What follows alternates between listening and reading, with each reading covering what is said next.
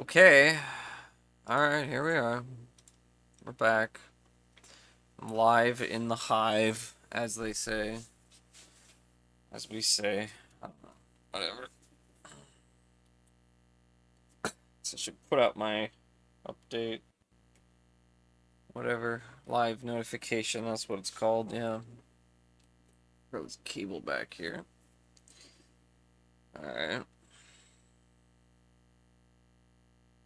Hopefully this will work. Hopefully. Hopefully.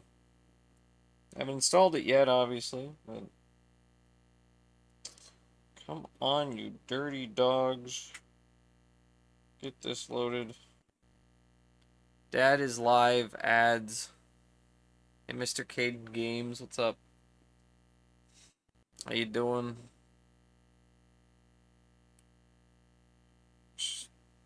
My live notification here.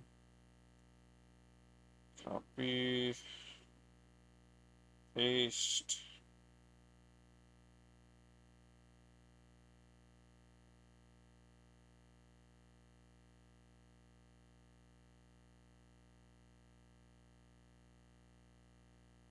Okay.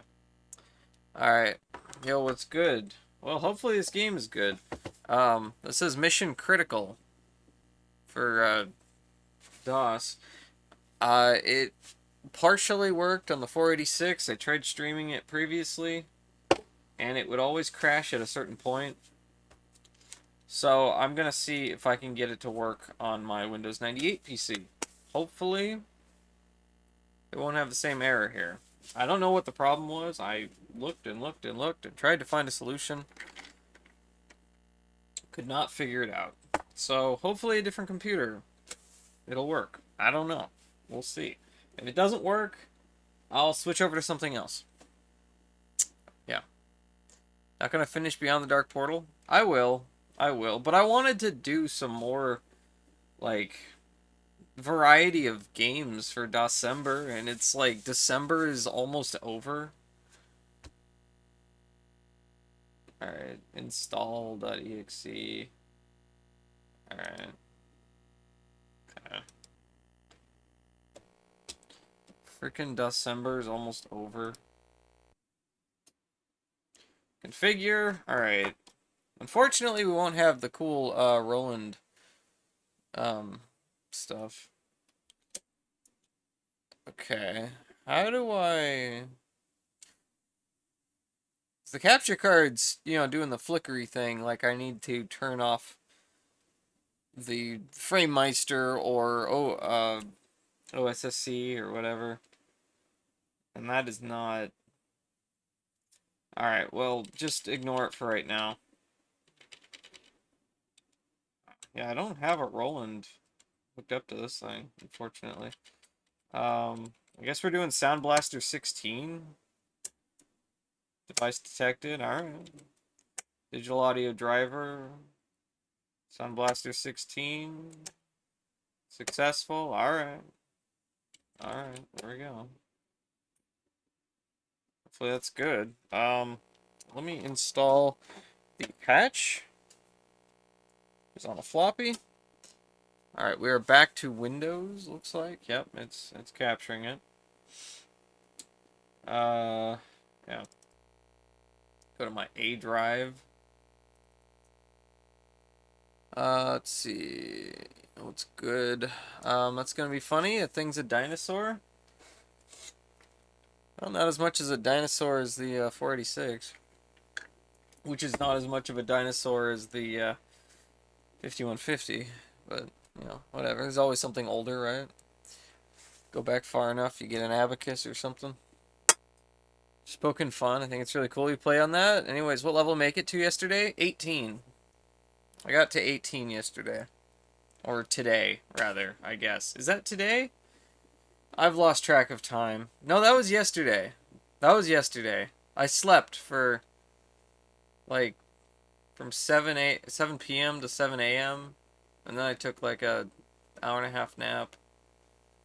The days are a little bit mixed up for me. Sorry. But that would be yesterday, yeah. trying to read the floppy or what? Warcraft Sember? Warsember? Yeah, that's what I should have called it.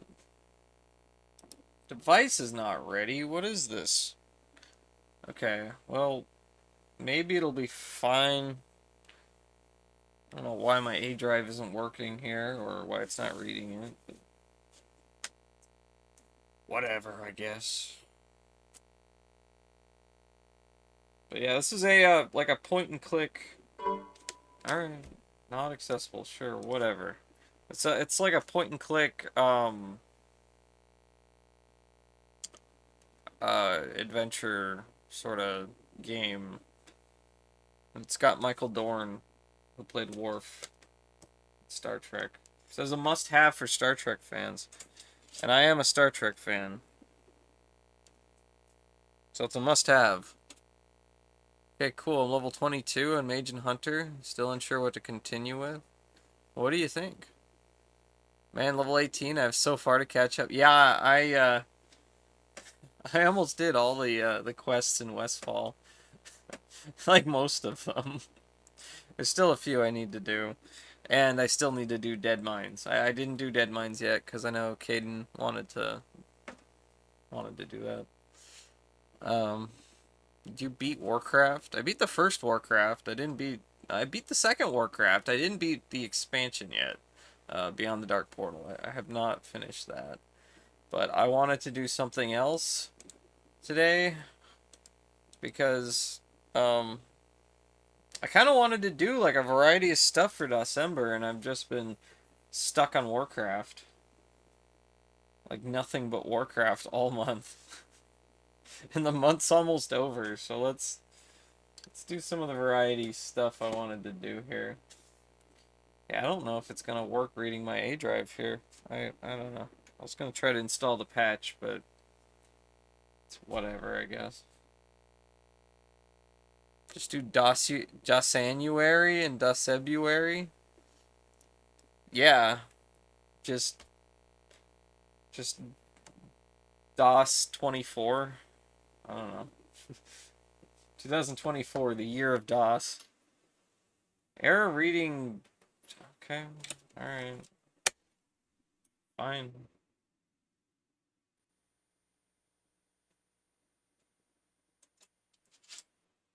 Oh, you know, I just had an idea that might throw a hole into my plan here. Let's see if this works. I don't know. I don't think it's gonna be able to capture. But well, maybe. I don't know what resolution the game's in. Okay. Yeah. Oh, wait, it's capturing. It's capturing, you guys. Alright, it might be okay. It might be okay. Okay, hopefully this works. It's fine.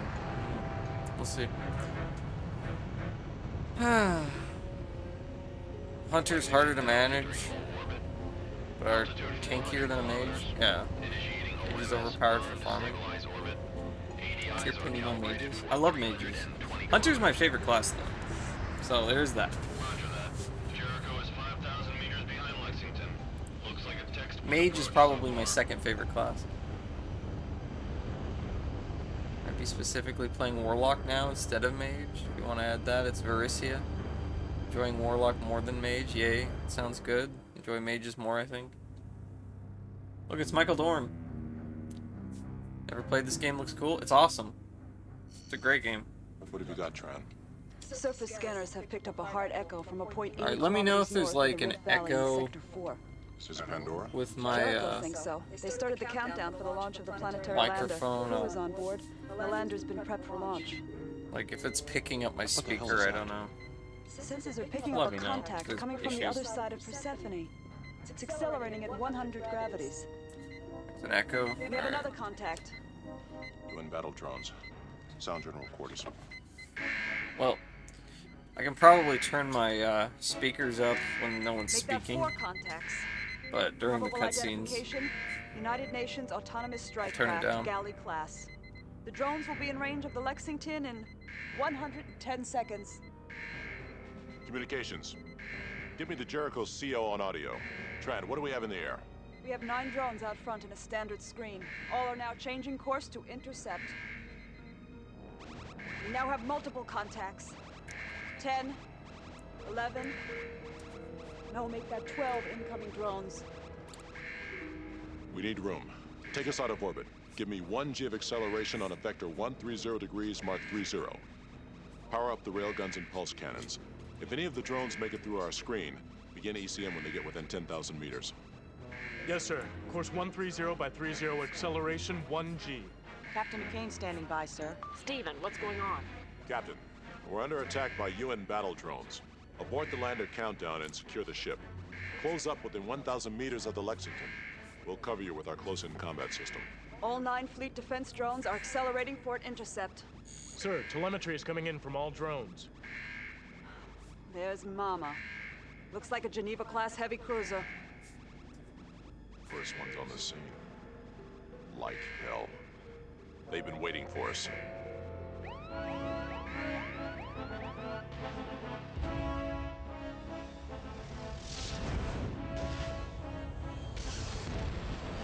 The attacking drones have engaged and destroyed my fleet defense units. There are 5 surviving UN drones. All are now decelerating and will be in range within 15, Captain McCain is 14, requesting instructions, 13, sir. 12, Order stand by. 11, Hands, hear this. 10, This is the bridge. 9, Stand 8, by for combat. There's 7, nothing we can do. 6, 5, 4, Nothing. 3, 2, Here they come. 1. Incoming drones on R6. We've been hit. Heavy damage in engineering. The Jericho has been hit. Breach on deck 2. 3 o'clock. The backup coolant systems are coming online. Oh my god. We're still losing coolant. This mother is going to melt down if we don't seal that system. The ICS is down. I repeat, we've lost the close-in combat system. All the coolant systems are down. We aren't gonna make it. UN vessel. This is Captain Stephen Dana of the USS Lexington. I am prepared to offer complete and unconditional surrender. I wish to evacuate my crew and that of the science vessel Jericho using intership shuttles. We are to be taken aboard your vessel and treated as prisoners of war under the Geneva Convention. Please, call off the attack. This is Commander Garrick of the UNS Dharma. Your surrender is accepted.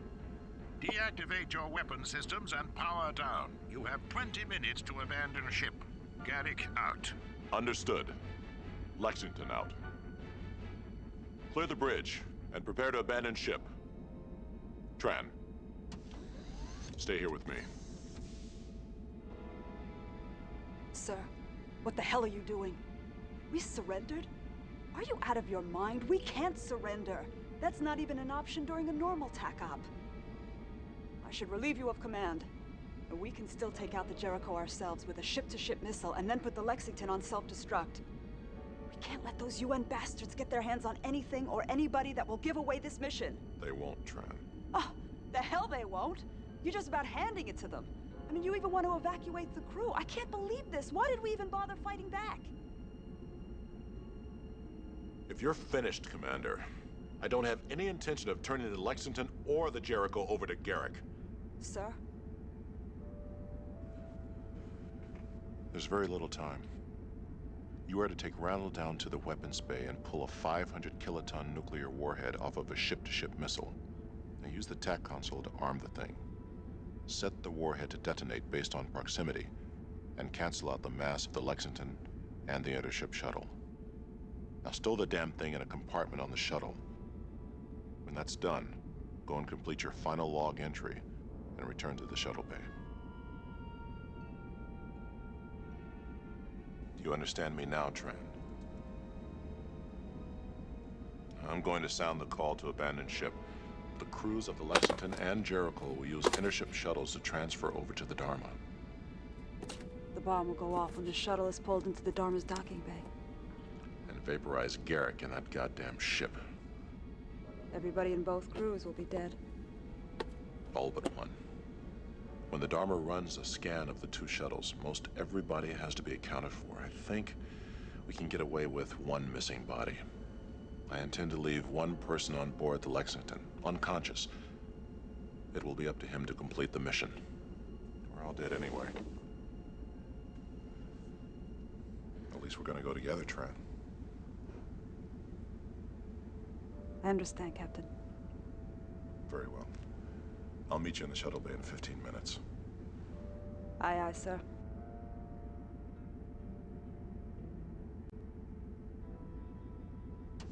Hey, X2, how you doing?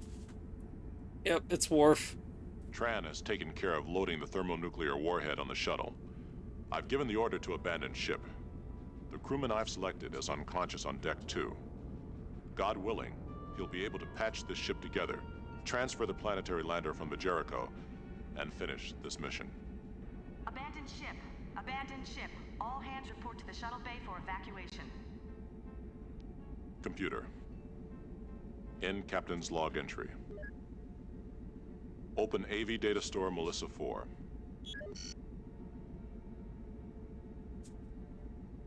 Record personal message. Audio only. Encryption Delta. To be decoded only on access by Melissa Dana.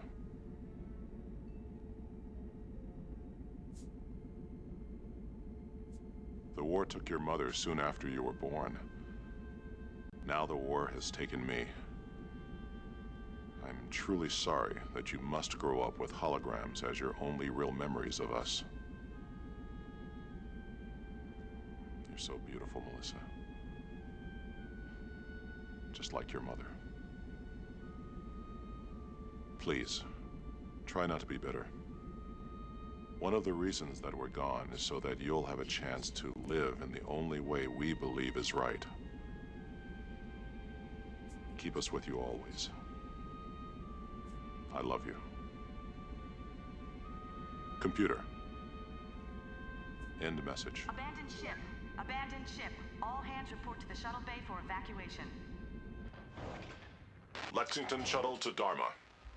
We are now leaving the Lexington. Dharma to Lexington shuttle. We detect one human life sign aboard the Lexington.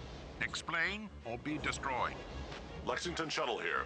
Your deadline gave us no time to search the ship for casualties. Subject may be unconscious.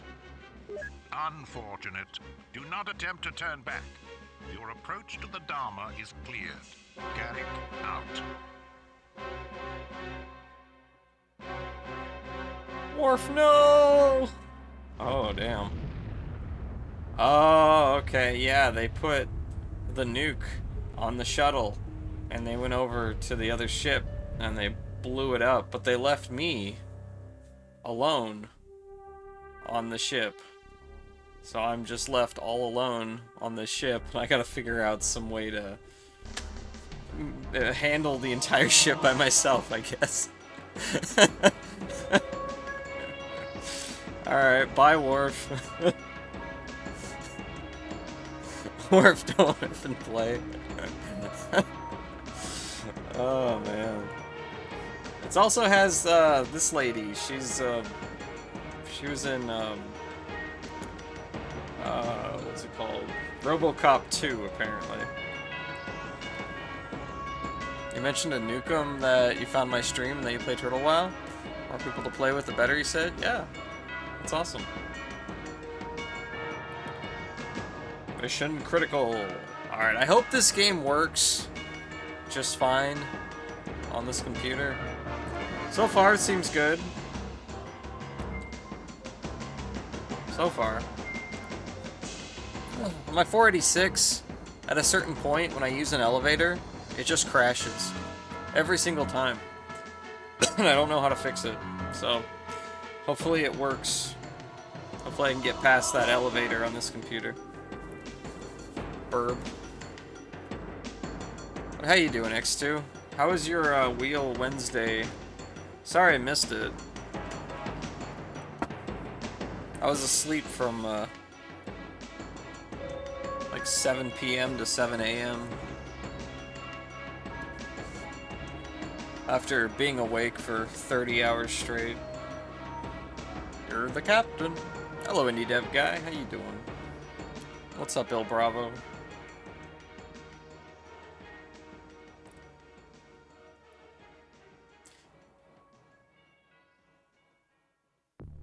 Insert disc 2. Okay. Alright, I guess I can do that. Oh, I guess I should leave the CD case out. Right? Was disc 1? Okay, disc 1 was the installation and the first cutscene, apparently. Alright. Disc 2. Put you in.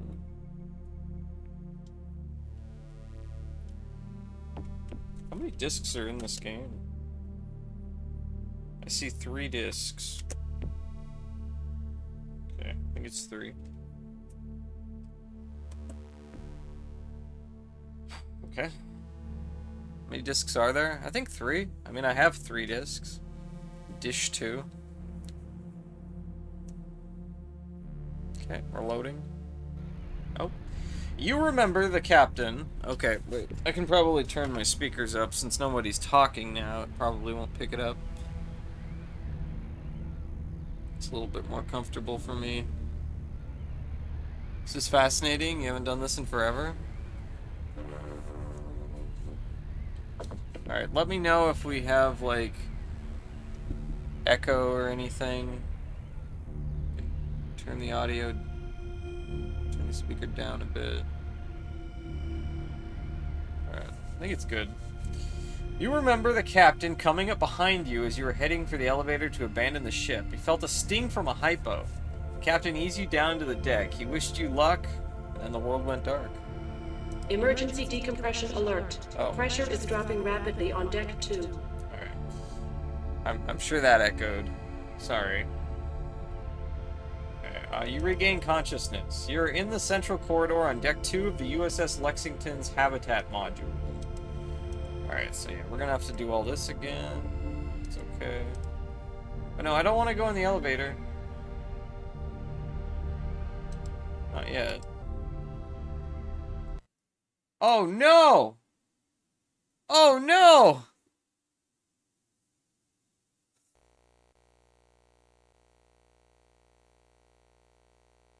Why? Why? Okay, it's the same error. What the hell? What? Emergency decompression alert. Pressure is dropping rapidly on deck 2. No, why? What the hell? Yeah, it's so you go to the elevator here, you turn around, and you walk out. It's the same error. It's the same freaking error. The 90s were a magical time of extremely well-coded software and systems completely free of bugs and crashes. Okay, so this is the exact same error that happens on my 486. Okay. Can I... What the hell?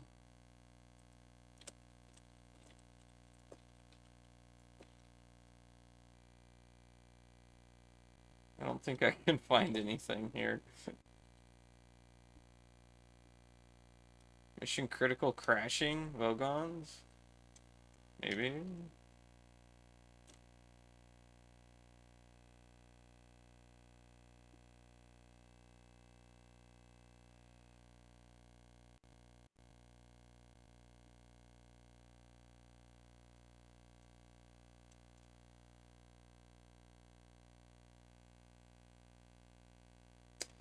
Okay. Posted in what? 2008? Yes, posted in 2008. Has never had a reply. Awesome. Awesome.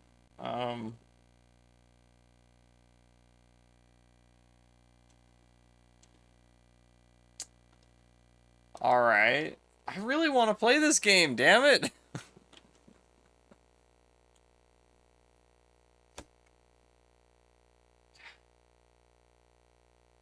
Okay. Okay. Okay.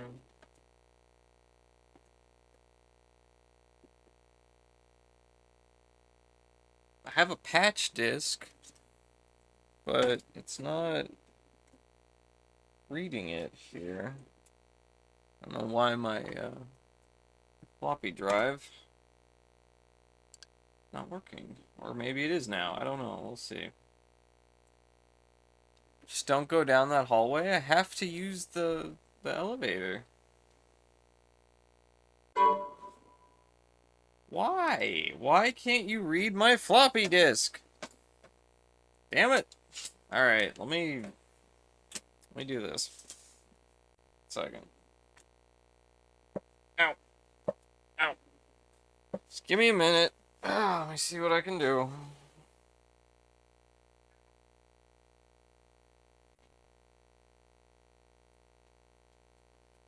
See if my other computer can read it. Maybe.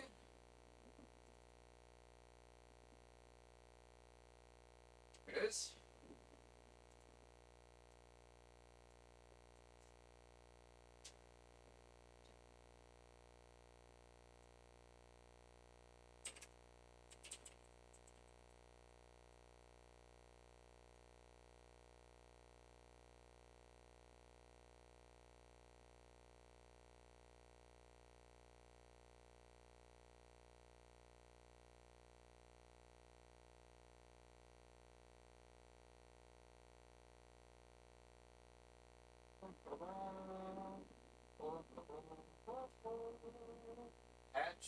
Patch here.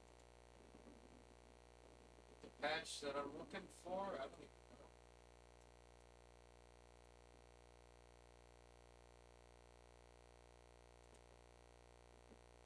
95 mission.exe.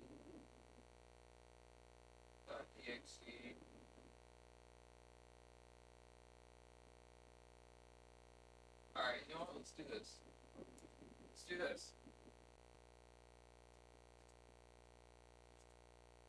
Yeah, I think that's right. It's pretty cool. I got this share folder on my my desktop now. I can just open this up. Look at that. There's the patch right there. So then we go in here. We go to C, and then we go to mission, and then I'll just copy that in here. Nope, that's not what I wanted. I don't want to make a shortcut. Copy, paste. Yes, replace. Modified 1980. This game isn't that old. Okay, let's try it. You've returned? Restore? Sure. Okay, I don't know why the saves aren't showing up there. Let's see if it crashes this time. Emergency decompression alert. Pressure Legacy is dropping SMB rapidly file on deck shares. 2. Let's go, BB. Yeah. Holy moly, it works! It works! It didn't crash, you guys! The patch fixed it, I think. Well, it fixed that part. It fixed that part, at least. So, there we go. Nice. Nice. Post on the fix on the blog? Yeah, I should reply to that 2008 post and say, hey, you guys, there's a patch from 2006 that fixes it. I think I recall you playing this before. Yeah, I was playing it on my 486 and I couldn't get it to work. I wonder if this patch would fix it on the 486. Maybe. But whatever, it works here. It's good enough. Doesn't matter, same game, so. Alright, alright. Let's try it one more time. Yeah, look at that. Look at that, it didn't crash. It didn't crash that time. Sweet. Okay, maybe we can actually get somewhere in this now.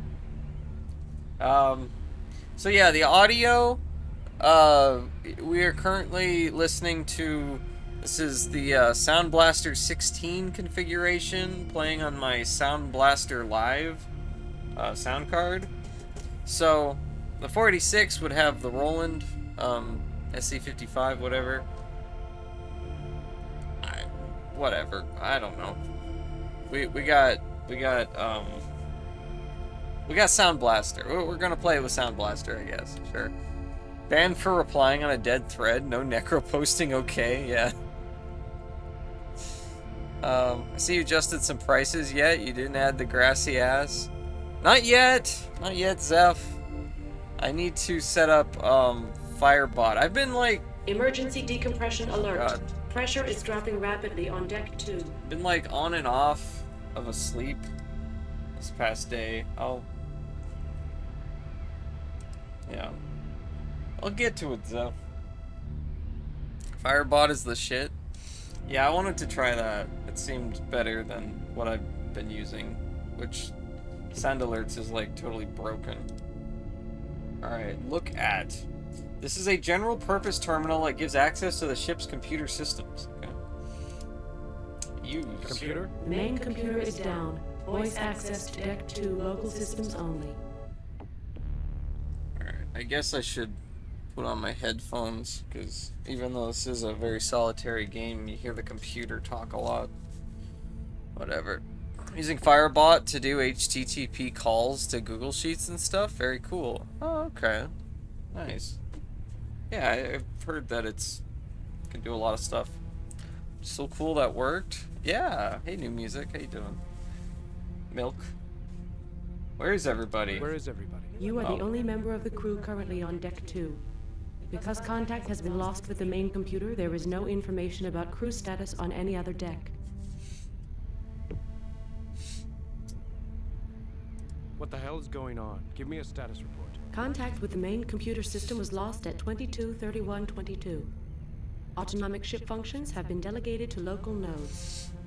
At 22:45:07, internal sensors detected an impact and subsequent decompression in Deck 2, Stateroom 2 Bravo. A warning was issued to all personnel to evacuate Deck 2. At 22:50:10, all of Deck 2 was placed under damage control condition Zebra. What is damage control condition Zebra? Condition Zebra is the most serious of the 4 damage containment and control procedures and is implemented only if the survival of the ship is in doubt. Condition Zebra applies to all airtight compartments that have been sealed off from the rest of the ship due to hull integrity failure. No hatches, doors, or valves leading to or from the affected compartments may be opened without the authorization of the commanding officer. What caused the impact? Unknown. The initial pressure loss was immediate and catastrophic, but was localized to one stateroom. The DCS knowledge base suggests that the damage may have been caused by a laser, particle beam, kinetic kill weapon, high-velocity micrometeorite, or a microfragment from a nearby explosion. What is the DCS knowledge base? All decks are equipped with a local expert system known as the Damage Control System Knowledge Base, or DCS Knowledge Base. Why impose condition Zebra for a loss of pressure in just one stateroom? The initial pressure loss was contained in Stateroom 2 Bravo. Unfortunately, the door leading to Stateroom 2 Bravo was not designed as an airtight fitting, and cannot withstand the pressure differential between the normal atmospheric pressure in the corridor outside and the vacuum inside the stateroom. Air is currently leaking around the door seals, an indication that the door may give way at any time. Just out of curiosity, what was the fix for this game?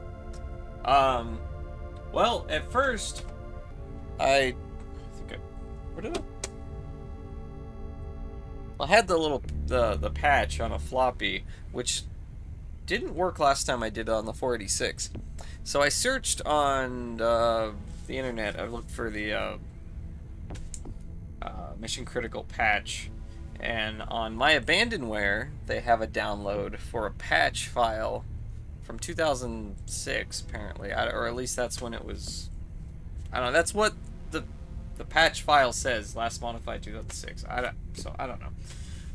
But it. I downloaded that and copied that over, and then installed the patch, and I just replaced the exe, and then I ran that.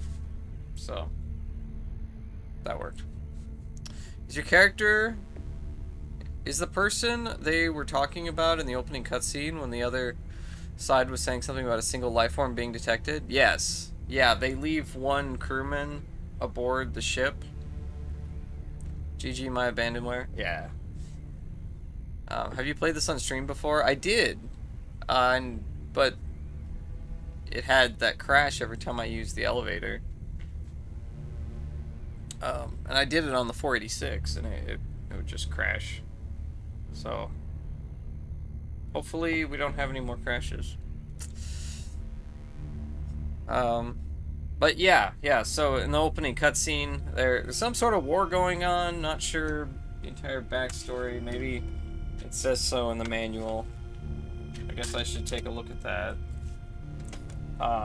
But basically our ship was essentially overpowered by an enemy ship, and there was nothing we could really do to beat them or whatever. So they put a nuclear bomb on the shuttle and they're like, alright, we surrender. We're gonna move our people over on the shuttle over there, and we'll be your prisoners or whatever. And then once they got there with the shuttle, they blew up the nuke and destroyed the enemy ship along with everybody else, and they left you know, one person left on the ship by yourself to try to accomplish the mission that they're on, whatever mission that is. I'm not sure. Let's see if there's like a story or something here that explains. I don't know. This doesn't seem to be story stuff. This is just how to install the game. I can read the back of the box. The hull is breached, air is slowly leaking from your crippled vessel, and the weapon systems are down. Your ship's mission could end 15 years of interstellar war, but as the only remaining crewman, your first goal is survival. Your adventure will take you from the bridge of the battlecruiser USS Lexington to the surface of the stark and deadly planet of Persephone. In this alien landscape of endless rock spires under skies of cracking electrical storms, you open a crystalline portal to another time and are faced with a terrible choice and the ultimate question. What does it mean to be human? Okay. Yeah, okay, so there's no, like, behind the, or, like, you know, whatever, There's no story section in the manual, so that's all we got. Let's see. Hey, Irish Gordo! Thank you for the sub. The prime sub. Thank you, Irish Gordo. Remember there was a hole in the hull and you had to put something over it last time you played? That's all my boomer brain retained. Yeah, we have to do that now. I remember that too. Yeah, that's basically all we did. We started to make some progress, and then the elevator crash happened. Couldn't do anything. How do I fix the damage? Emergency hull patch kits can be found in the compartments directly over the general-purpose computer terminals installed in the common areas of each deck. What will it take to secure from Condition Zebra? Hull integrity must be restored. What is the status of life support for this deck? Atmosphere replenishment for Deck 2 has been terminated in compliance with Condition Zebra procedures. I almost wonder why didn't they leave the first officer behind? Like, I guess the captain had to go over for whatever reason. But I don't know. Maybe they wanted it to be more convincing. I don't know. I don't know. I need access to the other decks. Authorization from the commanding officer is required to enter or leave any compartments under Condition Zebra. What if I'm the last one on the ship? Would that make me commanding officer? That is correct. I need access to the other decks. Authorization from the commanding officer is required to enter or leave any compartments under Condition Zebra. Go down with the ship mentality, what maybe. What if I'm the last one on the ship? Would that make me... That is correct. I'm done. Alright. I'm home! Welcome home, Emergency my decompression guts. alert. Pressure is Oh, building there's a rapidly captain's on note. Deck Let's 2. read it. It's up to you now. Tran has recorded a briefing on the ship's condition and your immediate objectives. The main computer is down, but you can access the briefing through the wardroom ACN. Also, you may need access to some of the crew staterooms on deck 2 and 3. Because staterooms are protected by the privacy laws, you will need VIS override codes to get inside. You'll find a crew manifest with what I think are the most important codes in my stateroom. My VIS override code is A3X5. Alright. Captain's handwriting is way too nice. You think, Michael Dorn's handwriting actually looks like that? Like, you can't be at home, go back to work. I have to make dinner. So maybe I can go back to work after dinner. BRB. Alright.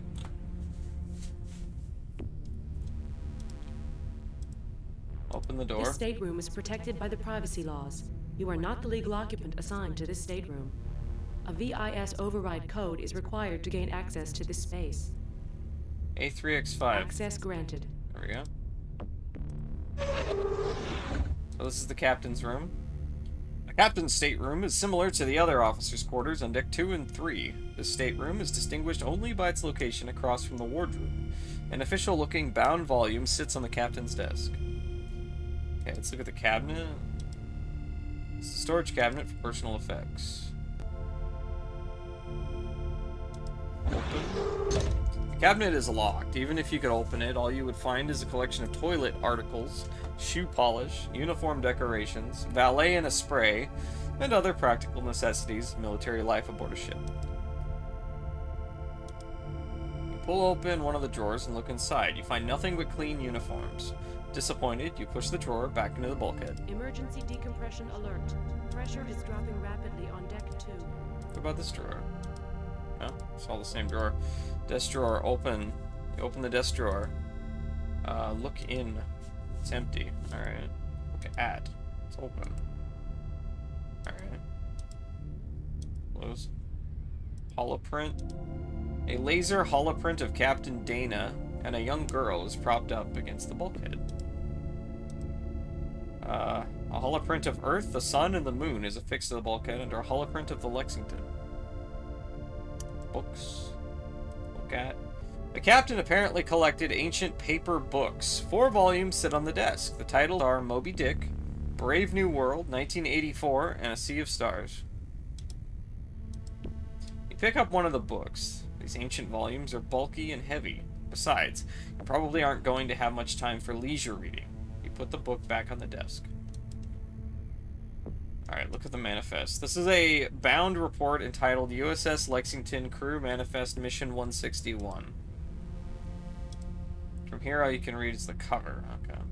We will take it. Read. USS Lexington Crew Manifest Mission 161. Classified Gamma Top Secret. Okay. Operation Pandora. Was this USN AISOC? Reply reference February 15th, 2134. Captain Stephen Dana, Commanding Officer, USS Lexington. Office of Personnel, OPERS, Logistics Command, Logcom, Final Crew Manifest for Mission 161. This is some serious business. It is. You love this genre of game? Yeah, it's cool. It's cool. I wish they made more games like this nowadays.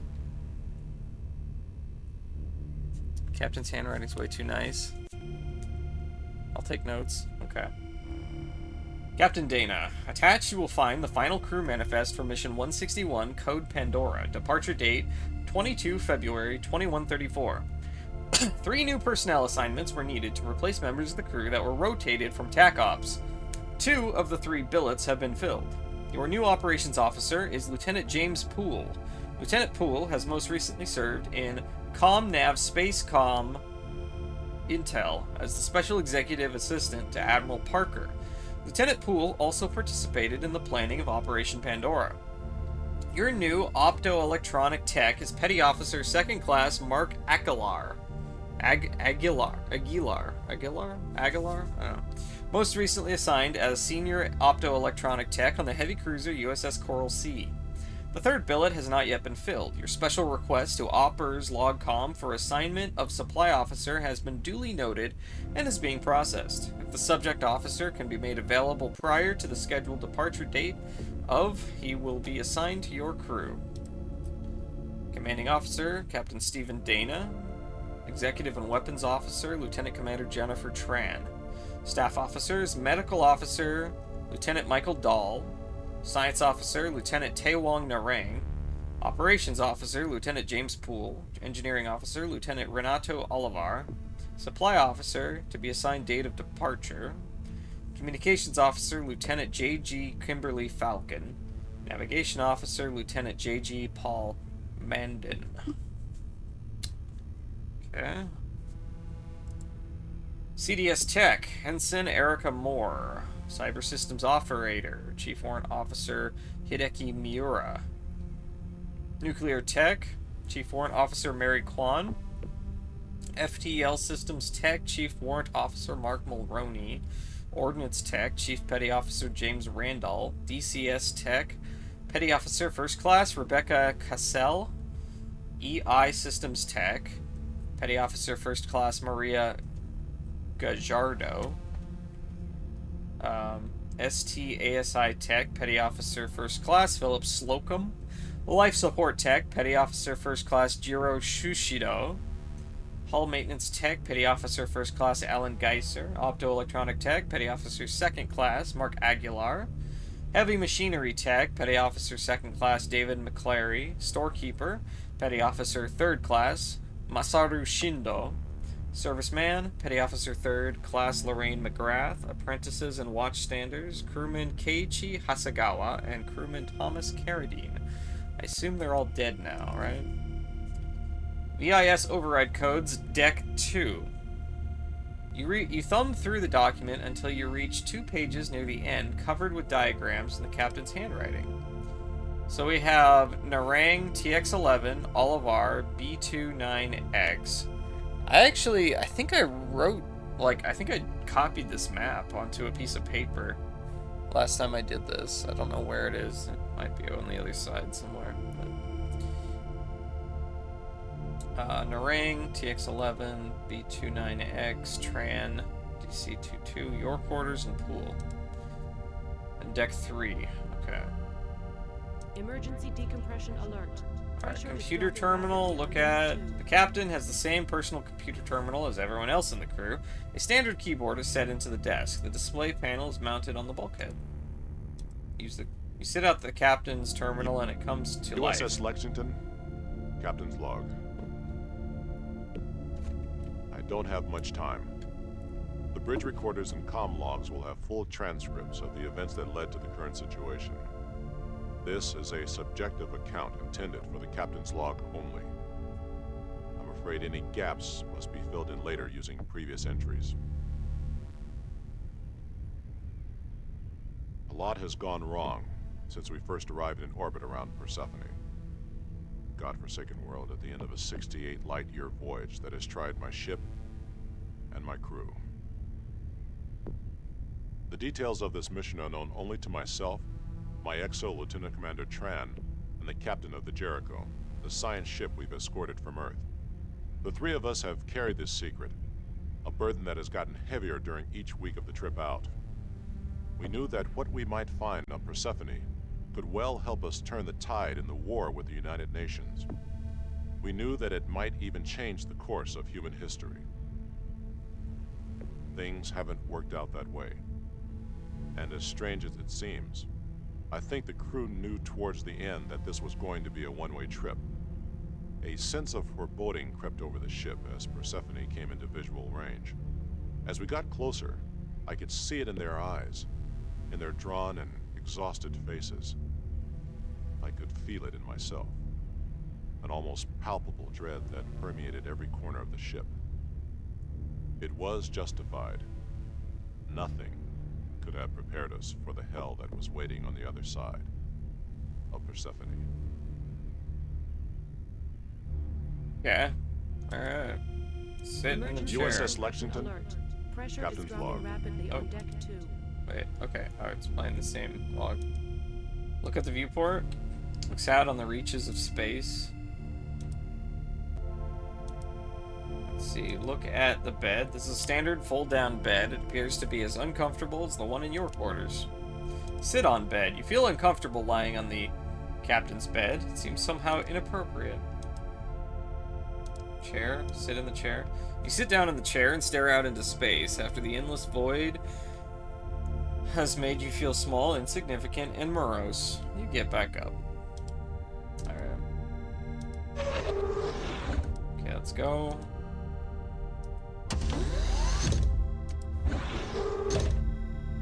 You're the captain. If it was me, I'd definitely be in the ship's kitchen eating all the good stuff. This is the officer's wardroom. In the old surface navy, the ship's wardroom was traditionally the officer's mess. The Lexington's wardroom serves more as a conference room for briefings and meetings. Look at the painting. One of 4 paintings created by Beth Aranor Kalb in 2131 to commemorate the Lexington's 15th year in service. In this painting, the Lexington is returning to Earth for repairs after the historic confrontation with the UN heavy cruisers Beijing and Kiev.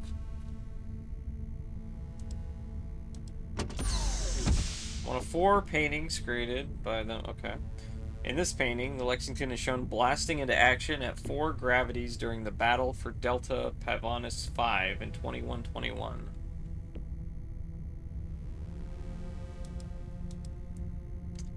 In this painting, the Lexington's first captain, Barbara Cochran, has left the ship in an EVA maneuvering suit in order to conduct a traditional external inspection of the Lexington's hull. Alert.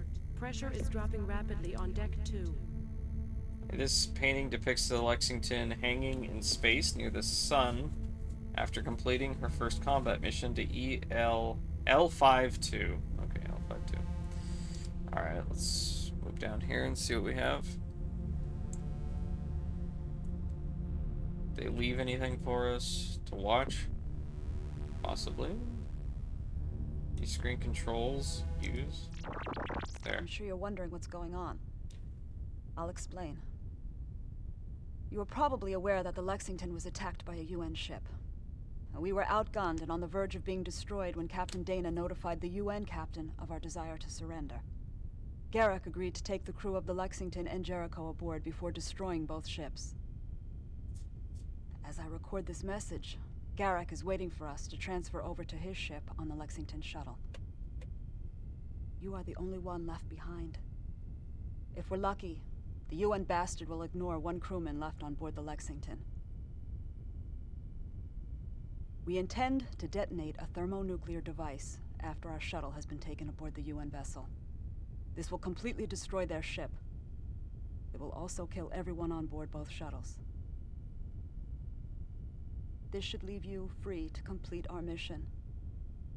There is nothing more important than this mission, including the lives of the crew. We died so that you can finish what we started. Our ship was badly hurt during the UN attack. The first thing you must do is deal with the worst of the battle damage. There are problems which directly threaten the near-term survival of the ship. Now, first of all, the primary power reactor is headed for a meltdown because the coolant system has failed. The molten core will eat through the containment vessel of the reactor and set off the fuel for the fusion engines. The resulting explosion will completely destroy the Lexington and the nearby Jericho. You need to get to engineering and stop the runaway chain reaction. The meltdown is the top priority. When you deal with that problem, then you must get the central computer back in operation. Without that, you cannot complete the mission. Currently, all computer processing has been delegated to the smaller, decentralized computers that exist on each deck of the ship. They do not communicate with each other except on a very primitive level, enough to keep what you might think of as subconscious ship functions going. There is no overall guiding intelligence in these autonomous systems. The ship's central computer is made up of Turing cores and is home to the complex software that gives the ship's computer its smarts. The higher functions of the ship's brain reside in the central computer cores. These cores are currently inoperative. The primary cores were destroyed, and the secondary cores failed to activate the way they were supposed to. You get the central computer back online. I've recorded one more message. You'll hear from me again when you get the central computer back in operation. I have key-coded the message so that the higher functions of the main computer will pick it up and display it for you as soon as the central cores are once again operational. Good luck, and be careful. Tran out. As soon as the message ends, the ACN spits out a plastic card. Emergency decompression Tren must have alert. programmed the Pressure unit is to dropping regurgitate this rapidly. card as soon Depth as the to- briefing ended. Look at... It's a small plastic card with a yellow stripe on it. Alright. Maybe it's used to open a door or something. Not sure. This game's really cool.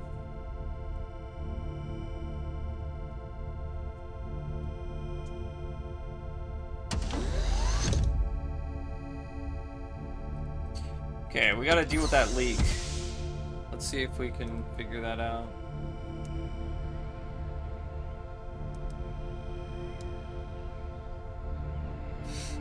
You're the captain. Alright, this door goes into... This is the Lexington State-of-the-Art Communications Center, the 22nd century equivalent of the Radio Shack on an old surface vessel. This room has just about everything needed for inter-ship and ship-to-ground communications, including tachyon beam uplinks, lasers, and microwave transceivers. Let's check out the TCS controls. The large screen and the console underneath provide access to the faster-than-light tachyon communication system, or TCS. TCS is the most advanced long-range communication system in history. Let's use it. You try bringing up the TCS control interface, and it prompts you for a password. When you don't enter one, it times out and displays a looping message that is currently being sent out on tachyon carrier waves. All Alliance ships, this is the USS Lexington. Hull ID, Lima Charlie Bravo Hotel 09er. Mayday, Mayday. We are under attack by a UN Geneva-class heavy cruiser. Our defensive screen has been penetrated. Our mission has been compromised. The ship has sustained serious damage.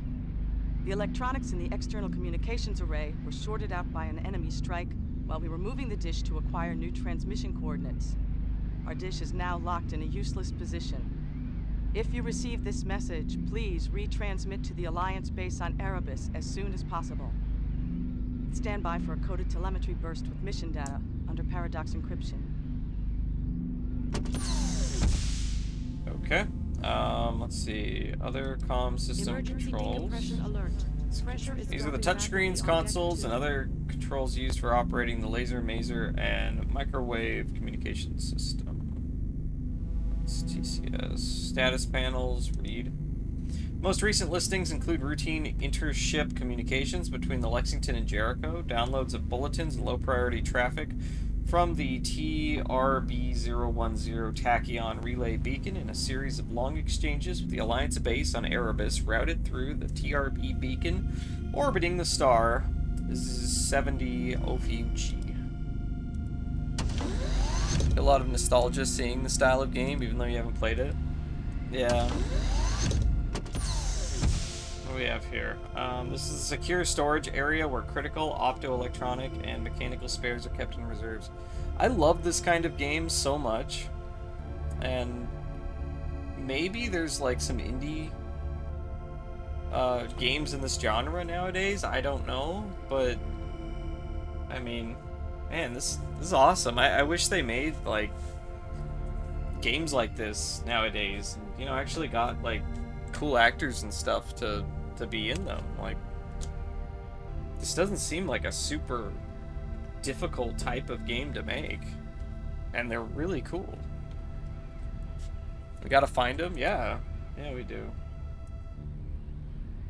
The label on this container reads as follows: EC1011 spares NSN 1011-129-10166 DEC Norton, Massachusetts, USA. Open. EC1011 modules are suspended in some sort of clear preservative gel. You couldn't remove one without making a big mess. Alright, let's look at these. Can't open the box of...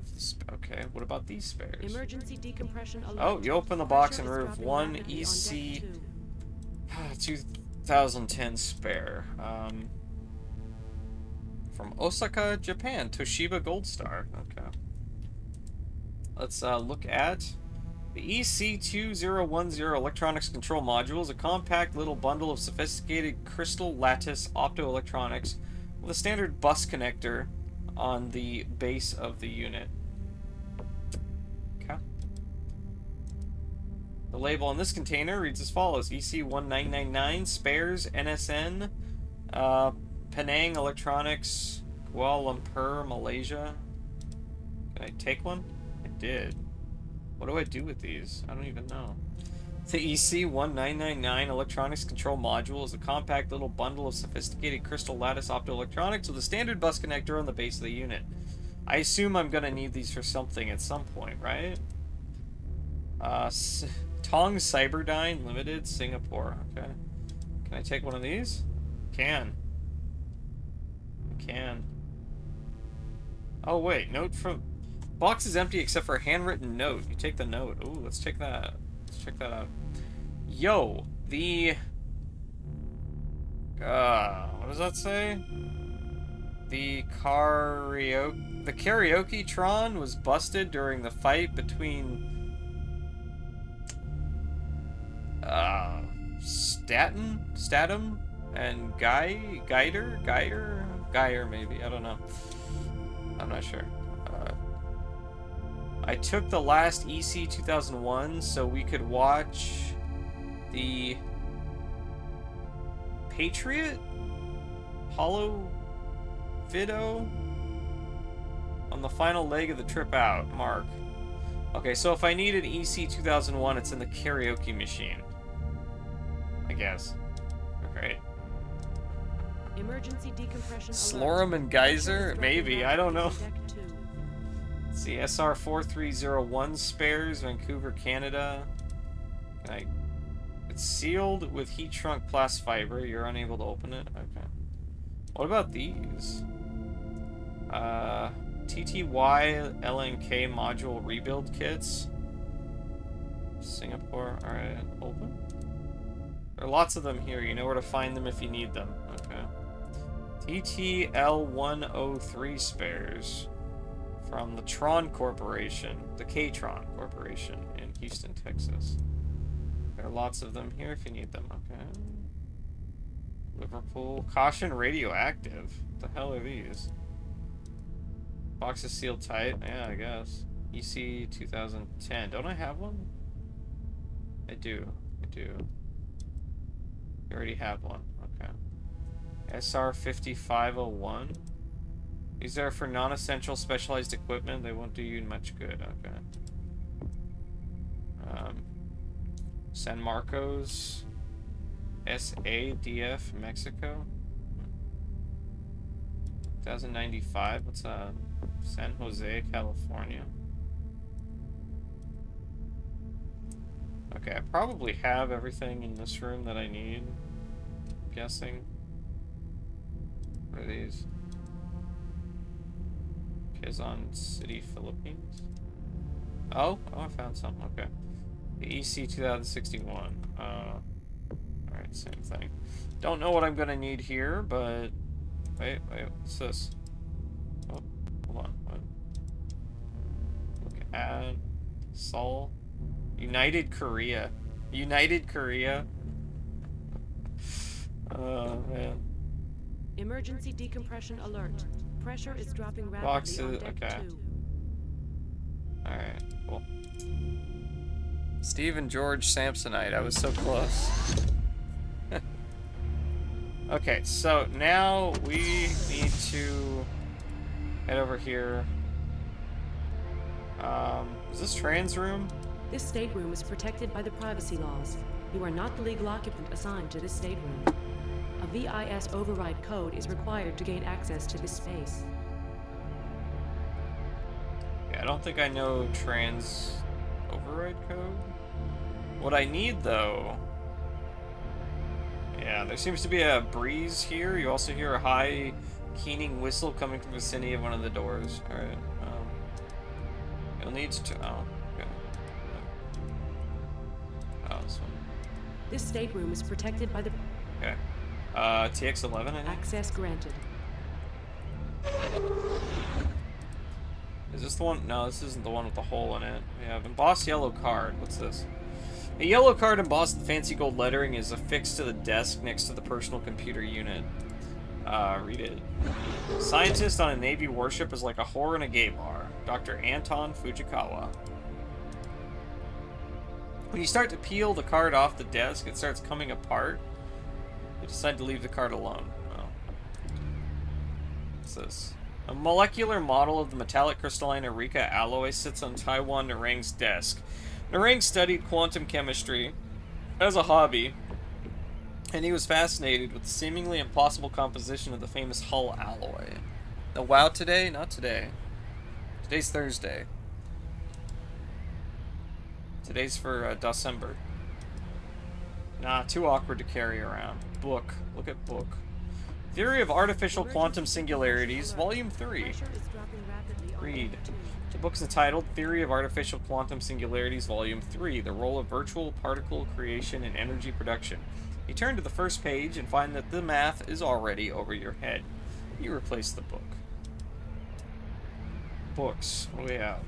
Collection of various ancient scientific books, including such titles as Darwin's The Voyage of the Beagle, Watson's Double Helix, and Eckhart's classic Unified Field Theory. Look at the holoprint. A holoprint of the planet Delta Pavonis 5 is affixed to the bulkhead. The planet is currently uninhabited except for a small research station, but it has potential for as a colony site. Holoprint depicting the colony world of Erebus is affixed to the bulkhead. Erebus is one of two major human colonies, a frozen ball of ice orbiting the star 70 Ophiuchi. Okay. Let's check the drawer. What do you got in the drawer? Look in. Nothing. Open. Cabinet is locked. Even if you could open it, you can't find anything. Okay. You pull one of the drawers. You find nothing but clean uniforms. Okay. Let's use the computer. Computer? The main computer is down. Voice access to Deck 2 local systems only. Any change in status? There has been no change in the status of Deck 2. Alright. Same Access. thing. Alright, got it. Okay, so let's get out of here. The right door open. This state- Yeah, what was this? B29X? Access Yeah, B29X. Got it. Okay, this one. As soon as the door opens, you're pulled off your feet and through the door by a blast of air that feels like a hurricane. Slammed into the bulkhead on the far side of the stateroom, you lose consciousness for a brief instant. When you come to, all hell seems to have broken loose. Oh my god. Hull puncture. Look at... It looks like the hull was punctured by a microfragment from a massive explosion near the ship. The puncture itself seems to be small and relatively clean hole. It is surrounded by a dirty black flour created by molten hull alloy, splattered inward by the impact. Air is being sucked through the puncture at an alarming rate.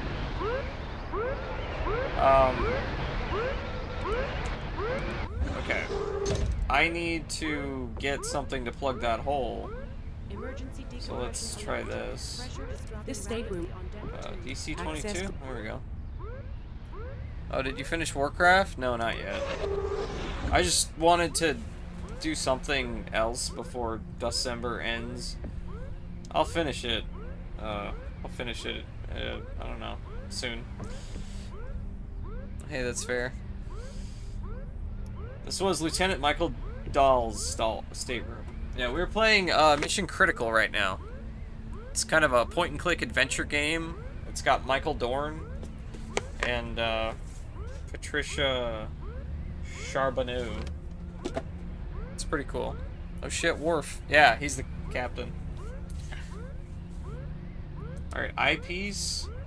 Break? I don't want to break the eyepiece. Look in. You look in the eyepiece, you see two little green crosshair patterns that immediately begin moving from side to side. The retinal scanner hums and chatters to itself, but your retinal pattern is not key-coded in the scanner's memory. Nothing else happens. I see. Hole? Alright, well, let's check out the doors locked. Okay. Can I open this? Open the desk drawer, look in. Find nothing of interest inside the door. Okay. Get the books. And green onions? Okay, Mr. Fishy's in the oven and green onions. Oh, okay. Cool. Mr. Fishy. Are you sure it's not a ladyfish? A disorganized pile of books sits on the medical officer's desk. They are mostly old philosophy books with titles like Wave-Particle Duality and the Nature of Self, The Tao of Computer-Assisted Healing, and Beyond Spaceship Earth, Searching for Meaning in the Universe. Alright, well this doesn't seem all that helpful. You can use their computer. I don't think it's Computer? anything. I'm Yeah. done. Access terminated. Yeah. Alright, I don't think there's anything in this room I can use. Dinner's in the oven, honey, or something like that. This Let's see, I don't have any code for that one. Let's see what we have here. Oh, this one's not locked. Oh, is this mine? This is your stateroom, a cramped space that grew painfully familiar during the 4-month voyage from Titan. You often wondered how the crew in the smaller quarters on decks 3 and 4 could stand the 6-month, 8-month, and even 12-month extended missions. Open the desk drawer. Look in. What's in there? You know what's in your desk drawer, and none of it is very interesting. What? What? Drawers open. Alright. Open. You open one of the drawers, you find nothing but clean uniforms. Okay. You're all too familiar with the contents of that cabinet. From your shaving kit to the polish you use to keep your boots shine, none of it seems particularly useful at the present time. Okay. Old paperweight. This is an old planetary-style paperweight. It relies on gravitational pull to hold down papers. You heft the paperweight in one hand. As you do this, violent thoughts race through your mind. They disturb you so much, you toss it back on the desk. Alright, read the notepad. After reading the first item, you realize that these things you had once considered so important are now utterly trivial. This is a lot of food, like I'm gonna have a ton of leftovers. Well, dang. I wish I could eat it. These are the books that you brought aboard the Lexington. What are they? You already know those book titles well. Besides, this is not exactly the best time to be rereading your old classics. You grab one of your favorite books, but then grab another, deciding that you like that one just a little better. But then another catches your eye. Finally, in defeat, you realize you just cannot decide which to take, so you have to leave them all here. This is an old keepsake you found at a junk shop during a shore leave 3 years ago, back when you were still with the fleet tender USS Hesperus. The framed image is a pre-holographic image, emulsion-type photograph of one of Jupiter's moons. Look at desk. Oh, okay, let's look at my box here. A file pack of your personal effects sits on the floor of your stateroom. You know nothing in the file pack that would be terribly useful at the moment. The contents consist mainly of holodisks to pass the time, souvenirs from your first tour in the Navy, and assorted non-perishable food items, lacking from the limited menu of the Less Hall ACD. Is there nothing else in here that I can use? I don't remember how I did this. This drawer, look in, nothing? Alright. Well, I have one more room to check out, I think. Right here. Let's see if I can open this one. This stateroom is... Do I have a code? I don't think I have a code. So I have the manifest here, and that has... I wonder if I can go to deck 3. I don't remember. That's pools. Okay, yeah, we have these codes there. And I have these codes for deck 3. We'll see if I can get to deck 3 or if it's closed off right now. At the moment, as in it could be useful later, so bring it all. Yeah. Exactly. Alright, push the elevator Emergency call is under button. damage control Pressure condition is Zebra dropping and has rapidly been on sealed deck off 2. from the rest of the ship. Okay, yeah, I didn't think so. At least the game didn't crash. Okay, so I need to forget what I used to... It's the captain's stateroom as a vase. I take the vase. You pick up the flower, look it over, and put it back. The star flower doesn't seem like it would be very useful. Besides, you know that half the crew has them in their quarters. You can find one if you need one.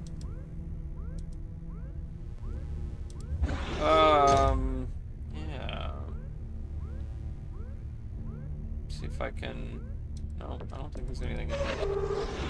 Like a crank, you never know when it'll be useful later. Be useful, so always bring it with you. Leon or Claire, probably. They love their cranks. Okay.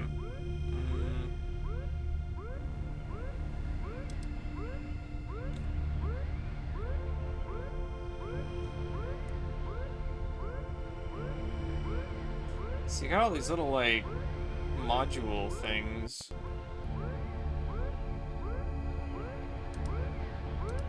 Is there anything else in the storeroom that I could...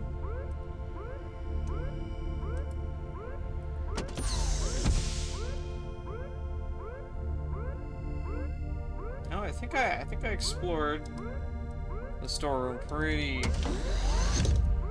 well. Okay, let's check out this is the medical officer's room again. Can I break it? Arica alloy is used for starship hulls and hover tank armor. Nothing sort of a high-energy particle beam will get you into that safe unless you can satisfy the retinal scanner. Emergency decompression alert. Pressure is dropping rapidly on deck. Okay. Look at a heavy safe made of Arica alloy is secured to the bulkhead. You wonder briefly about the locking mechanism, but a binocular eyepiece to one side of the safe door is a dead giveaway.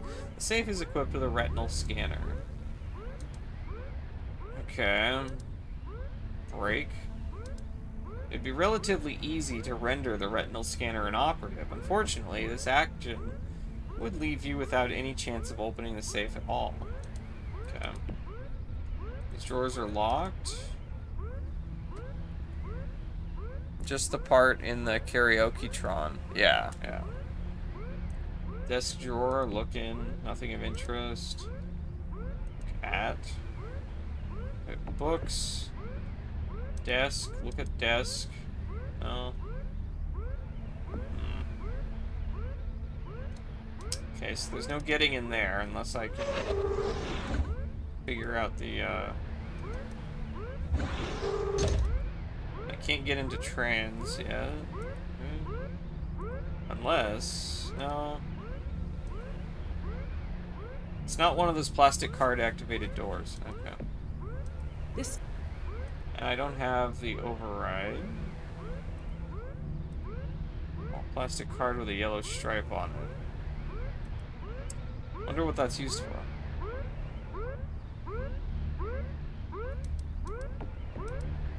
Check this room again.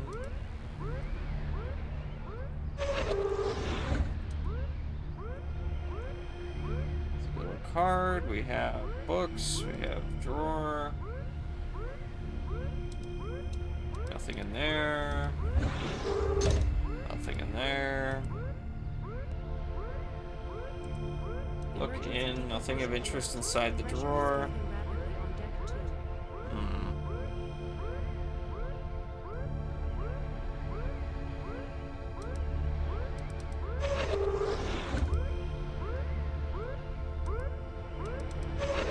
Is there something I could do in here? Like...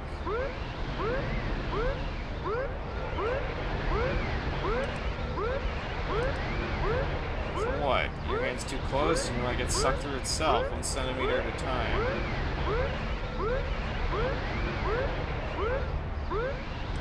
Just look at splatter marks. Molten metal splattered inward from the impact site and landed on the desk. It's partially melted to the deck before cooling, leaving a botchy textured mess. Drawers are jammed shut from thermal stress.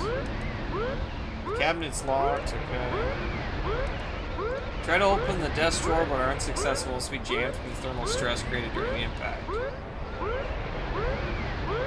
Captain's note. Can I plug it with a note?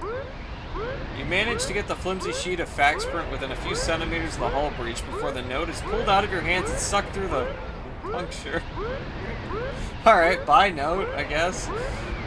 Crew manifest, can I... You lean into the screaming hurricane and toss the crew manifest in the general direction of the hull puncture. It spirals in toward the hull and then bounces off. You recover the manifest before it joins the other debris flying around the room. What was the captain's note? What did that say? I don't remember. I threw it away. Oh no. Well, that's awkward. It's probably not that important, right? I just remember he had very nice handwriting. Yeah. Yeah.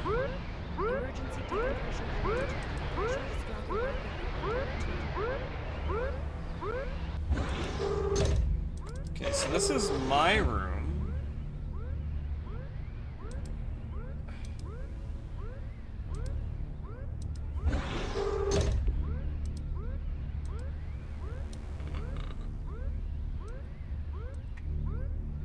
To-do list. Look at. Okay. What if I use my own computer? Computer? The main computer. Done. No. Alright. Personal files. Look at. Take. Okay.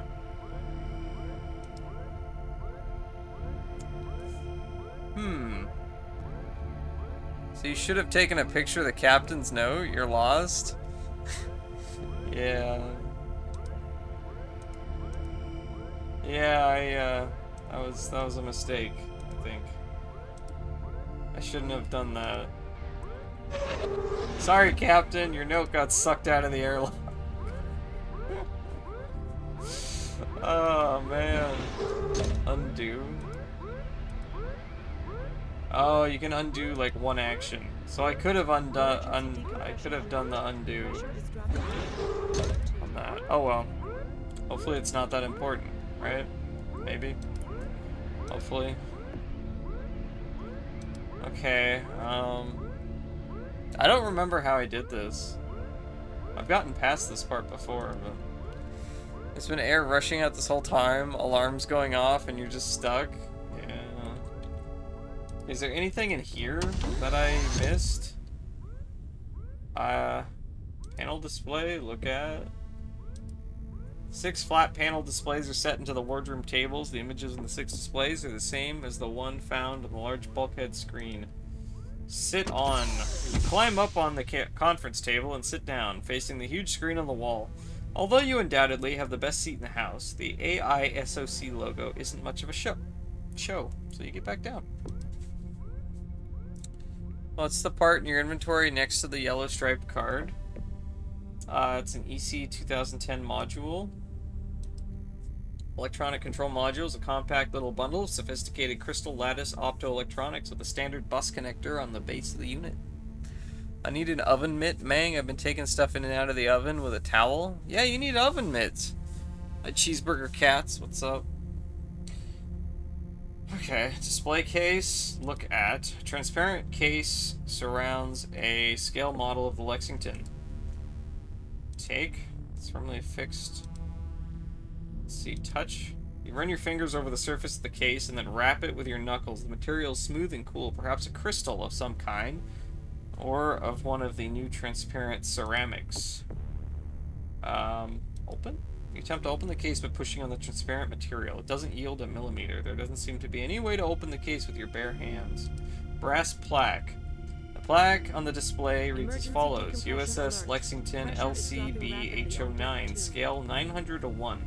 Presented with pride to the crew of the Lexington, February 20, 2134, by Lieutenant James Poole. Alright, can I break it? You pound on the case with your fists. Nothing happens. Keyhole. Oh, there's a keyhole. With what?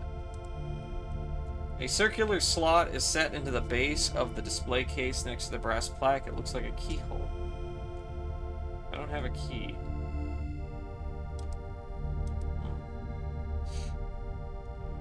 Gray plaque. Read. Commissioned December 28, 2114. I have no oven mitts. You need oven mitts.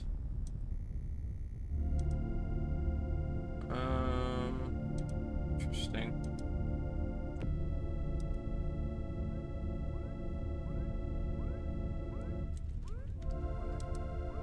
Okay.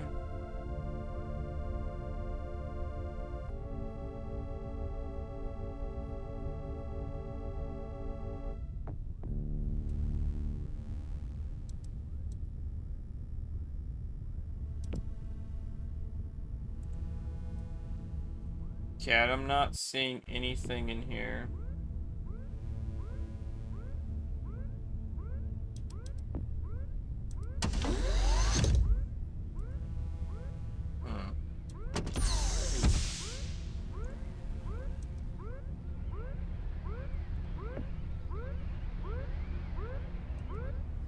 No, no, no, no, no. Go back.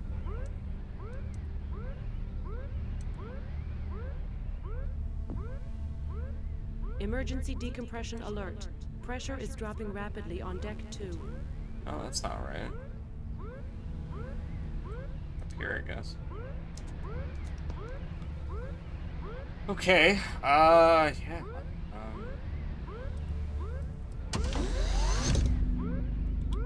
Status panels, chair, sit. Try bringing up the... Okay, we already watched that. Other comm controls. No, I already looked at that. Computer terminal. No. No, I don't think there's anything in here.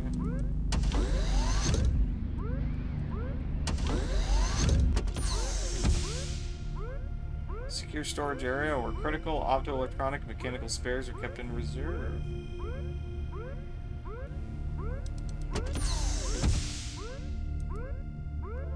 Okay, got everything in here.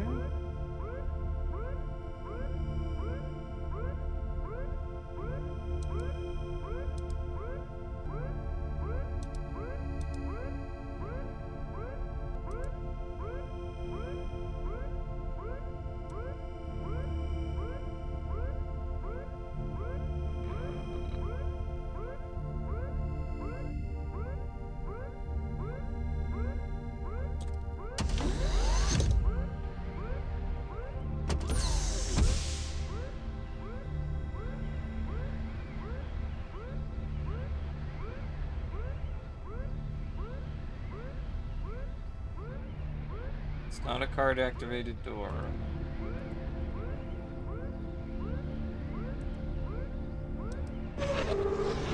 Okay. Let's see anything here. Books, take. You grab one of the books and quickly compare its usefulness against its mass. Usefulness equals 0. Mass equals 1,166 grams. The book goes back on the desk. Desk, look at. The drawer is open, look in. You find nothing in the desk. Close.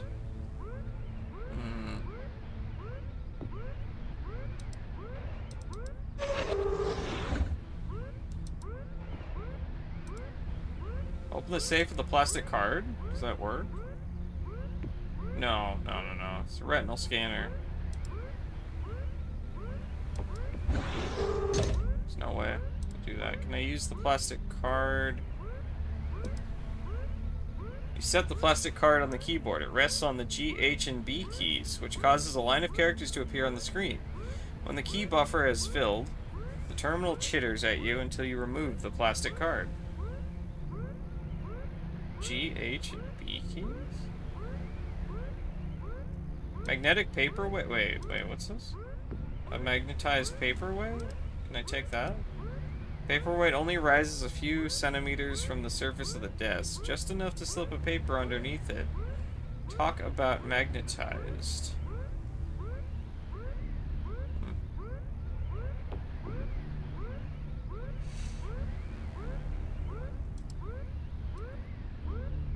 All the drawers are locked, it looks like. Hello, R&B Pikachu. How are you doing? Ah! Ah, ah. How you doing?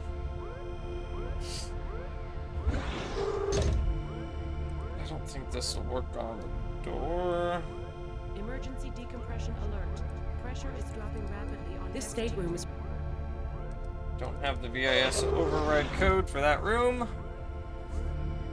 Let's see, notepad. No. Old paperweight, desk. No. Books. Photograph.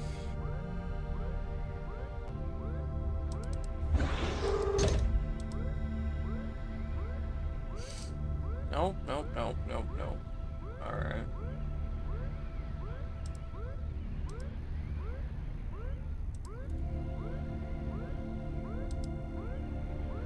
Aha! What this desk really needs is a plastic card. You set the plastic card down carefully, stare at it, but decide that it throws off the Spartan utilitarian ambience that the Navy decorator strives so hard to achieve. Doesn't seem to be much point in laying out all of your belongings on your bed.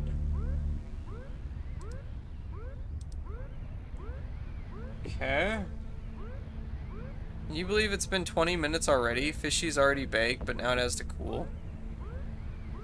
I've just been wandering aimlessly for the past 20 minutes. I don't remember what I was supposed to do.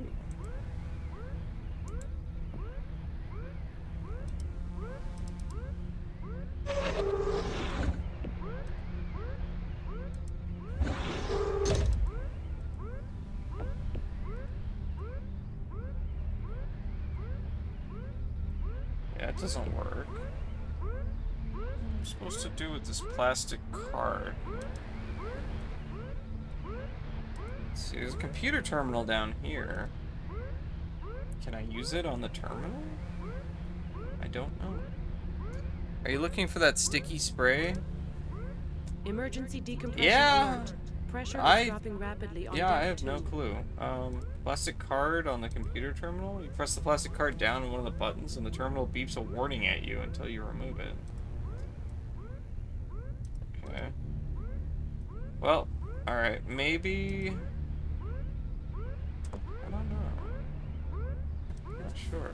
Do I need to use any of these spare parts? In here?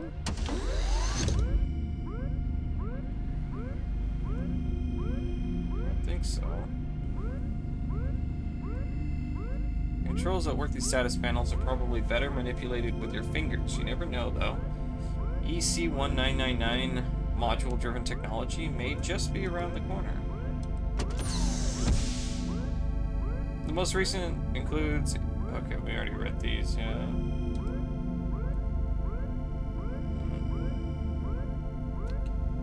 There was sticky stuff in one of the boxes. Burrell hates his life so much he has to say F others or that others suck to make himself feel better about his life.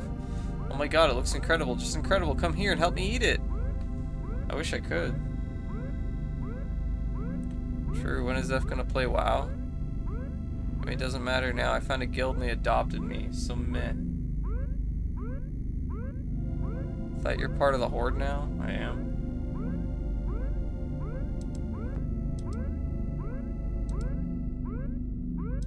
Okay, we already watched you.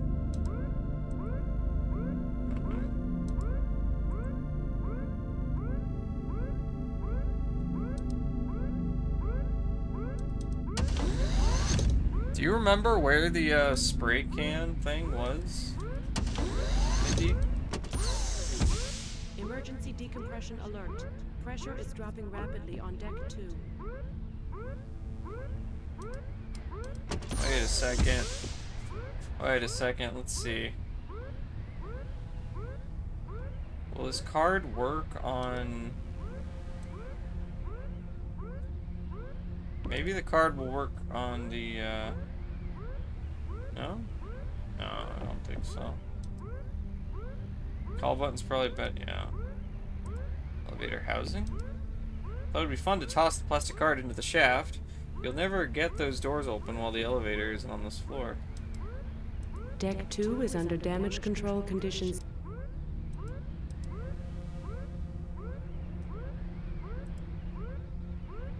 I don't remember. See, I'm only level 8 anyways. Guild gave me 4 16-slot bags, 15 gold. Helped me on a quest. Took the slow and steady challenge glyph because it gives 200 donation points at level 60 and some other cool stuff. Yeah. It's pretty cool. That in the war mode. Okay. My warlock, some random dude ran up and gave you 4 10-slot bags and ran off. That's pretty cool. Okay, yeah, I think I'm stuck on this floor until I can deal with that.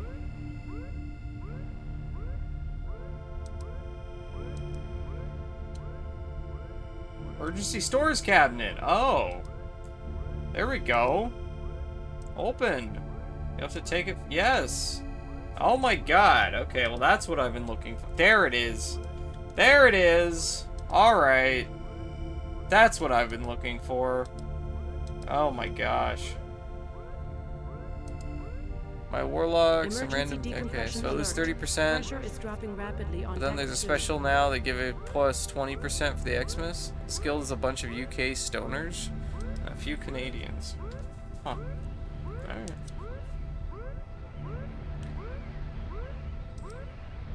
Okay, let's do this. We have the stuff. Sheet of instructions. Yes. Spray gel foam on or near micrometeorite or beam weapon puncture. Foam will be suspended in air until suction pulls it to puncture. Foam will acetate, or accrete. Accrete? Foam will accrete, yeah. On hull alloys, it's pulled through by escaping atmosphere. Once puncture has been temporarily sealed by the foam, apply molecular glue to the patch and place the patch. Okay, so we're going to stick the glue on the patch. We got a patch with the glue. Let's spray the foam. Alright. Alright. That's what I was running around looking for. God dang it. Oh, wrong.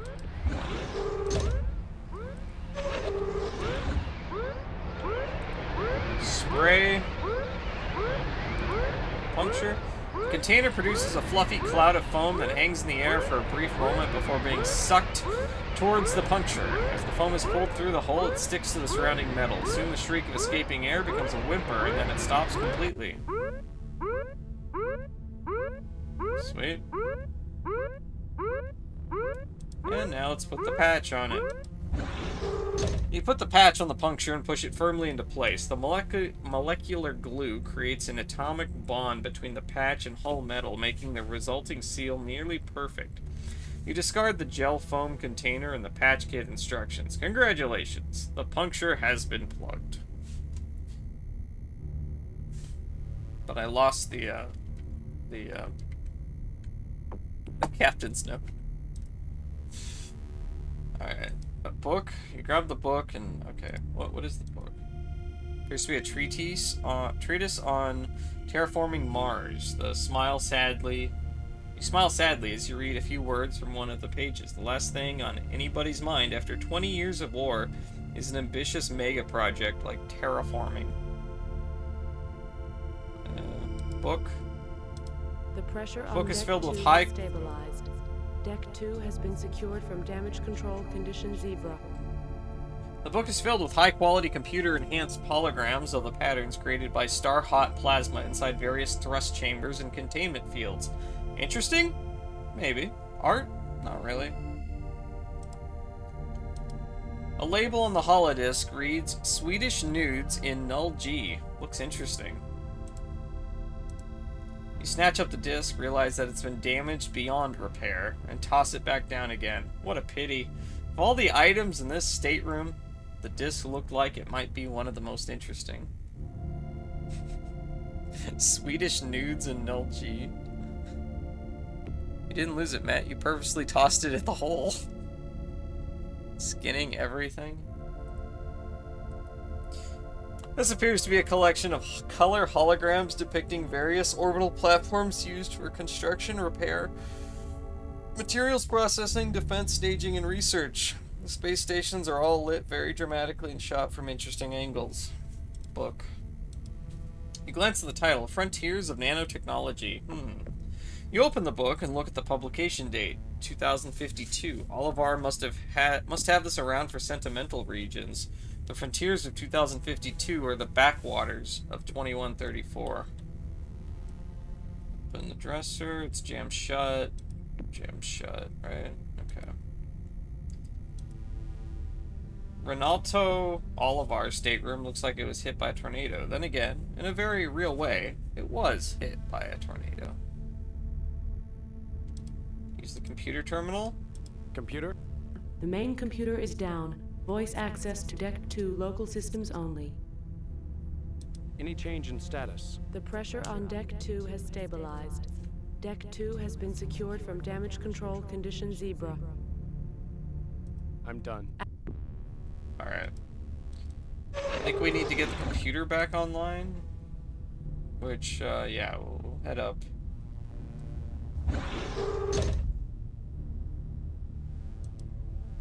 Go back up. I should probably save the game, yeah?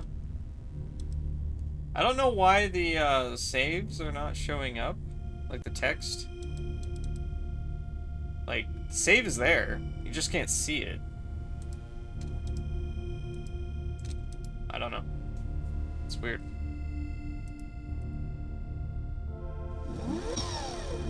There we go. To the elevator. Let's hope nothing crashes. This is the elevator that provides access to all habitat module decks in the weapons bay, reactor spaces, and engineering areas in the aft section of the ship. There is a slot. Let's put the plastic card in the slot. Access granted. Alright, sweet. Let's go to... I don't entirely know what that did. But let's go to deck 3. Seems to be... Deck 3. The way.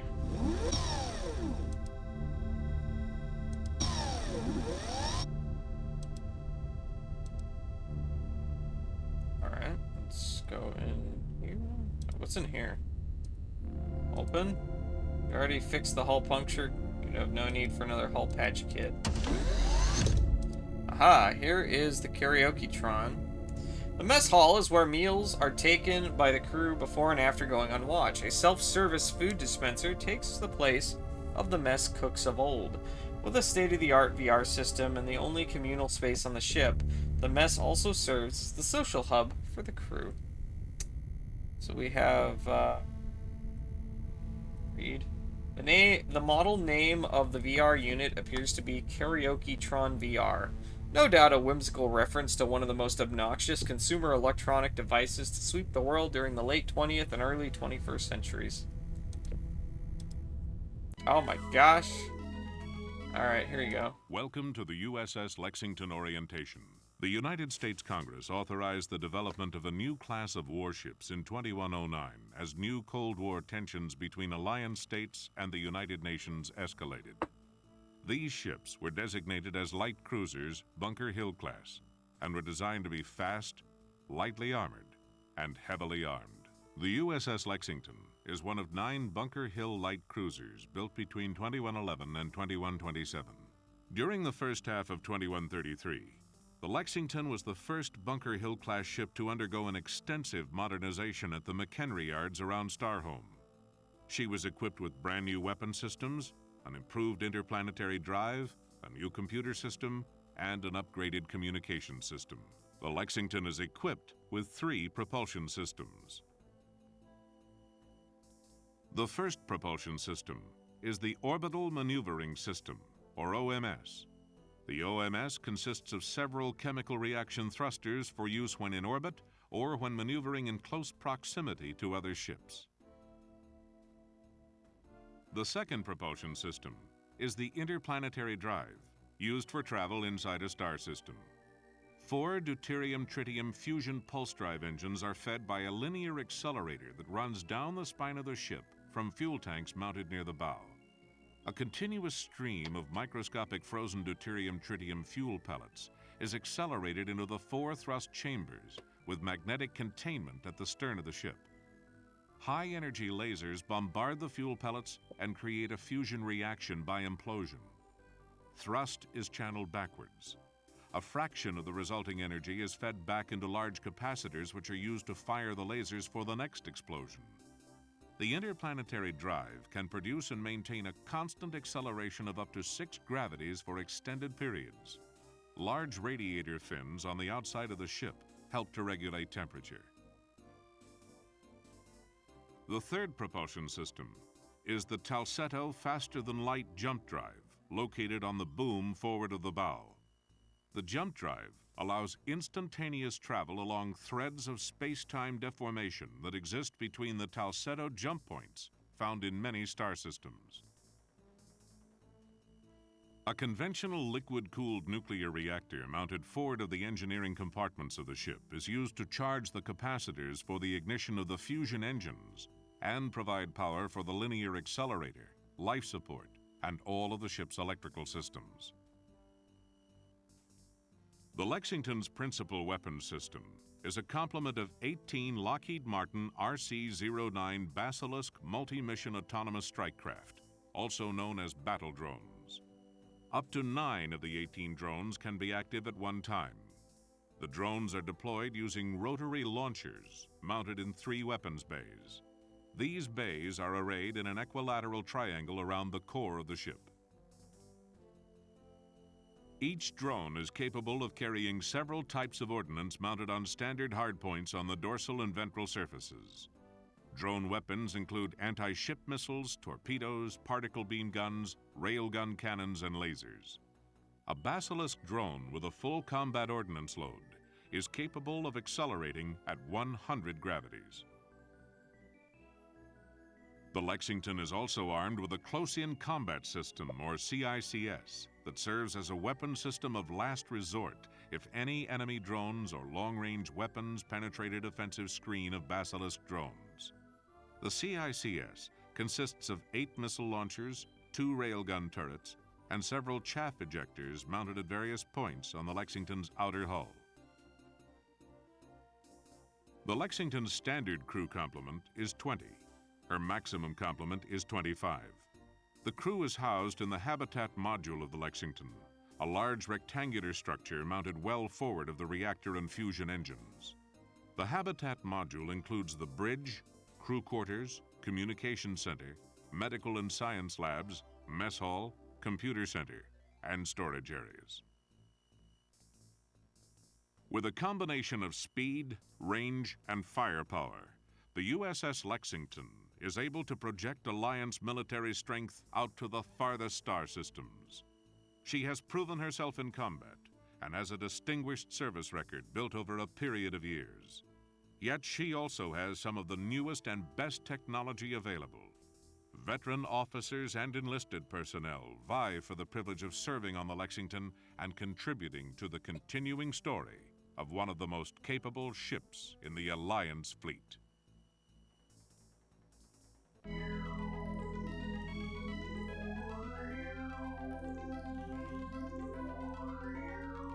In 2082, a group of states led by the United States, Canada, Australia, and Japan decided that the cure was worse than the disease. The UN power structure reacted violently. We are all familiar with the short version of the events that led to this terrible war.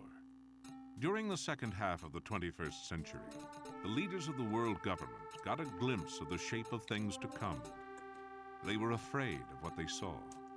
Their reaction was to deny the inevitable, slamming the brakes on all technological progress. In 2082, a group of states led by the United States, Canada, Australia, and Japan decided that the cure was worse than the disease.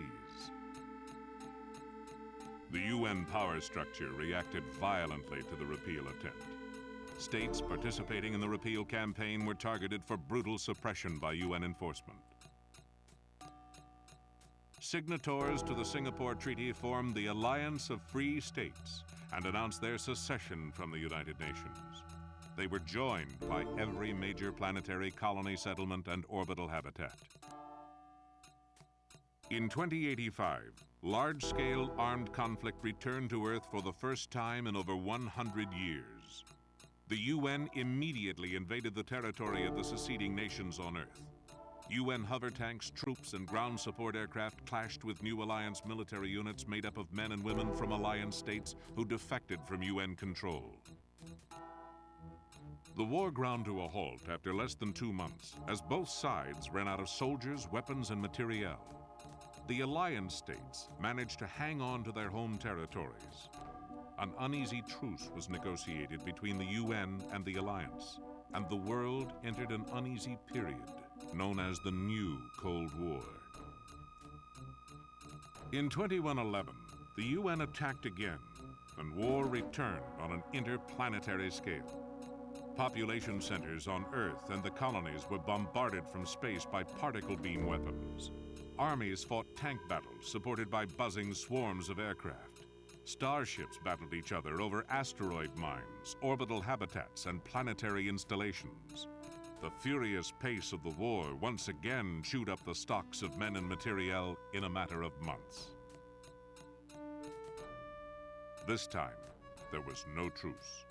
In spite of economic exhaustion, the two sides continued to fight a war of attrition, a war that has since lasted more than 20 years and shows no signs of ending. The war has continued despite the price paid by both sides because all of the combatants are convinced that they are on the right side.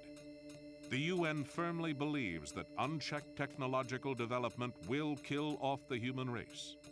The Alliance states are just as firm in their convictions that death is better than life without freedom and without forward progress.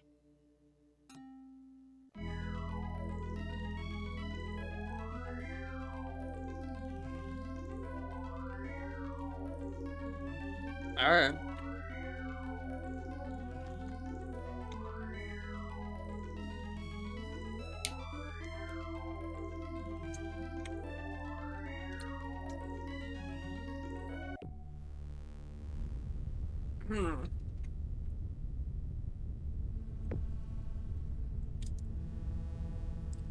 Cups and food containers. Smell. One good whiff of this stuff can sure clear the sinuses. But you're not certain that it's worth it. What is it?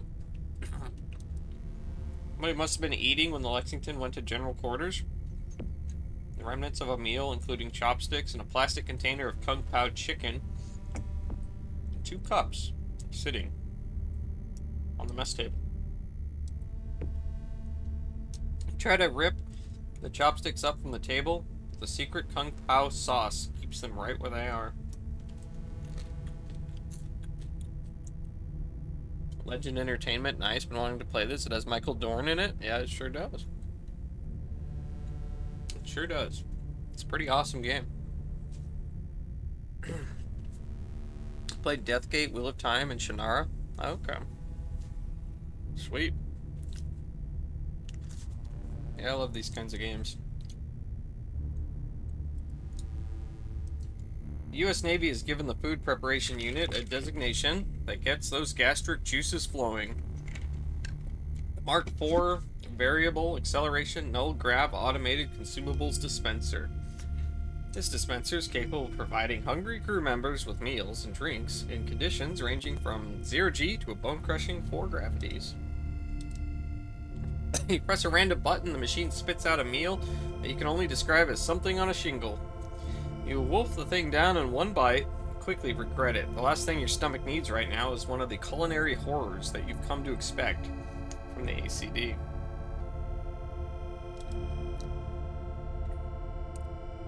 If work is slow, I ought to be playing more Shannara on Saturday. Oh, cool. Alright. Sweet. Are you liking Missioncritical? It's awesome. I love this game. I tried streaming it a few months ago on my 486, but it kept crashing at when I tried to use the elevator. I was getting the same crash here, but I downloaded a patch off of My Abandonware. I'm playing on my Windows 98 PC right now, so both computers had the same crash. But I downloaded the patch off My Abandonware and put it on here, and now it seems to be working, so yeah. This stateroom is protected by the privacy laws. How bad are You the are not puzzles? the legal occupant assigned to this stateroom. Pretty easy so A far. VIS override code is required to gain access to this space. I forget which one was this. Access granted. Oh, there we go.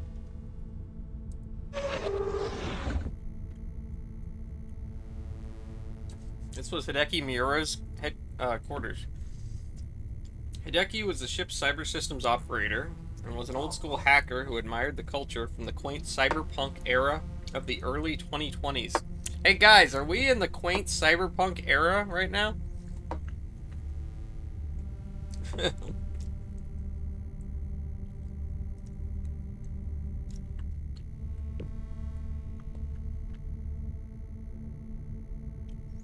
A folded printout sits on the desk next to the computer. A gold necklace is draped in one corner of the computer monitor.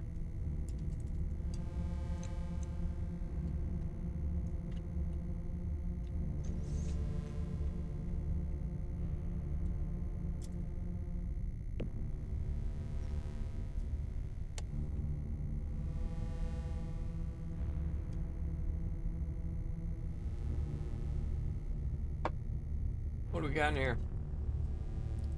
Clean uniforms. Alright. Desk drawer, open. Look at. Or look in. Alright. Source code. Look. A program listing on computer fax print. Take. Let's see. Read. You recognize a few words and characters from the archaic, character-based programming language C squared. The program is supposed to use the local sub-Turing processor in the terminal to calculate an irrational number to what seems like an impossible number of digits.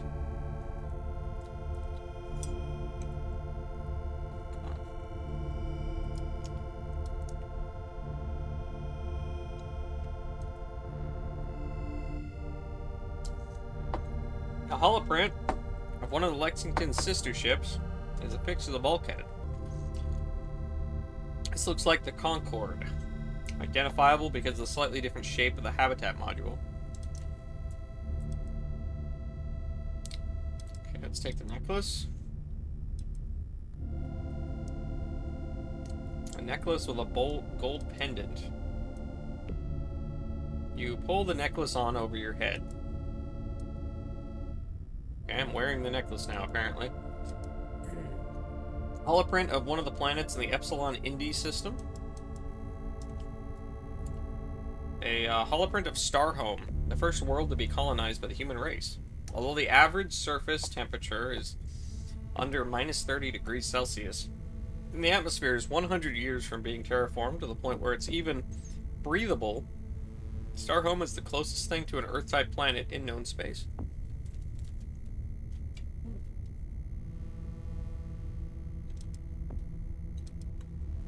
Welcome to Hideki's House of Hacking Fun.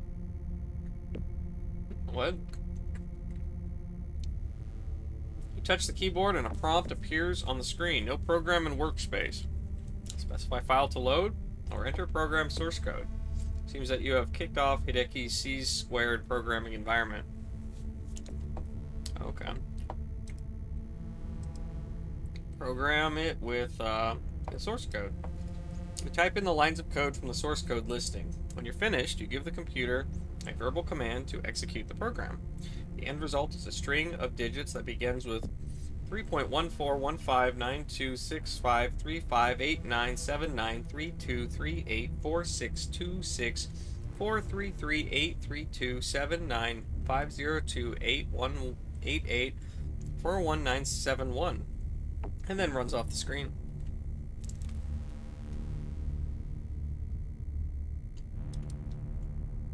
Okay.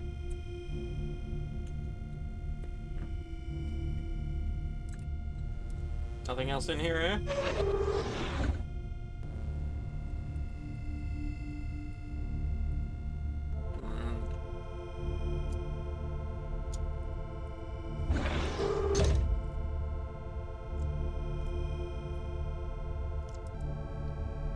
This stateroom. Access.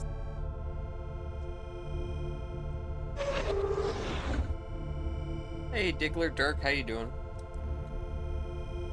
We're playing Mission Critical. It's got Michael Dorn in it. It's pretty cool.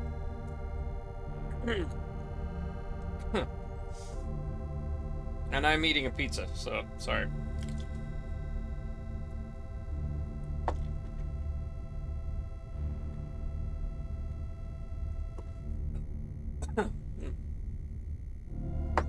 Most of the ship's staff officers were housed on Deck 2, known inside the ship as Officer Country. The more junior officers wound up bunked on Deck 3 with the NCOs and enlisted personnel. For some reason, the proximity of a person's quarters to the bridge corresponds with rank. It's on the pizza, pepperoni, cheese, homemade pizza sauce, Parmesan. That's about it. Pull open one of the drawers and find it strangely empty. Where are the clean uniforms?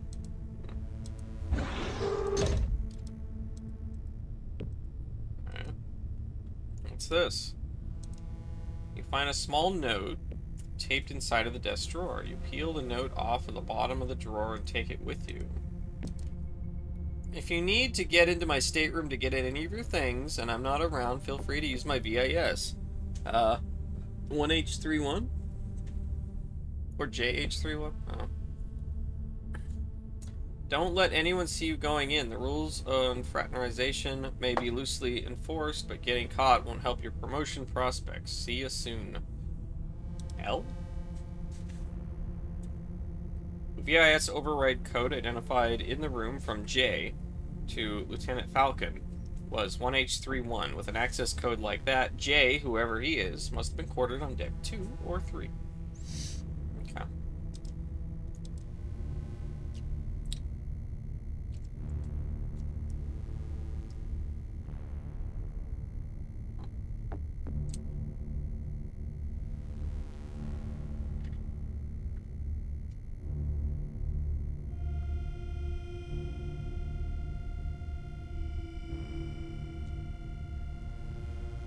Guess that's probably enough for now. One second. Charlie is scratching at the door.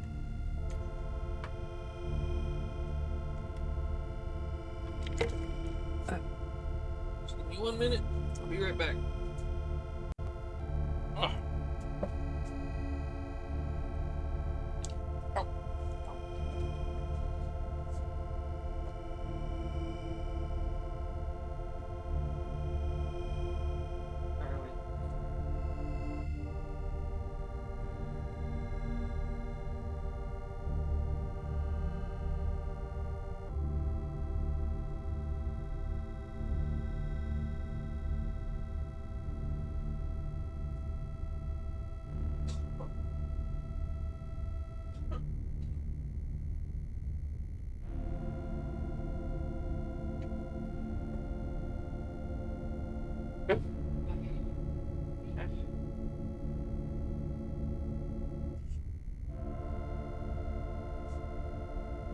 Let's get back to the game.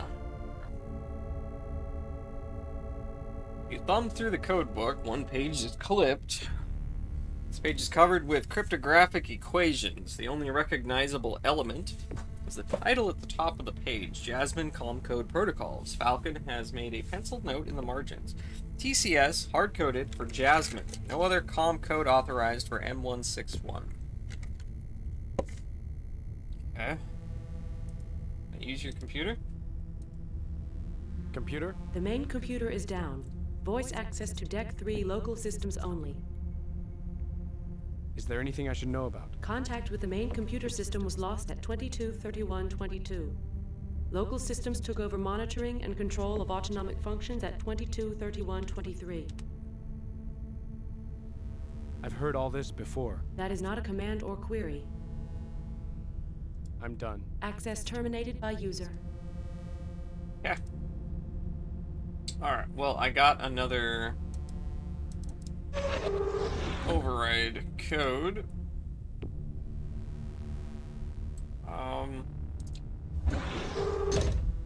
So let's take a quick look at the manifest. Let's see, we got Mandan, Mira, Quan at the back. J. Who's J? James Randall? Jiro Sushido? James Poole, maybe. Be James Poole. Okay. Alright, let's check out Quan's room.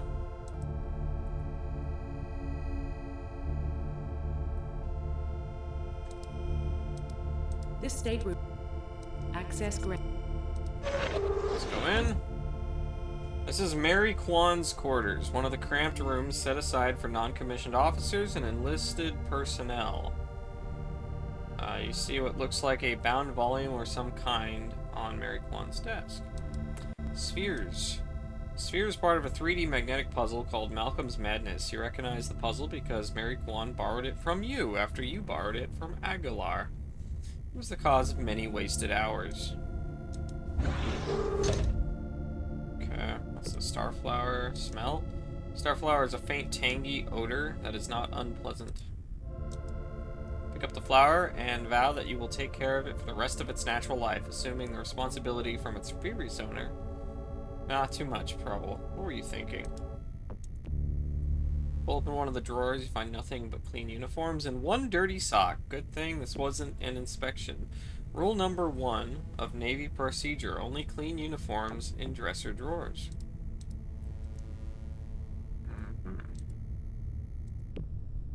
Look in the drawer, nothing of interest. Let's look at the journal. Let's see, read that. Property of Mary Quan. Journal, Mission 161, Departure February 22, 2134. I'm keeping this journal on paper because anything entered on my terminal is accessible to the main computer. I know that the stuff in my personal files is supposed to be protected by the privacy laws, but Hideki told me that there are overrides for emergencies. The XO called a nuclear plant casualty drill during the first dog watch, which also happened to be my sleep shift.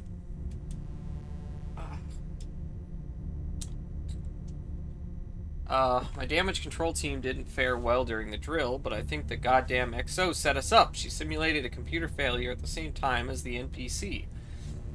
It took us almost 9 minutes to isolate and contain the failure and set condition yoke for the contaminated areas. The XO wasn't happy and reamed our team, but good, especially me. March 19th, the Lexington made an FTL jump today. March 21, I was in engineering with Olivar, where when Poole, our new ops officer, came in and started grilling Olivar about the upgrades made to the Lexington during the overhaul at the McHenry yards. Poole seemed strangely intent on the information. It was like he was asking the questions from a mental list or something. I assume he was just trying to get up to speed on his new assignment, but it was hinky. The rumor mill spawned another whopper today. Everyone has to have a theory about what this mission's all about. I heard this one from Gajardo. She says that Shindo overheard the CO talking to the XO about the discovery of a new Earth-type world, a new home for the Alliance. We're supposedly on our way to secure it. Yeah, right. Narang, our resident conehead, gave me the odds on finding a real Earth-type world anytime soon, something like 10 million to 1. I don't believe it for a second. The XO ordered another nuke emergency drill today, this time for a mock nuclear weapons incident. We did okay. The XO didn't say anything good, but then she never does. The key is that she didn't say anything bad. Everything would have been cool except that McClary was assigned to the decontamination station for damage control and had his hands all over me during the decon segment of the drill. McGrath and Aguilar were trying to guess where we are using an astrogation program on the main computer and the star patterns outside the viewports. The main computer confounded their efforts. It knows the ship's location is classified. Rang knew, but wouldn't tell. I know he doesn't take that secret shit too seriously, but he doesn't want to rot in Leavenworth either. Leavenworth? We made another FTL jump this morning, and nobody knows where we are or where we're going. I feel frustrated and upset. The tension on the ship is getting worse for no apparent reason. I think it's because no one has a clue what this mission is about. We know this gig is real important, and we're all used to the jitters, but being completely in the dark is driving us crazy. Also, the CO and the XO look like they're under serious stress. This isn't helping. Read the mission. I know we're escorting a science ship. Why the hell is that ship so important? The Navy only has a couple of science ships, and the coneheads who run them are usually out looking for black holes and glass clouds and crap like that. Why do they have the best ship in the fleet as an escort? Where are we going? According to Olivar, Poole and Narang had a heated argument over the causes of the war, while some of the officers were relaxing in the wardroom. The odd thing is that Olivar said Poole seemed to agree with the UN's objectives, but disagree with their methods, or something like that. I really don't like Poole. He's one creepy guy. We jumped today at 8 o'clock. Immediately after clearing the jump point, the ship pulled 2.5 Gs. We're all going to be real tired real fast at this rate. Poole was a basket case today. Nobody else was any more tense than usual, but he had a bad case of the shakes. He ran around the ship like a caged rat. Nobody else seemed to notice, but I did. There's something funky about the guy. We went to general quarters at 14:07 today. I wasn't really scared until the drones were launched. I felt 9 thumps, which meant that all of the birds were in the air. Acceleration warning sounded at 14:36, and we started pulling all kinds of forward and lateral Gs. I guess we won the battle because we weren't vaporized and all 9 drones eventually came back. We secured from GQ at 15:10, and the CO came on and made a terse announcement about the Lexington having engaged an enemy vessel. No other announcement was made. God, I'd forgotten how scared I get when the shit hits the fan. People seemed to know about the battle yesterday before it happened. Or Poole. He was so hopped up the day before, and the other officers were no more tense than usual. Pressure on the crew finally caused a blowout. Geiser, oh that's the guy's name, Geiser. And Slocum, Geiser and Slocum, there you go. Had a big fight in the mess hall during a movie call. Slocum has been baiting Geiser for days over Geiser's ponytail, and Geiser finally exploded. During the fight, Geiser threw Slocum into the VR system and broke the CPU. The crew present during the fight kept the incident quiet. None of the staff officers even know what happened. Mark Aguilar fixed the VR CPU on the QT. Poole is sleeping with Falcon. Now this wouldn't normally be big news, but the way he pursued her really bothers me. I know she's an officer and everything, but he's a good-looking guy, and both Maria and Erica have been after him for weeks. He ignored them and went after Falcon like a guided missile. Erica's a knockout. Why Falcon? We must be way the hell out in the middle of nowhere. We made our 6th FTL jump of the trip today. We're pulling heavy Gs again. We've arrived in what must be the target star system for the mission. Randall is sure that we are now moving in-system instead of laterally toward another jump point. The star here appears to be orange in color. Probably K-class, that's all we know. Close call today. One of the coolant pumps in Section 8 went out, and the reactor temp started climbing. We got it under control and brought it back up online. I caught Poole hanging around the entrance to one of the weapons bays this morning. He was startled to see me and looked almost guilty. What was he doing down there? I'm starting to get real suspicious. Something is definitely up with that guy. I followed Poole on impulse during one of the dog watches. He was carrying something in a bag and was kind of hunched around it like he was uncomfortable carrying it. I knew something was up. He went to deck 2. I rode the elevator with him and then pretended to go the other way, toward the wardroom. He looked around all of the corridors to make sure he was alone and then went into Dahl's stateroom by using an override code. Dahl was in the med lab at the time. Poole was in Dahl's quarters without Dahl's knowledge or consent. He was after something in there. Is Poole a UN agent? He's either a UN agent or an Alliance Special Ops plant. Poole isn't Special Ops. I dated one of those guys once. They are much too cool to blunder around like Poole. If Poole was Special Ops, I wouldn't have a clue that anything was up. Poole has to be an enemy agent. They must have recruited him with money or blackmailed him or something. He's an amateur. But did Lieutenant Poole order a code red on Private Santiago?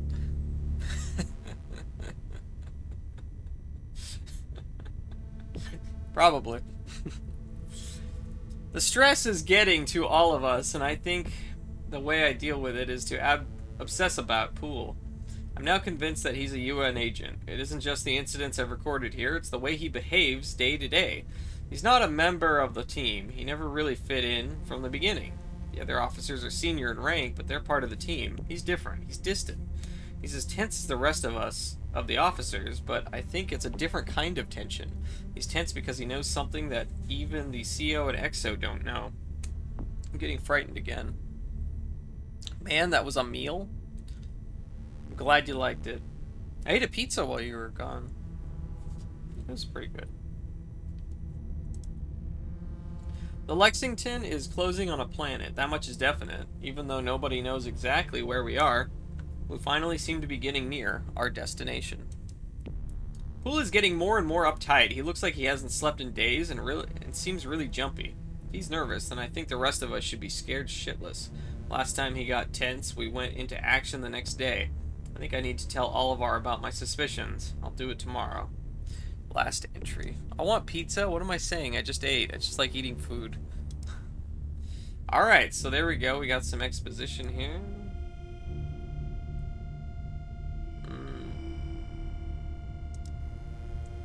Pretty screensavers running on the screen, and there seems to be no way to interrupt it. You snort in disgust. Screensavers are the most useless applications ever invented. Where did that ridiculous name come from anyway? Who ever heard of a holographic crystal lattice display wearing out?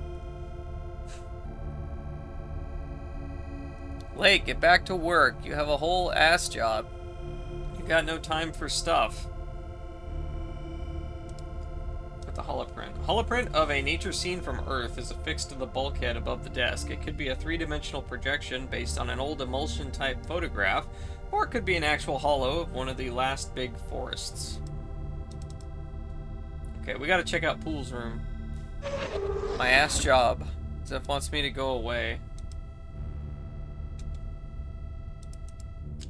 Mang? Zeph? Alright, let's get to Poole's room next, I guess. No, you just don't want to play with us because you're too busy with work.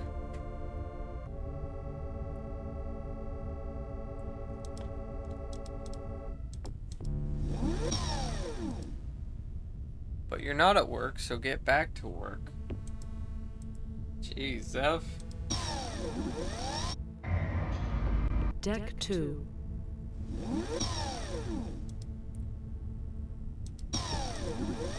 Hey, look, it didn't crash. Okay. I think this is as far as I got. I think it kept crashing at this point, right when I tried to leave the elevator there. I don't think I could get past this part. So, yeah, there you go. Making progress.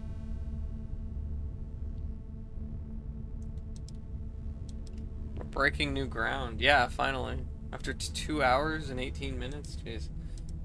This stateroom is IH-31. Yep, I don't think I got here. I don't think I got this far. This is Lieutenant James Poole's stateroom.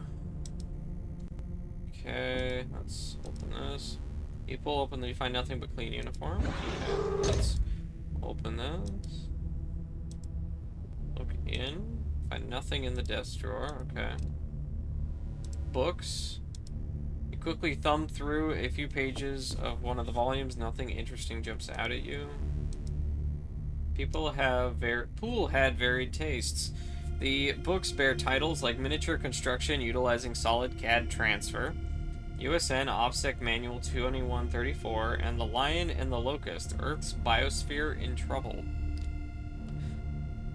We're just bugging you at this point. I actually gave up the other day on getting you to join us. Crying face. Ship model. The scale model of the USS Orlando sits on a shelf above Poole's desk. The The Orlando is a Jericho-class science vessel. You take the model from its spot above the desk. As you lift it, you notice it's strangely heavy, even in the low gravity of the Lexington's powered orbit. Oh, I actually got the model? Okay.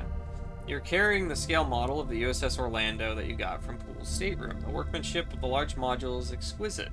In spite of its thermoplastic construction, it seems unusually heavy, even in the low gravity created by the Lexington's powered orbit. Okay, what am I doing with a model? I have no idea. Computer? The main computer is down. I'm done. Okay, so we need to repair the computer. Forget how to do that. Books, paperweight. Alright, well, I went in there and I got a model. Sure. Let's head to a different deck, maybe? I don't think I've actually gone to any other decks. I don't know. We'll see. If I can. If I can. Probably.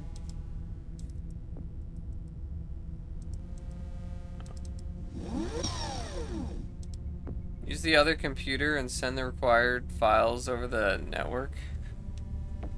Yeah. Alright, I think I need to go to engineering?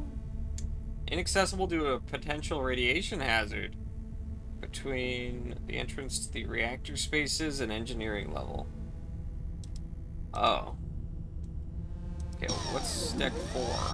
What's on deck 4? Deck 4. Okay, I don't know if I've ever been to deck 4. I'm not sure what's on deck 4.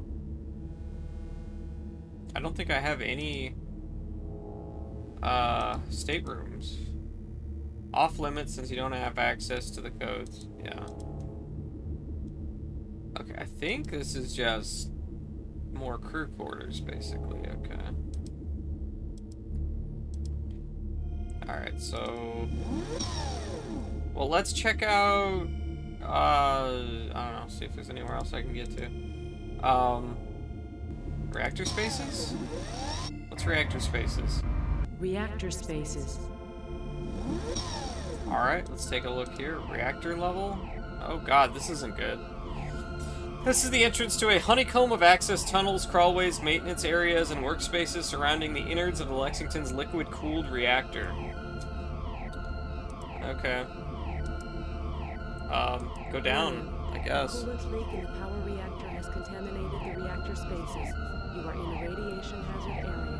All personnel must wear proper protective gear and carry radiation monitoring equipment. The elevator won't go down to engineering, so the only way to get there is to go down through 5 levels of vertical access tunnels and reactor maintenance areas.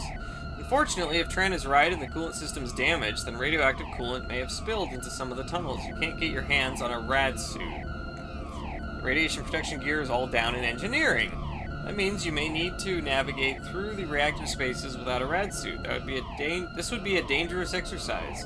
There wouldn't be any way to tell just by looking which tunnels were contaminated. Warning. A coolant leak in the power reactor has contaminated the reactor spaces. You are in a radiation hazard area. All personnel must wear proper protective gear and carry radiation monitoring equipment. Oh, wait.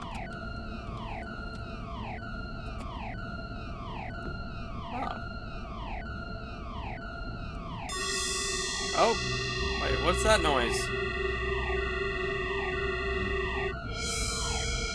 What the hell? Portal? How do I tell if there's radiation?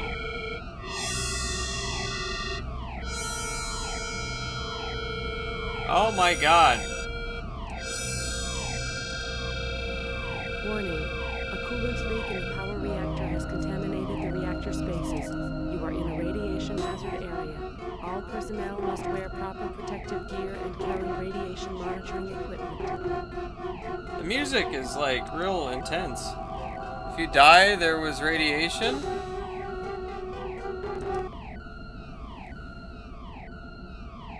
That's how you tell? That's the bad thing about the visible light spectrum. You can't tell if there's radiation. Yeah. Zeph, I don't think you would die immediately. You'd die later, I guess.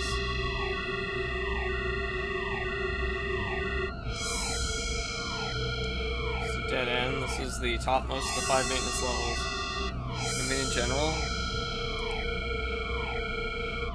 Even if it's later.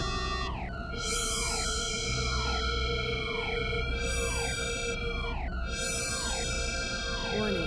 There's gotta be a way Power reactor has to navigate contaminated this. reactor spaces. You are in a radiation hazard area. All personnel must wear proper protective gear and carry If I just go down, equipment. no, you wouldn't die instantaneously, like dang man.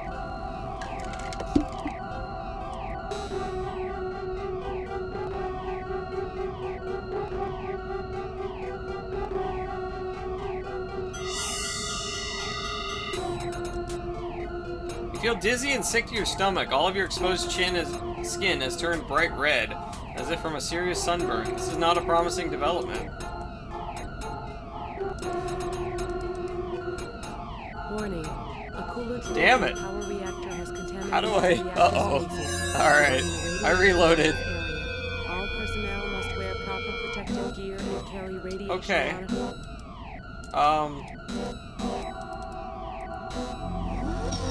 Okay, so I definitely need to navigate this area. Oh, oops, wrong way. Wrong way! What happens if you went down farther? You'd probably die, I guess. I don't know. Maybe I should have tried that.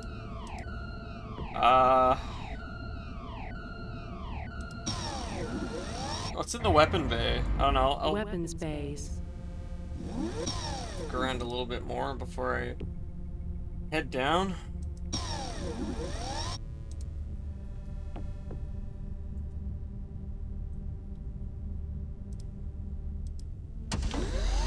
What's in here?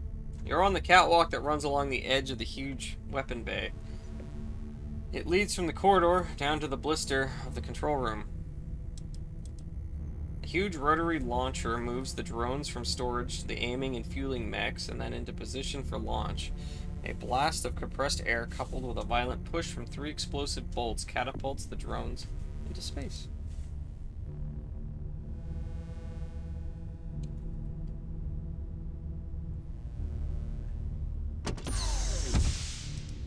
Oh. This is the control room for Weapons Bay 2. The consoles here are used to program the onboard computers for the battle drones. Load them on the rotary launcher and then hand them off to the ship's tactical system for central control. What's this? Load? Okay. Oh wait, select. Drone Delta, Echo, Foxtrot. Ready for programming. Okay, Delta. Program. Load which program? 1? Not ready for loading.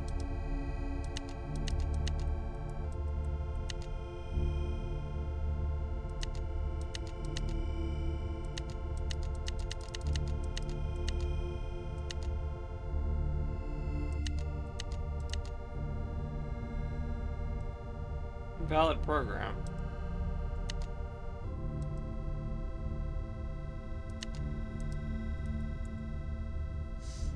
Okay. Interesting.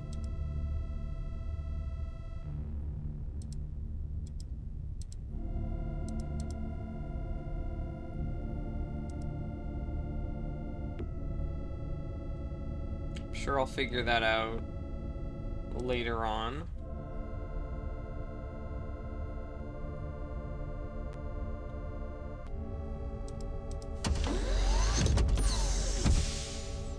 Huh, alright.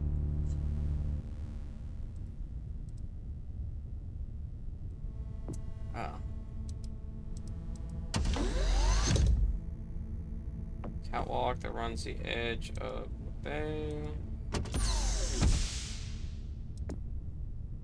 Okay, it's like the same thing? Sort of.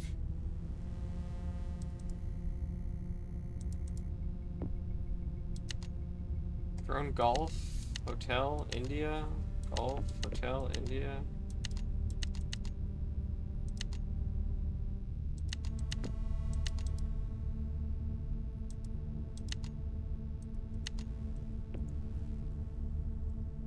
Nope.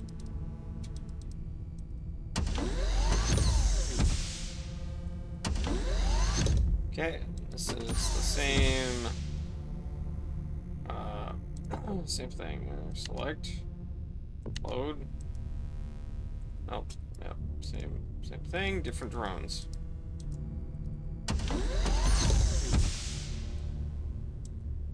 Okay, nothing in here.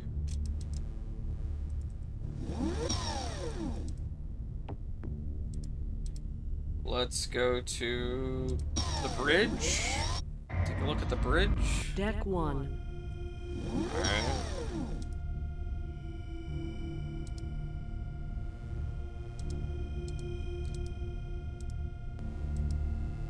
Computer? The main computer is I'm access. Okay, main computer's down. Nothing there. The bridge sits on the top of the Lexington's habitat module and has a domed overhead with viewports that look out on the stars. The view outside is breathtaking. The bridge itself is striking in appearance. A circular room with the CO's chair in the center, surrounded by an array of consoles and screens. Okay, sit. You sit in the chair. You'd always dreamed of getting your own command, but this is not the way it was supposed to happen. After a brief moment, you get back up. Alright, what do we have here? We have nav map. Look at a standard sector navigation map is displayed on the screen. A pinpoint indicates the Lexington's current position in orbit around the sixth planet of a star called Deneb Kaitos, also called Beta Ceti. It's the backup system. Try the primary tactical interface on the other side of this bridge. Oh. System controls. You have no idea what this does. Don't mess with it if you don't know what it is. The bridge is ringed with a hexagonal array of large consoles. Each console is packed with a myriad display screens, control panels, and keyboards. LS Alpha controls. The glowing letters above and below indicate that these are the controls for overriding the computer settings for life support system parameters such as venting thresholds, particle filtration levels, and ambient humidity. Don't fix it if it ain't broke. Okay.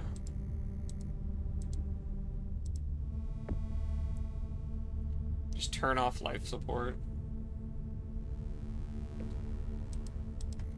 One of the monitors is showing a view from the outside of the Lexington. The picture is being fed in from one of the external microcams mounted on the ship's radiator fins. In spite of some evident battle damage, carbonized smears, and rents in the outer hull, the ship still looks like it's in pretty good shape. Go to select a different microcam view of the outside control, but you have no idea how the controls work. ERCS controls. These are manual controls for a set of emergency reaction control system thrusters mounted in various places in the ship. These thrusters are anti-collision devices to be used only if the computer systems and all local backups have failed completely. Idiot switches? Referred to as the idiot switches, the rocker switches in this panel will turn all ship functions over to the computer systems unless manual overrides are engaged. Well, it looks like the idiot switches were flipped before the Lexington was abandoned. You don't really want manual control of all the ship's systems back, do you? Trust me, you don't. You are 8 arms and 4 brains short of the minimum complement needed to run the ship, and even a semi-autonomous mode. Let the machines do their job. This is what the bridge crew technically referred to as a panic button. Pressing it will manually abort a computer sequence Talsetto faster than light jump right up until the jump drive cores engage. You arm the system and then slam your hand on the prominent abort key as hard as you can. You feel very satisfied until you remember that the nearest jump point is several 100 million kilometers away. Then you just feel foolish. If you had to guess who the captain is, who would you guess? What do you mean, guess who the captain is? We know who the captain is. It's Michael Dorn right there.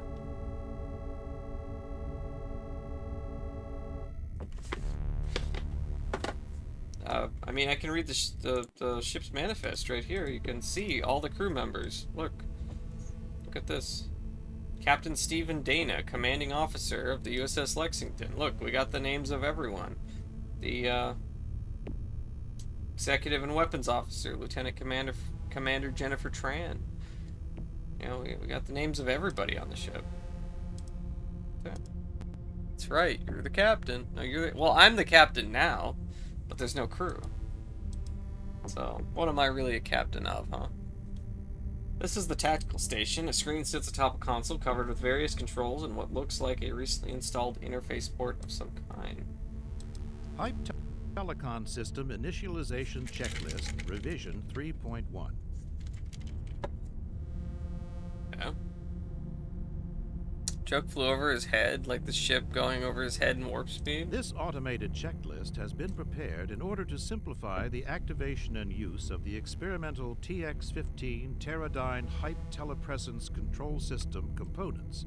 These include the TX-15 RC-09 Client Battle Direction Software for the Basilisk Strike Craft, the TX-15 Block 2 Cyber System Software Upgrade for the main computer, the Telecom Man-Machine Interface, and the Hype Mutagenic Serum. Oh wow, 2 years! You reached 2 years! Almost 2 days ago. Dang. Look at that. Wow. 2 years.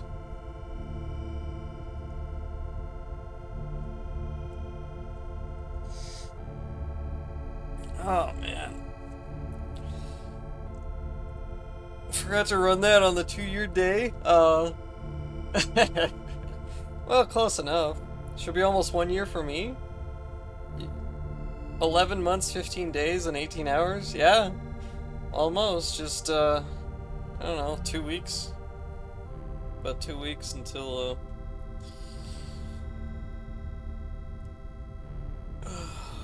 4 months, 4 days, and 23 hours. Oh, dang. It's almost 444. 6 months, 18 days, and 20 hours. You're getting there, your baby. Well, half a year. Half a year already. Yeah. I'm going to play Orta for my 1 year fall anniversary. I hadn't planned on it, but whole half a year, yeah. Please stand by while the TX-15 Block 2 software upgrade runs a self-diagnostic to ensure proper operation. Thank you. Thank you. Hype Telecon Checklist Step 1. Manually reprogram all RC-09 battle drones to be used with the Hype Telecon system. Use the arming console in each of the weapons bays to activate drones in storage, program their onboard computers for telecon operation, load them on the launcher, and hand them off to the main computer. The Hype Telecon program is coded as 180 in the Armor Servo Mech data store. I need to write that down. I gotta get my notepad. Where's my notepad? 180? Oh. Ow. 180. Where's me notepads, eh? They're gone, you guys. They're gone. Gone. My notepads are all gone. Oh, there's...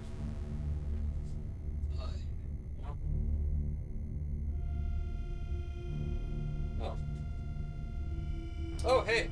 I found my my notepad that actually had my little maps that I copied down for this game. So, hey, there we go. It's perfect. Need what? 180. 180. 180. I mean, I don't need that right now, I think, but later. Hello, Labrio. What's up? Let's see. Why are you yawning? You slept many hours? I don't know. I'm tired. Maniac Mansion for my 1 year? Yeah, I have to get that game. I don't have it. 187 on an undercover cop? Did I miss a stream or do I not remember him playing Maniac Mansion? I've never played Maniac Mansion. I don't have it. I mostly said Orta because that's what he was playing when I found his channel. Step 1 has not been completed. No drones are available for telecon operation. Hype telecon system initialization terminated. Bradley. Hello. That's me. A standard sector navigation map is displayed on the screen. A pinpoint indicates the Lexington's current position in orbit around the sixth planet of a star called Deneb Kaitos.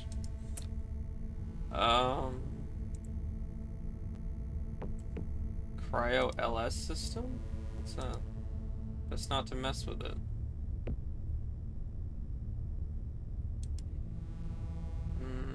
Okay. Is this a PC game? Yeah. This is a DOS game called Missioncritical. I'm playing it on my Windows 98 PC because it was crashing on my 486. Although I think I may have fixed the problem, so I could probably play it on the 486 now. But we're already playing it here, so yeah. It's a pretty cool game. It's got Michael Dorn. That's a huge box. It is a really big box, yeah. It's so big. That's cool. Hey, Just the Mess Games. Yeah, this game's pretty neat. Came out in 1995. Okay, I don't think there's anything else on the bridge for me. I think, oh gosh, I'm not sure how you're supposed to do the engineering. What's on deck 6? Are there more crew quarters down here? Deck 6. I miss old PC games so much. Yeah, I don't know if like there are any games like this made today during like, you know, in the independent indie game studios or whatever. But I really miss games like this. They're really cool.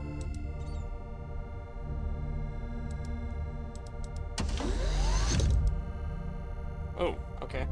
The cavernous cargo bay is where heavy equipment spares, bulk stores, and consumables are stored. Everything except for electronic components, which are kept on deck 2. There are thousands of items here in containers stacked high above you. When you look down again, an object on the deck just in front of you catches your attention. The multi-tool? The object looks like some sort of tool. It is sitting on the deck not far from where you're standing. It must have been dropped by someone during the battle. Everything else in the cargo bay is sealed behind acres of thermoplastic wrap. Okay, let's open that. Multi-tool! What does it do? This is a Drexel multi-tool. Kind of a Swiss Army knife for engineers. Its more useful attachments include a Dahlgren wrench, a thermal knife for cutting thermoplastic. Nice, that'll be useful, I think. And a screwdriver. It also includes a De Beers optometer, a micrometer, and several exotic tools you can't even identify. Can I use this to identify radiation? Possibly? Corbin Dallas multi-tool? Spares. Large and small containers are stacked on top of each other from the deck to the overhead. Where to start? You're the one who manages this area, and you know that without the computer's help, you could search for hours and not find what you're looking for. I see. Okay, so we're not going to find really anything without the computer's help. Got it. So we have to get the computer online. Finding the multi-tool, though, seemed very useful. Oh, what? You're facing the... Oops. I was facing something. What's this? This is the control room and airlock for the shuttle bay. A blister of quartzite looks out on the enormous hangar outside.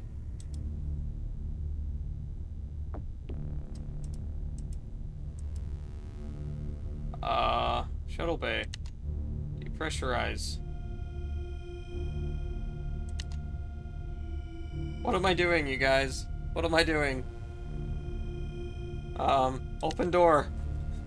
I just depressurized and opened the door. Why did I do that? Let's repressurize.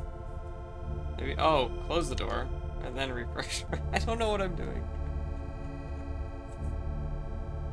Alright. Pressurize!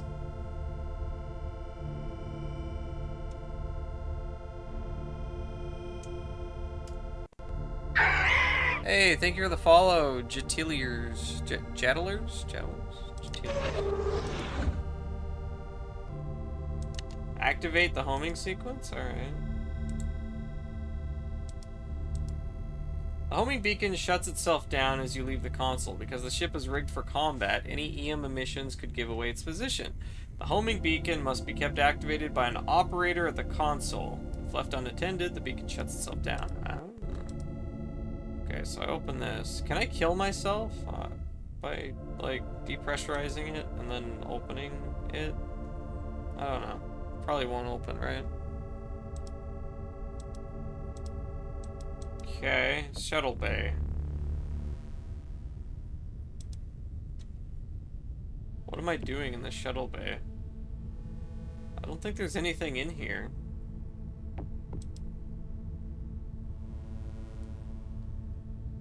Bay doors. These things must mass in the neighborhood of several tons. You won't be using muscle power to move the bay doors. They're truly massive. Huh. Alright. What's over there? Can I... No? No, I can't. Alright. I'm sure I'm going to need a,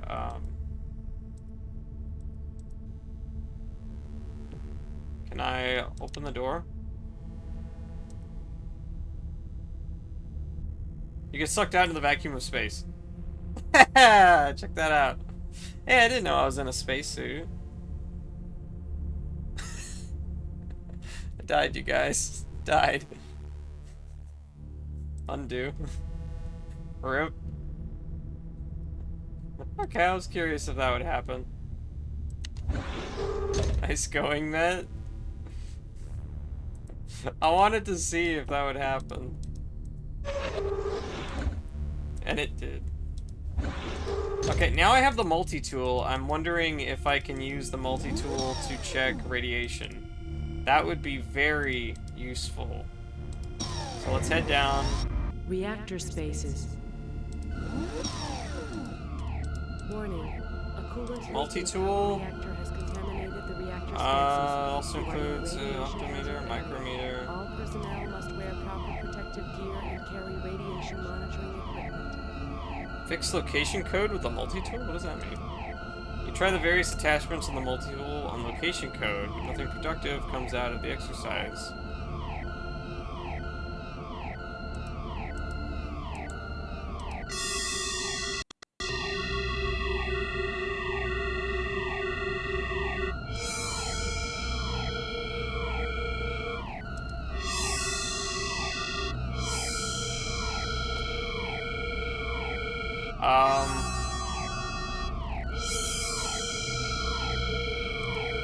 Oh, I could disassemble the model ship with a multi-tool, and there's like stuff in here.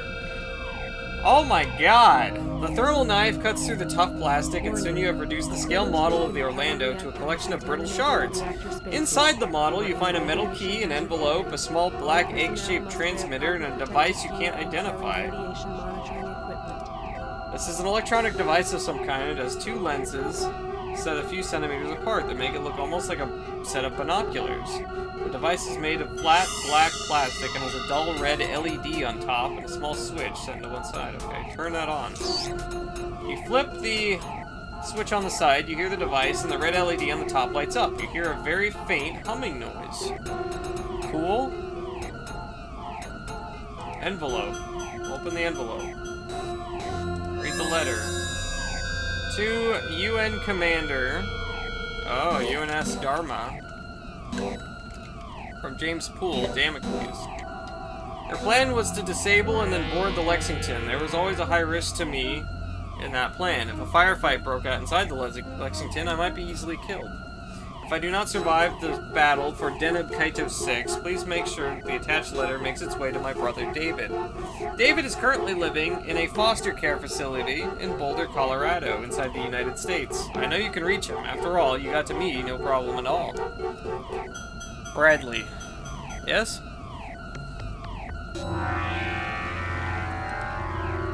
Dear David, if you are reading this, nice shirt. Oh, thank you. I am dead. It is unlikely that the U.S. Navy told you the real story behind my death. I'm sure they sent you one of their standard, very sorry to inform you, killed in action hollows. It would be easy to leave it at that, but I thought it was important you know the truth. The U.S. Navy would never admit that I actually helped the United Nations win a critical battle in space, one that may well decide the outcome of the war in favor of the UN. You're probably shocked by this. Why would I betray my country? Why would I go against the principles of the Alliance? How could I violate the solemn oath of honor and obedience that I swore when I joined the Navy? The answer is that I chose to betray my country in order to avoid betraying the entire human race. You know that Mom and Dad were killed in a lab accident when you were 3 years old, and I was 12. What you don't know is that we were both there when it happened. I never told you about that day. It's time you knew what really transpired at the ERT lab, especially since the events there served as the catalyst that led to my eventual decision to help the UN. I was playing with you in the daycare center about 50 meters away from where Mom and Dad were working. I remember that an alarm went off and all the adults in the center rushed over to one of the flat screen monitors on the wall. There is a Pokemon? Yeah, this is Slowpokes. Got Slowpokes on it. See? Slowpokes.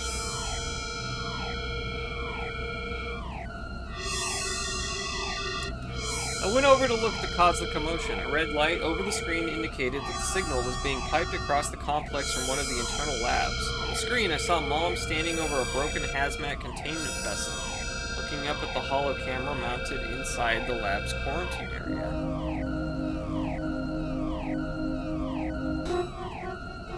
Okay, I forgive you. You were young?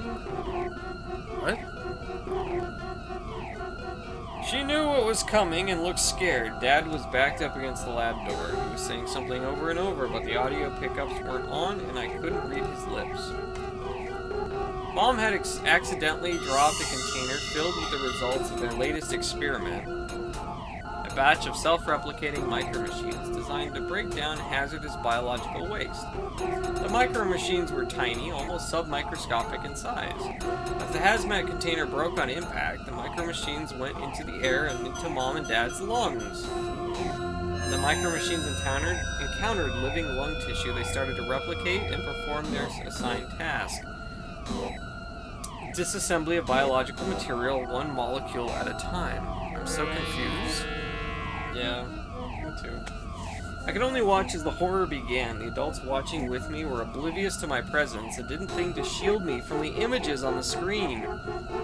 First, Mom went down, clutching at her chest, coughing up pink froth as her lungs were eaten from the inside. I remember the floor and the front of her lab coat being covered with a fine red speckled pattern. A few seconds later, Dad died, clawing at the computer-locked door, blood running out of his nose and mouth. This is getting intense. The micro-machines multiplied as they worked. Within a couple of minutes after Mom and Dad died, their bodies began to liquefy as the process of molecular disassembly accelerated. This intense music with the story. Finally, the chrononecrosis algorithms in the micro-machines kicked in, and they all self-terminated. Not much was left except for pools of reddish jelly. And so the elite ERT husband and wife research team died together. Mom and Dad had the best of intentions, and yet they created a monster that killed them. Their monster also left 2 children behind, lost, confused, and without parents. When I think of Mom and Dad and the thousands who died in the Alaska traffic control disaster, the millions who have been killed by the fruits of technology and war, and the hundreds of millions who have perished of cancer, poisoning, radiation, genetic damage, chronic environmental distress syndrome, and other maladies of the technological age, I know that the madness must stop. Human beings were never meant to exist in the artificial environments that we have created for ourselves. We were never meant to wield the terrible power that comes from technology, from nuclear fusion to nanotechnology. Over the long term, we cannot control the forces that we have unleashed. We will destroy ourselves. I've known since I was 16 that the Alliance is bent on a course of self-annihilation. They will take down the rest of humanity when they go. The UN is the only hope for the future.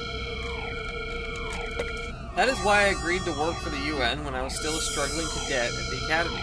The UN Espionage Network helped me to excel at my studies and then get on a career fast-track that took me into the most sensitive areas of Alliance intelligence planning. The culmination of my service as a UN agent is an operation that will change the course of the war. I informed the UN High Command about the details of Mission 161, a highly classified Alliance expedition to scout a potential alien presence on a world 68 light-years from Earth.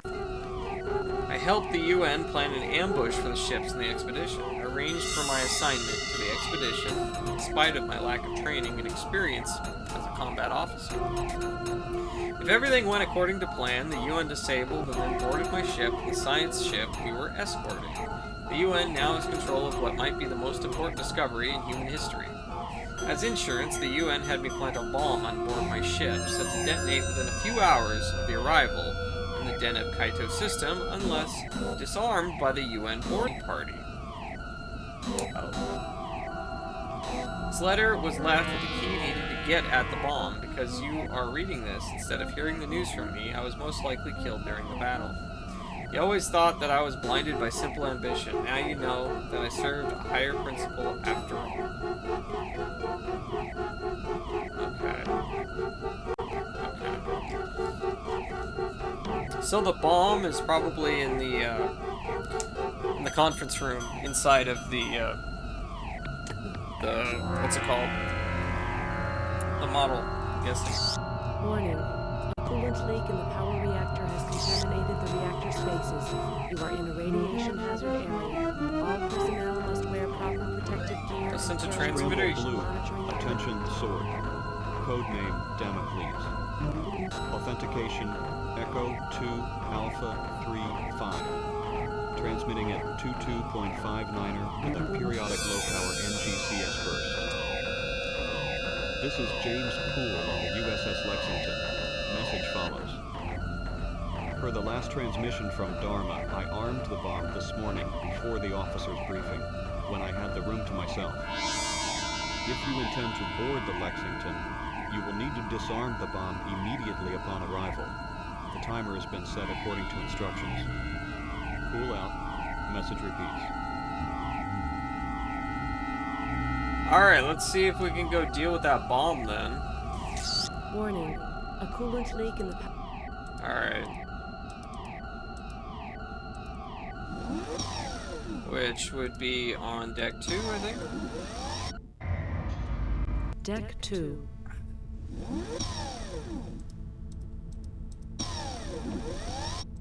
Down this way. And then over here. Use the key on the keyhole. Here we go. Ship model. The key fits neatly into the slot next to the plaque. You turn the key gently once inserted and hear a satisfying click and then a humming sound. The transparent material surrounding the ship model retracts into the metal base. Very faint humming noise. Okay. Go ahead and save.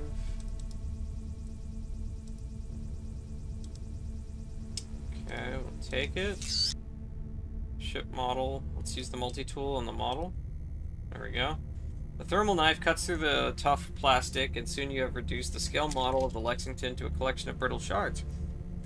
Inside the model, you discover something made of a metal, cold steel cylinder a few centimeters long. Look at. The metal cylinder is about 20 centimeters long and a few centimeters across. An indentation runs around one end of the cylinder. Tiny letters are stenciled on the smooth metal surface near the top of the cylinder. Tiny letters on the side spell out UN 392A S1 600 AM2 yield 0.1 kiloton. The AM2 code is recognizable from briefings in the United Nations weapons classification. This is a UN Class 2 antimatter bomb with the explosive power of 100 tons of TNT. Just get Ripley to save everyone? That just might work.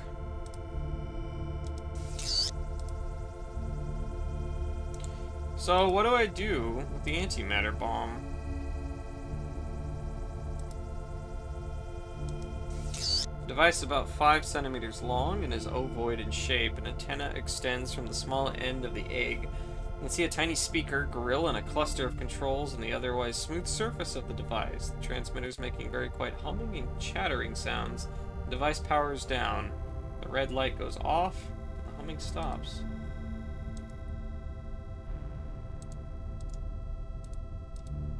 Okay, listen. Scramble blue. Attention sword. Codename Damocles. Authentication Echo 2 Alpha 3 5. Transmitting at 22.59er with a periodic low-power NGCS burst. That's a good idea. James Poole on the USS Lexington. Message follows. Per the last transmission from... Alright, that's a good idea, Indy. I'm gonna give that a try. I don't know how to disarm a bomb, but I can just launch it into space. Right? It's a good idea. This was in Deck 6? Deck 6. Alright. Which room was it? Yeah, here we go. We want to open the door.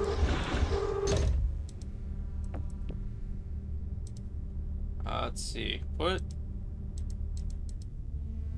what?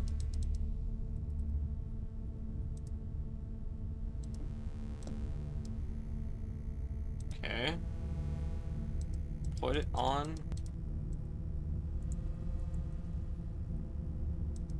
Put on. It's not one of those antimatter bomb activated doors. No, not that. Just put it on. Can I...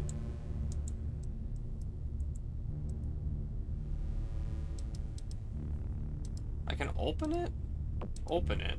You unscrew one end of the cylinder. A tiny display panel and some controls become visible.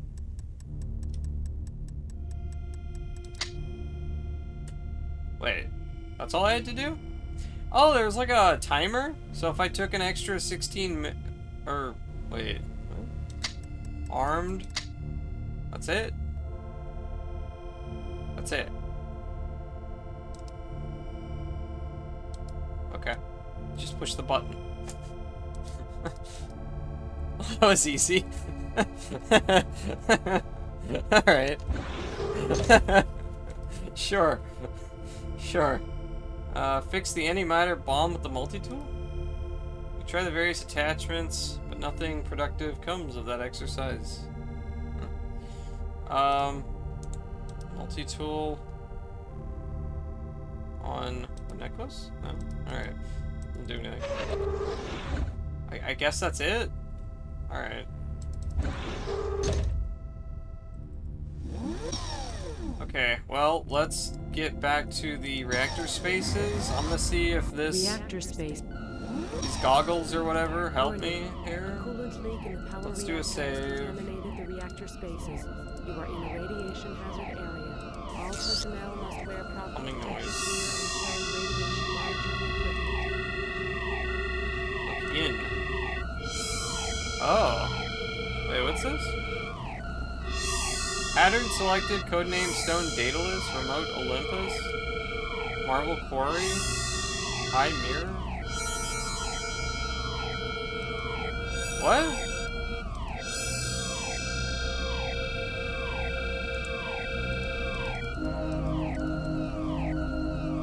What the hell? What is that?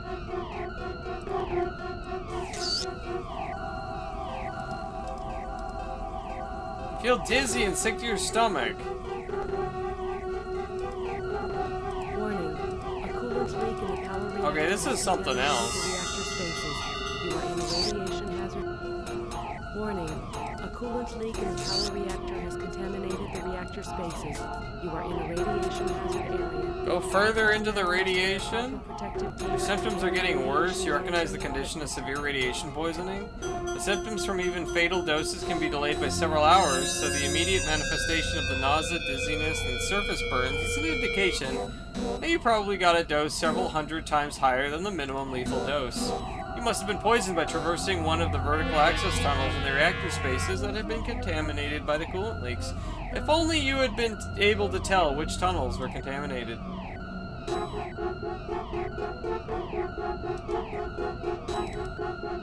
Warning. A coolant leak in the power reactor has contaminated I the have reactor no spaces. idea. You are in a radiation hazard area.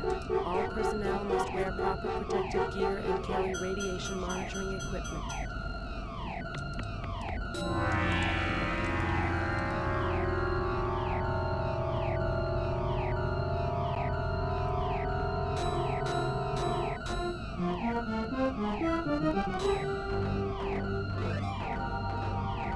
The A is a different color now. That's because I'm on a different floor, I think. Because you go down there and you go down here.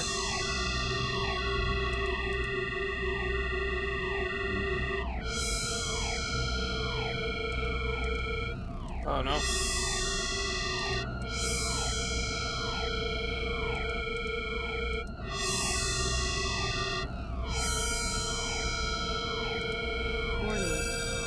Move, move, move. Move, move. Move, move, move. Move, move, move, move, move. Move, move, move, move, move. Move, move, move, move. You are in a radiation hazard area. All personnel must wear proper protective gear and carry. Move. A annihilate. What's up? How are you doing? Go to deck 5, I guess? I don't think I've been there yet. Deck 5. Do we have any way to...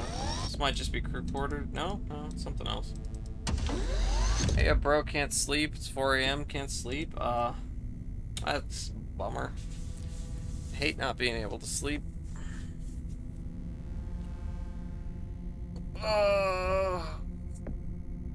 Science lab is the working environment for the ship's designated science officer. Oddly enough, this area has a kind of a retro look to it, the result of the Navy's benign neglect over time. The science lab is the only area on the ship that hasn't been upgraded or overhauled since the Lexington was commissioned. Diablo 24-hour stream and count me in. Oh gosh. I did like a, just yesterday, I did the, it was like 12 hours of World of Warcraft Turtle WoW vanilla.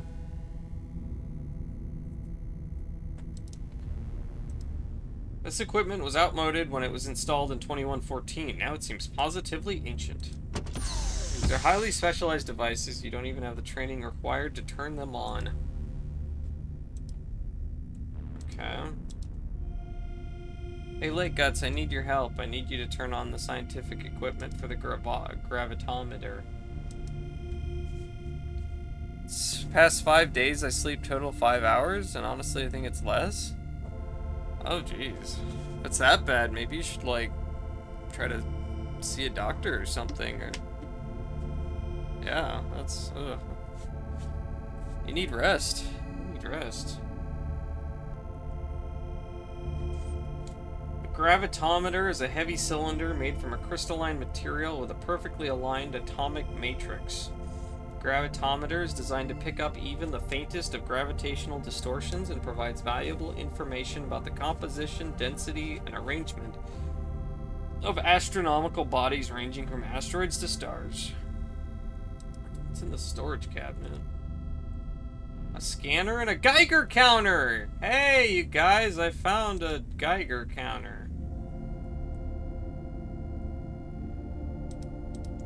Scanner. Narang explained the function of this device during one of the slow days on the ship out. The micro scanner is essentially a field microscope. If activated while being held near an object, the microscanner uses reflection from an emitted beam to construct a highly magnified false color image of the surface of the object being scanned. It's hot for me. I love degrees outside. 49F. Okay. No, it's not. It's quite cool, but it's not freezing. Geiger counter used to measure alpha, beta, and gamma radiation. When activated, the counter will give visual and audio feedback about ambient radiation levels. Well, there we go, you guys. That's what I wanted. A Geiger counter. We didn't see the snow in the past 5 years? Oh, man. Oh, it's MedLab. We had snow here just about a week ago. It's gone now, but it's been really foggy. A lot of fog. The Med Lab is a complete state-of-the-art hospital in 2 rooms designed to handle a few patients at a time. The Med Lab has plenty of capacity for a 20-person crew. Combat injuries are actually very rare. The losers in a space battle are usually vaporized. The Autodoc is the centerpiece of the Med Lab. Consists of a spherical robotic treatment unit and a sophisticated non-invasive scanning system. With these 2 components in the computer's vast database, the Autodoc can detect, diagnose, and deal with any injury or illness that can be treated by 22nd century medical science. The Autodoc is usually controlled by a handheld remote unit that the medical officer can use as he monitors treatment while standing near the patient. Okay. Medical officer sits here during diagnosis and evaluation. He will actually stand near the Autodoc during treatment, as much for patient morale as for direct observation. The handheld remote control he uses for actual treatment is nowhere to be seen. You notice that a note is taped to the console. A note in Hideki's handwriting is taped to the console. It is dated yesterday. Captain Dana wanted the Autodoc reprogrammed with what he called a panic button. I fixed it so that if you key in the code 911 on the Autodoc remote control, the treatment unit will automatically stun anybody or anything within 3 meters of the Autodoc. Does this have something to do with our mission? Sounds like you're going to be working with an ET specimen. What gives? The note begins ripping as you pull it away from the console. Perhaps it would be better to have the note intact and in place rather than illegible and in your inventory. Okay.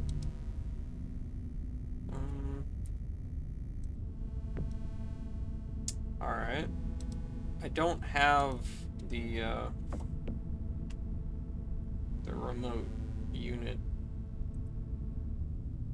I have a scanner. The scanner displays thoroughly unremarkable image of a material texture that is exactly what you might expect from the Autodoc. Okay. Alright, well I have a Geiger counter now, so that's what I needed. Oh god, what happened here? Wreckage. There's a massive twisted wreckage obstructing the corridor in front of you. A violent release of energy has ripped apart the deck and the overhead, bending a Arica alloy like spaghetti and snapping structural elements in the corridor like twigs. You contemplate the debris for a moment, asking yourself how the inside of a ship could get this mangled without a massive hull integrity failure. Jeez.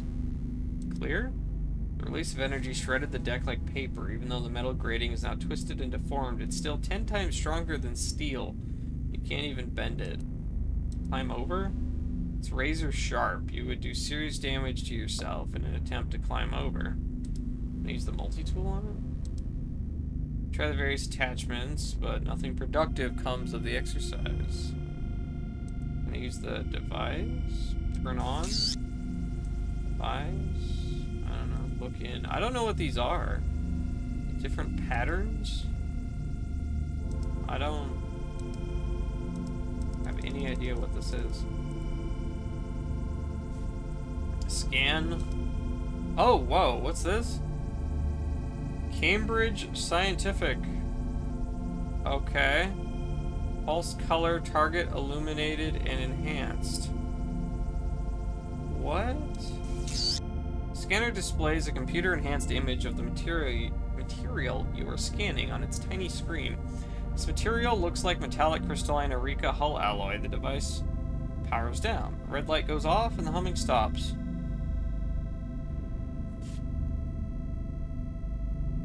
Okay. You winning, son?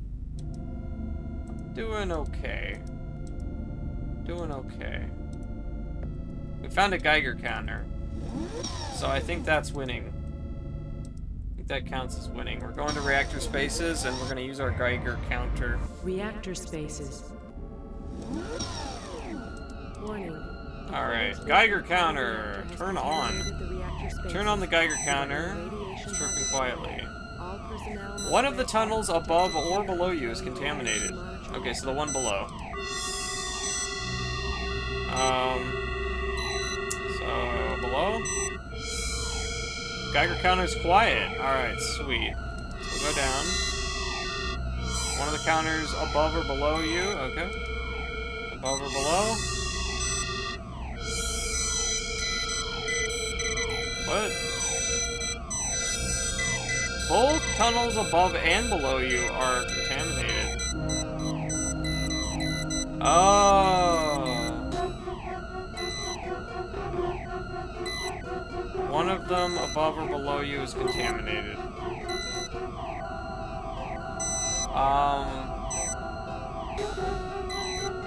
Warning. A coolant leak in the power reactor has contaminated the Synthesizer reactor slaps. spaces. You are in a radiation hazard area. All That's pretty cool. personnel must wear proper protective gear and carry radiation monitoring equipment.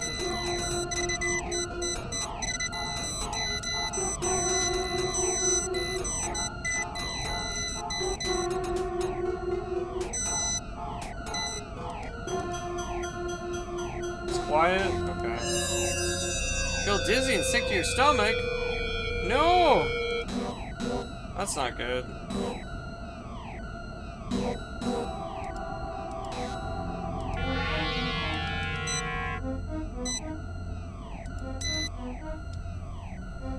Oh my god.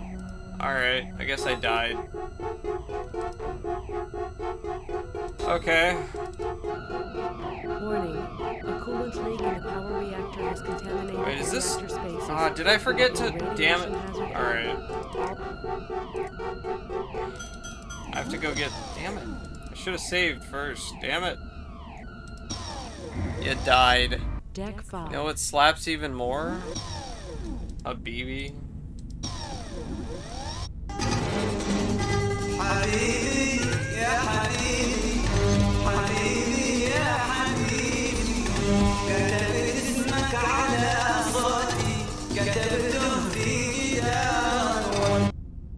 Double Habibi, that's right, Habibi.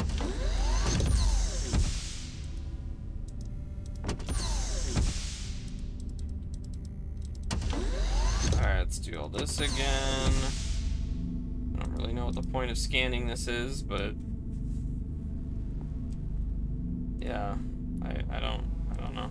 There you go. Oh, no, back. Did that again.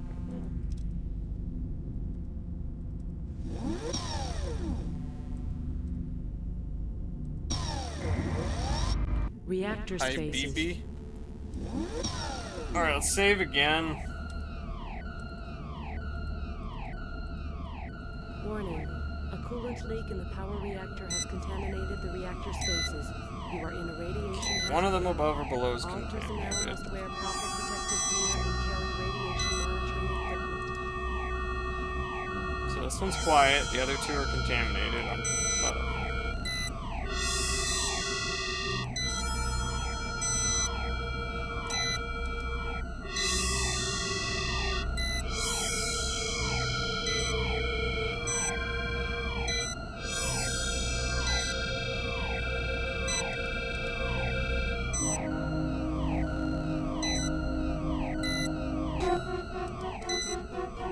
Okay, wait, hold on, let's restore.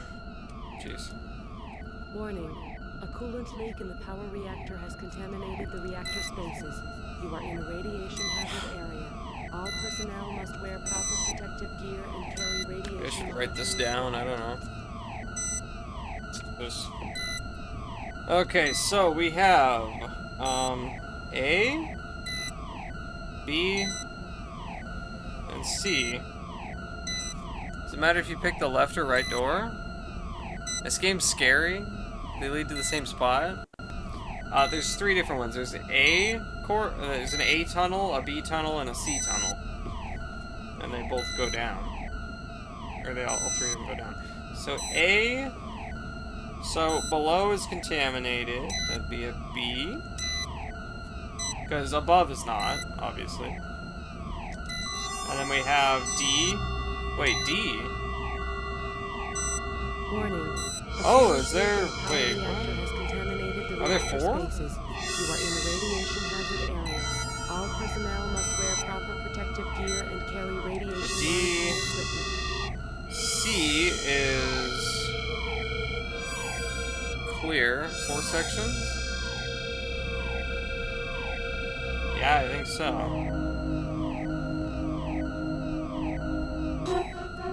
Okay, it looks like A and B are contaminated. A and D, B and C are clear.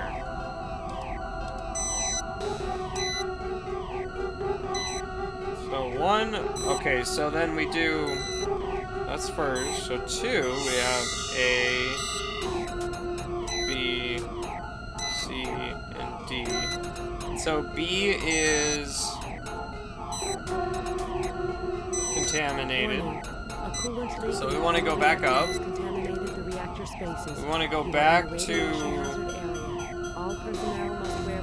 want to go back to C. And go down. Right? Hit B, B. And the right door goes back to A, yeah? Yeah, I think so. Chirping, one of the tunnels above or below you is contaminated on C. So that's contaminated. But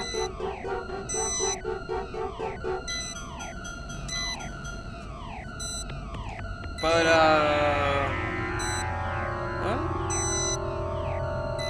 If I'm confused. Warning.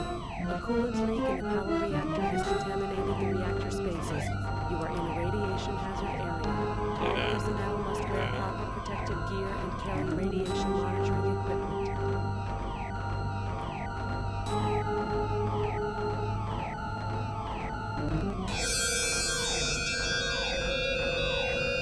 Wait, I think I might have wrote these down wrong then. Yeah, I think I did. Okay. So what I need to... Oh my gosh. Okay, so B... So we have... Alright. B, A, D, and C. Like that. Yeah, okay, I did the order wrong there, so... So we have B... Warning. A coolant leak in the power reactor has contaminated the reactor spaces. You are in a radiation so that's hazard clear. area. All personnel must wear proper protective gear and carry radiation monitoring That's equipment. no. Let's do O and X. So we have A. Okay. So C is clear. A should be bad, right? Yeah. Okay, so we have C and B are easy to get, are clear to go down. So we go down C.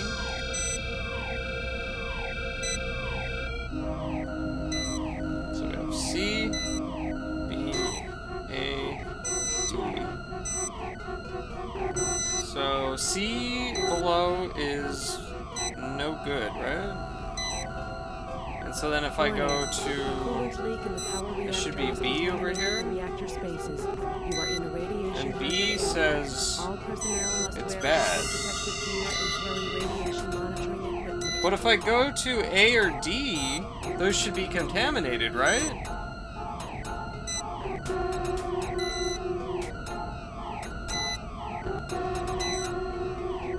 Above or below you are contaminated.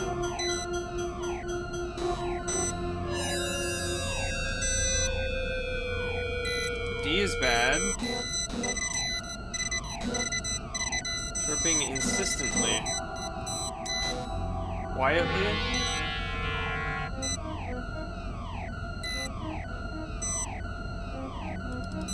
Go down to A. It's quiet. Both of the tunnels are clean. Warning. A coolant leak in the power reactor has I have no contaminated the idea. reactor Is the spaces. Geiger You are counter... in a radiation hazard area. All personnel must wear proper protective gear and carry radiation monitoring equipment.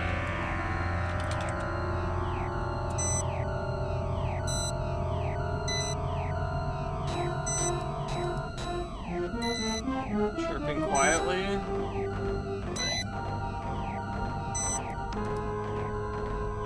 Okay, I guess I made it through? Sure. I don't know. Whatever. It didn't tell me I was dying, right? Or did it?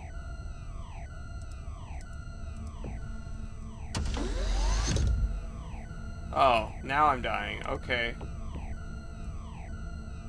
Okay. Warning. A coolant leak in the power reactor has contaminated the reactor spaces. You are in a clean? radiation hazard area.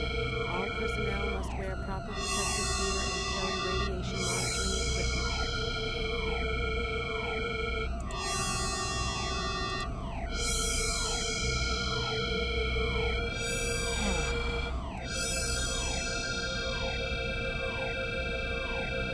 The access tunnel through this portal leads to a dead end. It's the lowest. Just through the tunnel in A.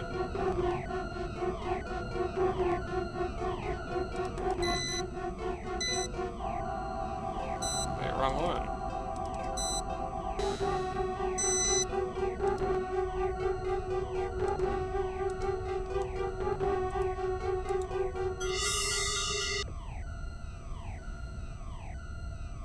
What? Computer? The main computer is down. Access. Okay.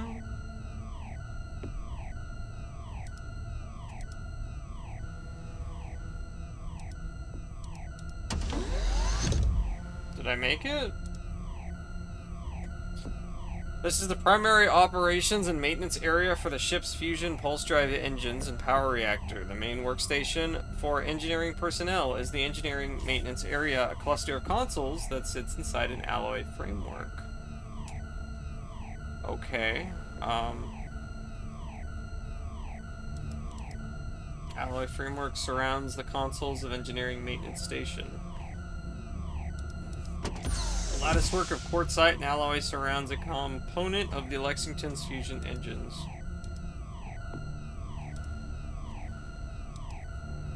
Pipes run along the walls and overhead. They might carry reactor coolant, or maybe they carry liquids for the life support system, or perhaps they are simply housings for data and power cables. It's difficult to determine from this far away. If you want, I can tell you about the radiation area if you'd like, now that you're through it. Alright, sure.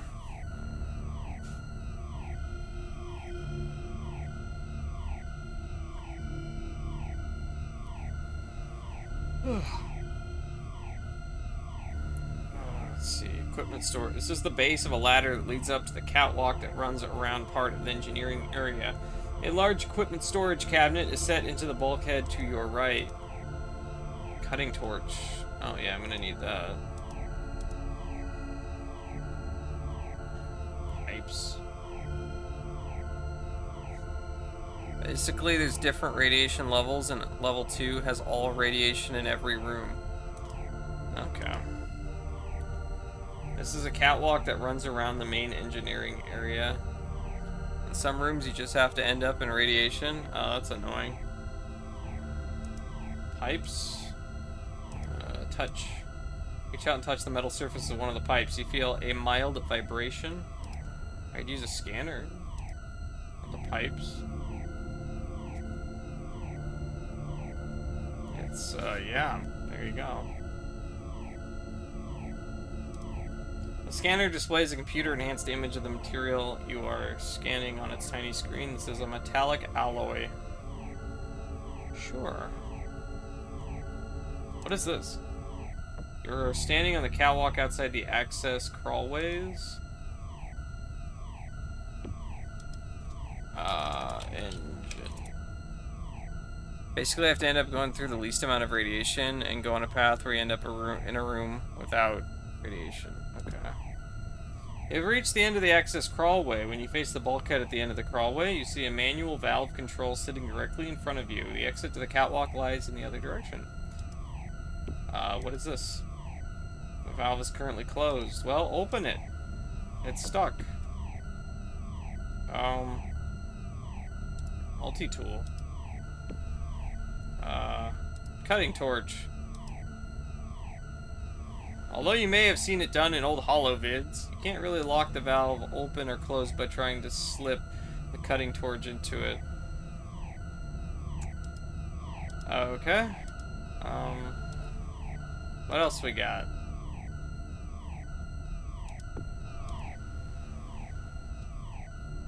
Yeah, I don't know what I'm looking at here. I don't know what I'm looking for. 2? Does that work? Oh, that one works.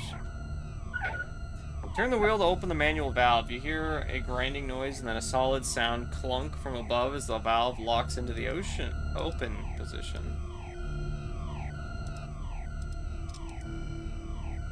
Okay.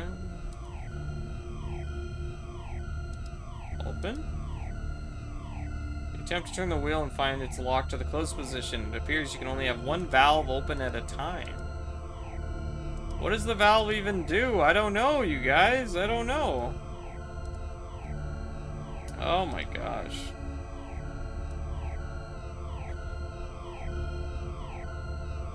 Okay. What are we doing here? Find the proper controls. Bring up the touchscreen schematic for the reactor coolant system. The primary coolant tank is damaged. All of the coolant liquid has leaked out of the system. This means you need to route coolant liquid from one of the auxiliary coolant tanks through the reactor in order to cool it down. The reactor coolant system computer interface will allow you to scroll and manipulate a map showing the reactor and the RCS tanks, pipes, and valves.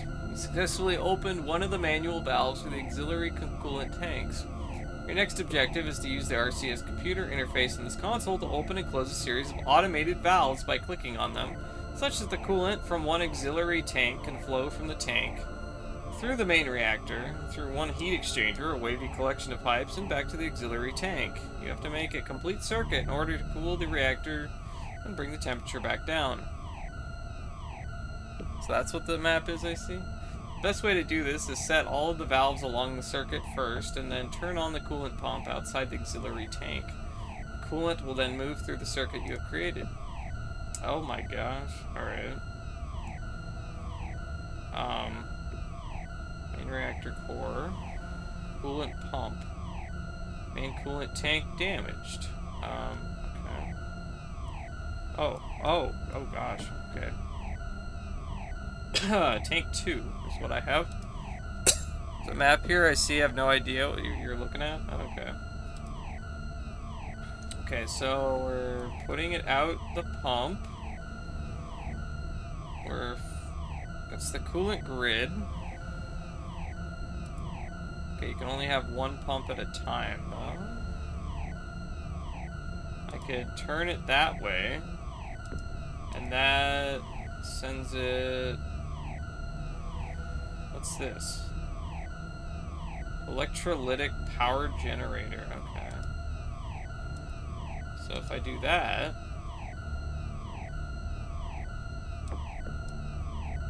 Okay. So I'm not looking for that, right? Like could do that.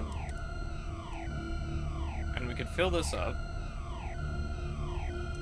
And then I could send that up this way. Or we could just do that, I guess. Okay, that works.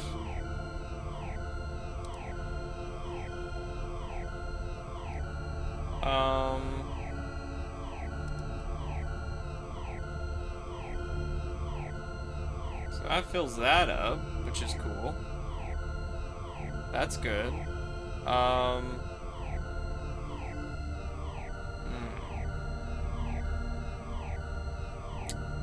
Okay, yeah, this is kind of complicated, eh?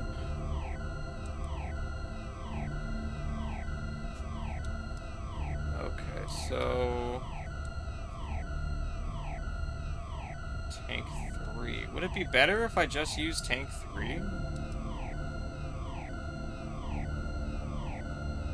So that, I could send this up here.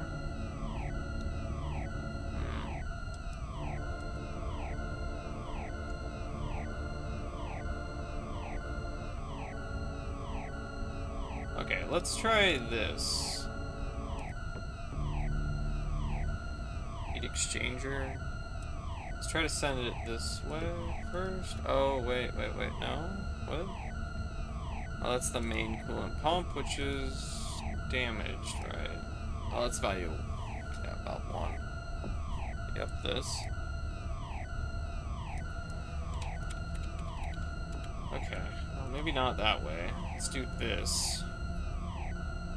Well, that goes to the main reactor core, which I think is the most important thing, right? And we can send it to the ion control pool. And from there, we can probably do that. Yeah. Yeah, I think that's what I want. Probably. Okay, so main reactor core. Like this. Or do I want... You know, actually, I think I want to do this, right? Fill this up. And then... send this over here and put that there. Like that, yeah? So that way...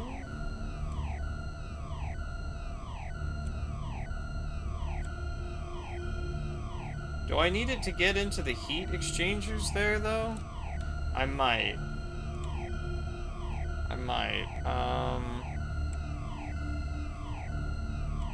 Which in that case...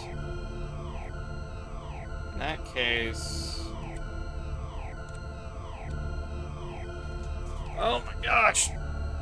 Okay.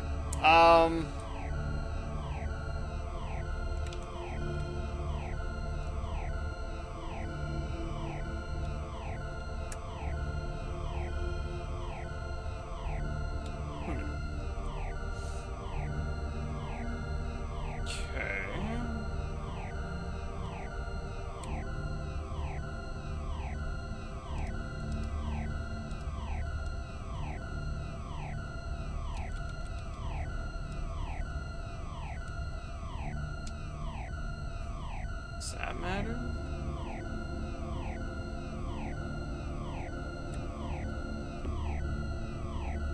Oh boy.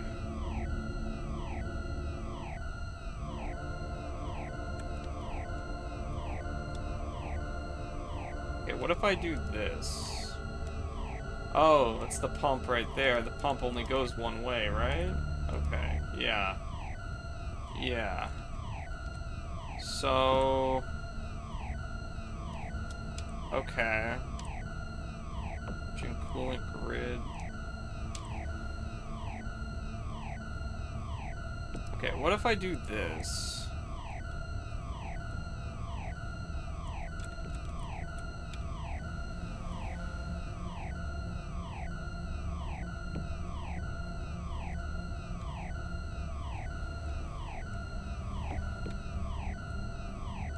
If I do the, wait.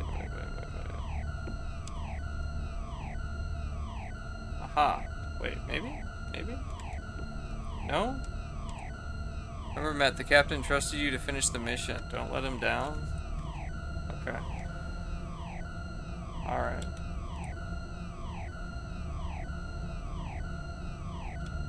Okay, what if I do this? I got that there.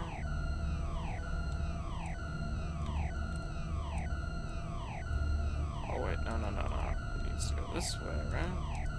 Do I need it to go through these things?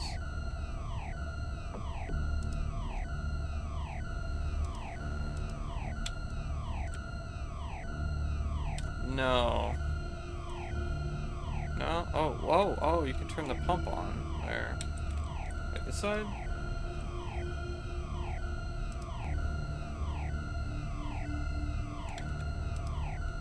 Oh, okay. I can turn the pump on here. And then that goes in here. That goes in there. Oh, okay. Well, there's an idea, I guess. Does that work? Does that work? Maybe.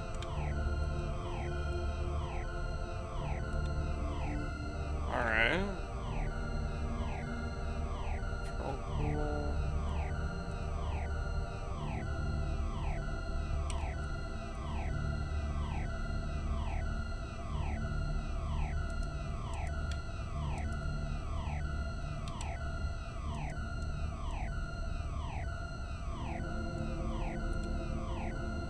Is the game going? I'm trying to do this puzzle. It's very...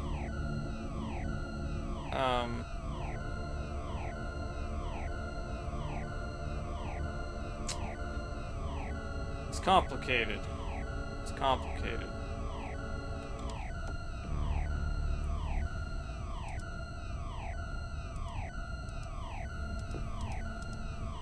Oh, what? That wasn't it. Okay.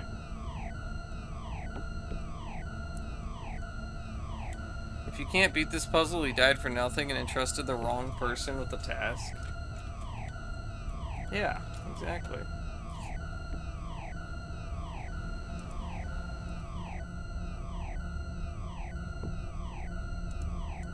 Okay. I'm gonna try,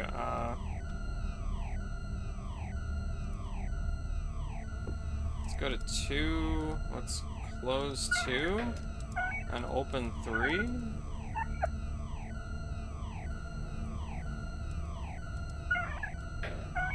I guess I'll try 3 then. I don't know. Let's see.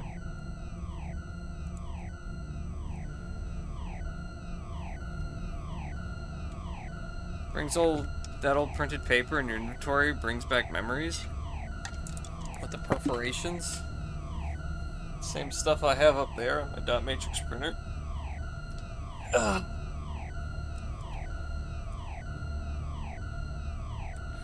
Alright, so we have this.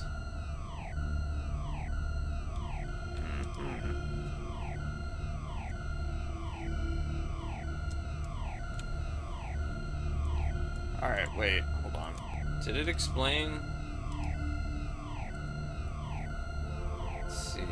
You need to route coolant from one of the coolant tanks through the reactor in order to cool it down. The reactor coolant computer interface.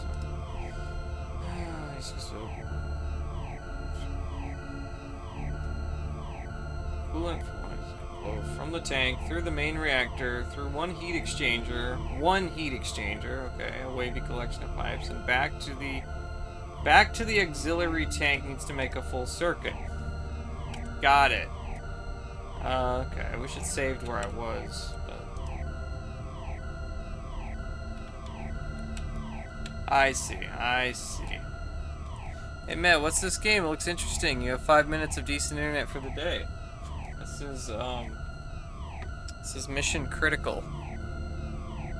It came out in 1995. And it's got Michael Dorn. He's the captain. We got Michael Dorn and Patricia Charbonneau.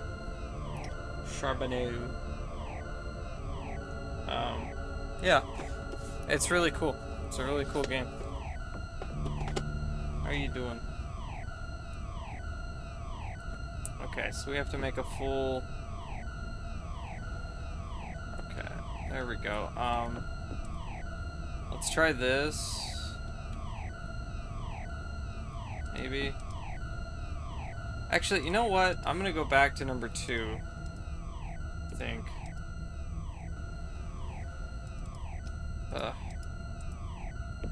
Close the valve.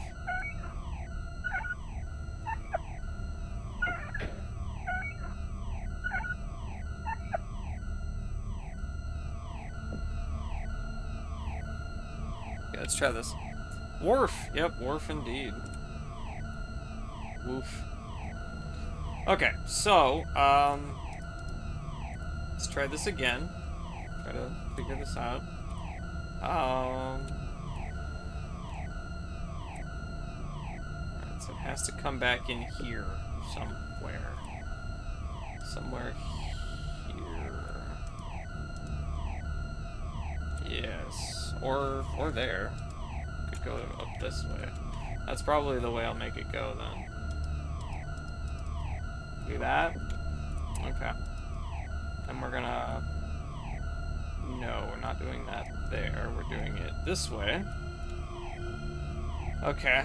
And then... I think I was... How did I do it? This way? Like this. And then... This way. Turn the pump on. Down here. Oh, no, that's not right. That's not right at all. We're gonna try this then. Up here. That goes through that way. Ooh, okay. That comes down this way. That comes through this way. No, that's not what I want either. What I can do maybe here is... No, this has to come down this way. Into there. Okay. And that has to be back into there. Alright. Alright, we have to get it to the power generator here, so if I put it up and then do this way... That's like a dead end, right? Curry was also in Frankenstein Through the Eyes of the Monster. I have a sealed copy of that game. I don't have a opened one though, unfortunately. I miss games that had actual actors. Yeah, me too. I don't know why they don't do that anymore. It's cool. It's a great idea. Red Alert 3 had Tim Curry. Yeah.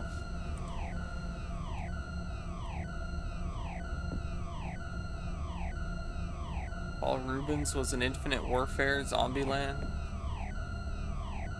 Christopher Walken was in Ripper, which I really want to get a copy of. I don't have Ripper. And then Toonstruck had Christopher Lloyd.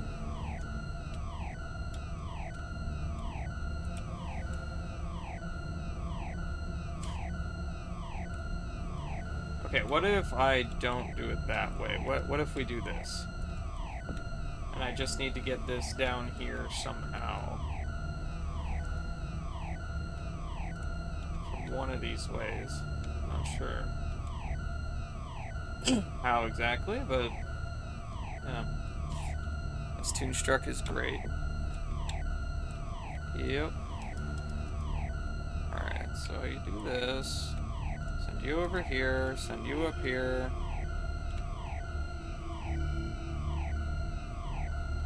We can do that. And then that. Okay, there we have a closed circuit, but we need to get these on it somehow. Okay.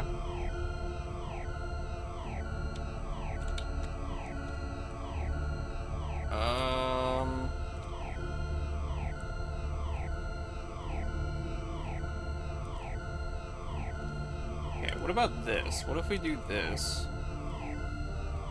This... Ooh. That's a little awkward, isn't it?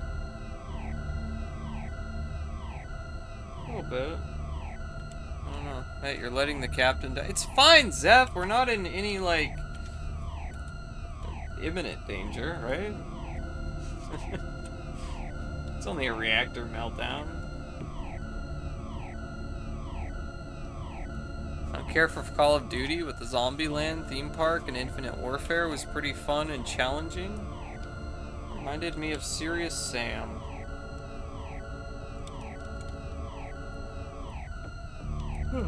Serious Sam's pretty cool. Very cool.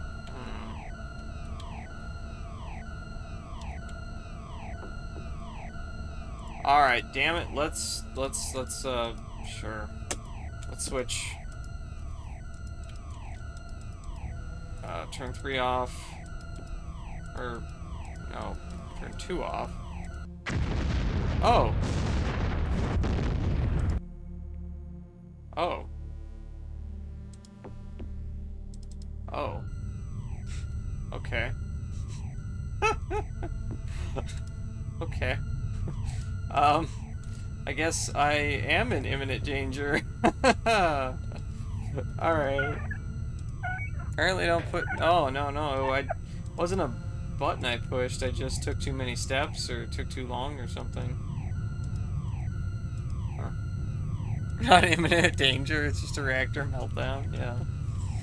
Okay, so we have 3. Let's try 3 here. We need to make a closed circuit thingy.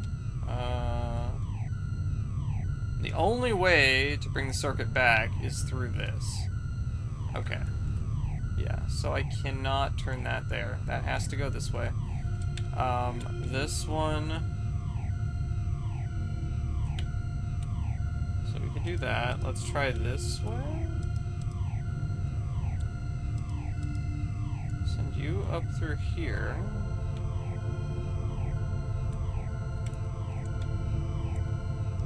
Ship blows up, yeah.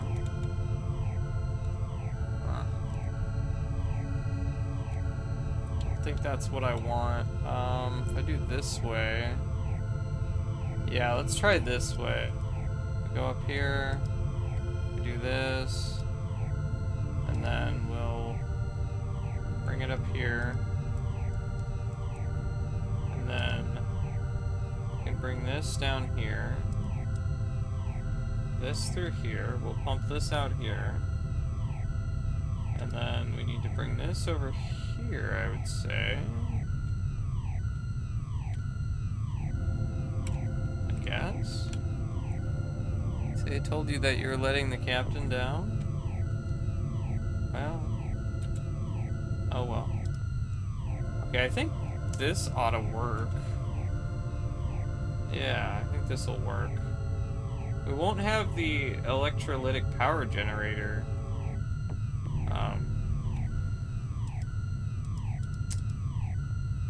done, but we will have a closed circuit with the reactor core, and it's going through, I think, most of the things that it needs, right? Yeah, hey! Hey! What do you know? I think I did it. Alright. Look at that. I did it. All of the indicators are moving back toward the green. The reactor core temperature has returned to subcritical levels and is now well within normal parameters. You have subverted a core meltdown and saved the ship. No more alarm, yeah.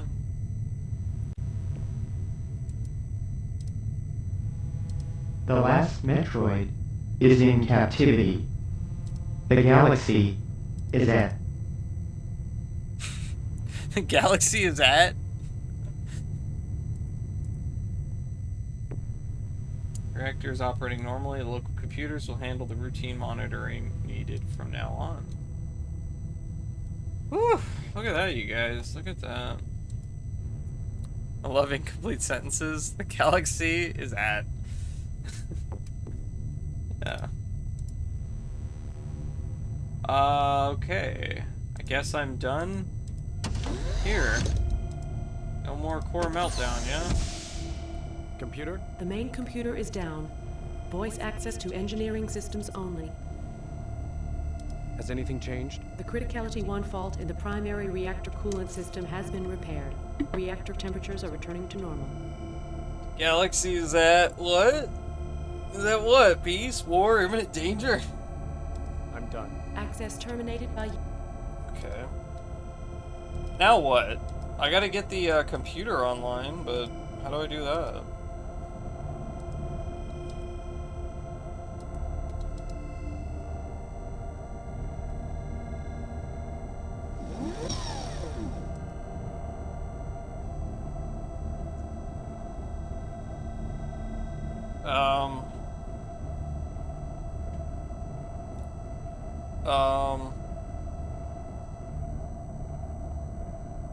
What now?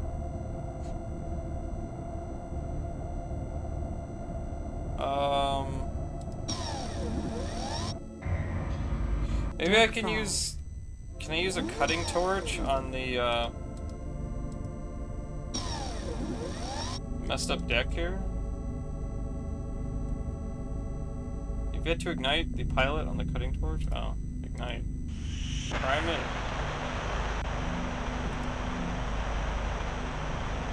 Near the wreckage. You crank up the cutting torch and attack the forest of mangled deck grating. After several minutes of very hard work, you manage to clear a narrow path through the wreckage. Oh, put out. Okay, I can make it through now. Whoa. What's in here? I've put the combo on this door because I was afraid one of you might come in and mess with the main computer. Please see me if you think you need to get in here. できるものならやってみろ.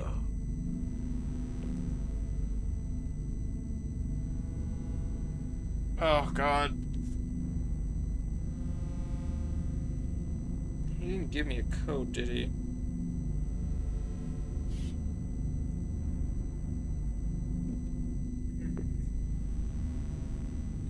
I think that's right. 911. Access denied. Okay.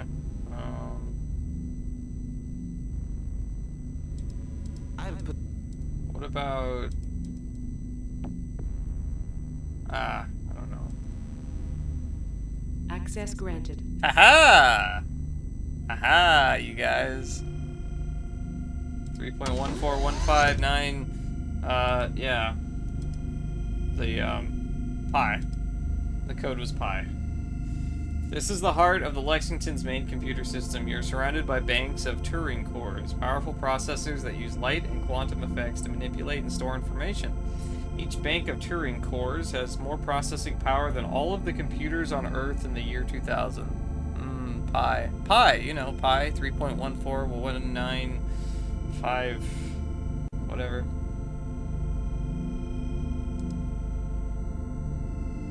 But why did you think of that? Because of his source code. See? Look at the source code. He used the source code, I put it into his computer, I programmed it, and it spit out pi. And so I thought, hey, this guy likes pi. So, there you go, I was right. I was right. Clever.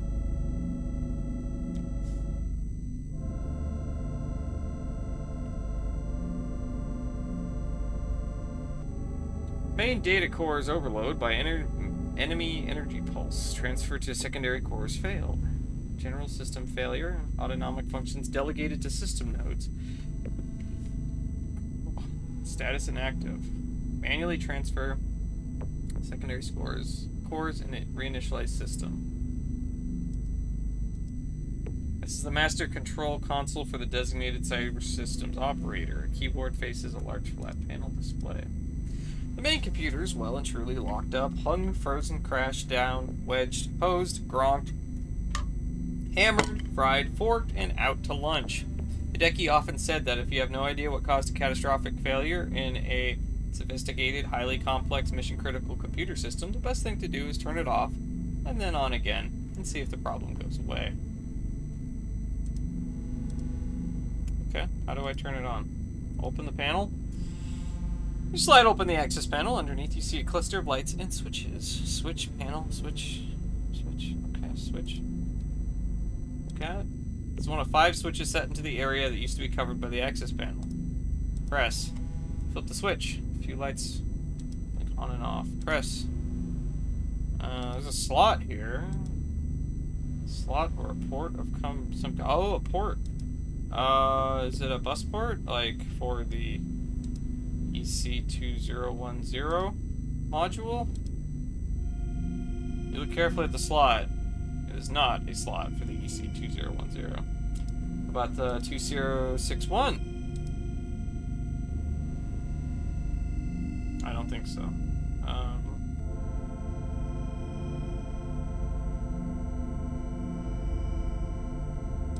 PC 1911. Oh, wait a minute. I need to pull the thing out of the karaoke machine, don't I? So let's go do that. Deck 3, I believe. Deck 3. Deck 3. Alright, where's that karaoke machine? Right here. VR system CPU. A sophisticated computer system in its own right contained in a small box. The VR system CPU is built around one of the more powerful optoelectronic control modules that are standard for most of the ship's electronic subsystems. Remove. Oh god, you get a nasty shock when you touch the system. Can I turn it off? Can I... what? How do I...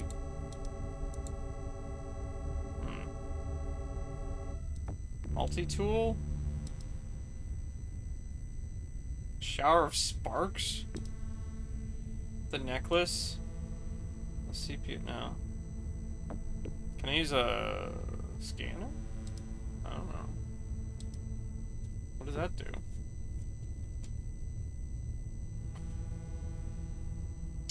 It's interesting looking, okay. Displays a computer-enhanced image of the material you're scanning on its tiny screen. This material is made up of a mixture of organic molecules, definitely some sort of plastic. If it isn't Lord Met, hey Timmy. What's up, Timmy? How you doing? Turn on. Can I... no? حبيبي يا حبيبي حبيبي يا حبيبي كتبت اسمك على صوتي كتبته في جدار. Yes. Ignite the cutting torch. Let's go. Let's see. Cut. The cutting torch is not the answer to every problem. Quite a few problems. Not every problem. Welcome to the... No. We already watched this. Oh, God. Well, the first proposal. The second Hey, proposal. Dev Guy, Habibi, hey, Timmy. What kind of game is this? It's a point-and-click adventure sort of game. The first... Alright. How the hell do I... Alright. Melt the VR system! Jeez, were the 2 hollow VRs that bad? That's funny. How the hell do I turn this thing off? Surround sound... Panels along the ceiling. Power and data cables?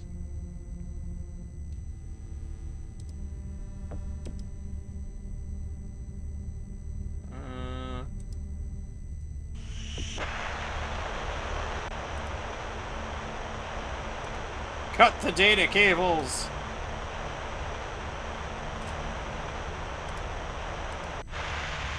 Okay, fine. How do I remove the CPU from the karaoke machine, you guys? Let's see, let's read. The Karaoke-tron was busted during the fight. I took out the last EC2001 so we could watch the Patriot holovid libido on the final leg of the trip out. Does it say Patriot? Probably. I don't know. Mark. Well, that's the CPU right there. I'm trying to figure out how to remove the damn thing. Let's see, the holograms surround sound generated here and projected through the panels along the ceiling. Okay. Seat, sit. A long wait for any service.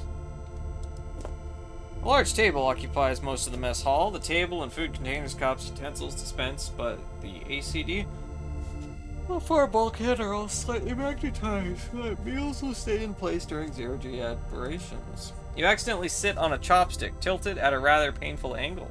It convinces you to jump off the table, yelping in pain. Well, dang.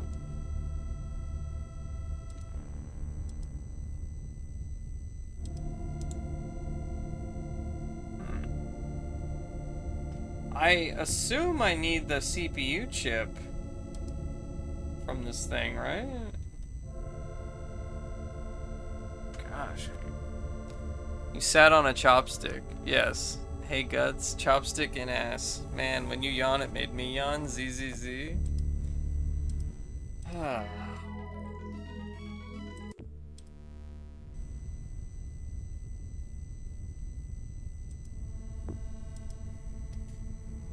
Alright.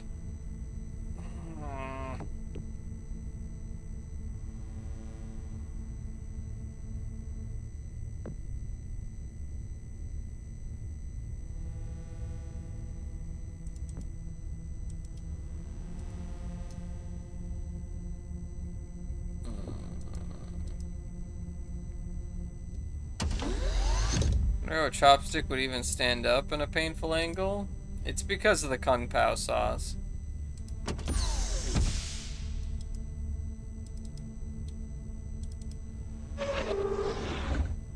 Whose room was this? Oh, yeah, okay. Local mode.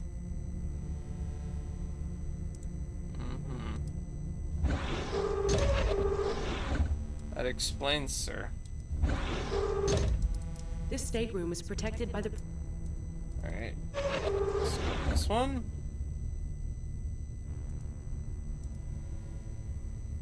Okay. Computer? The main Has any... No change in status. I'm done.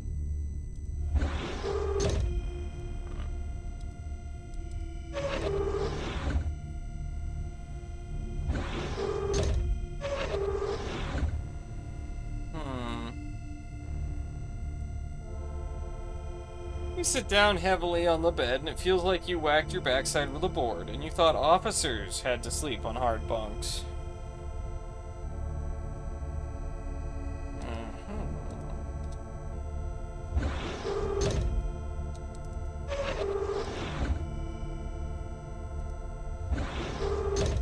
This stateroom...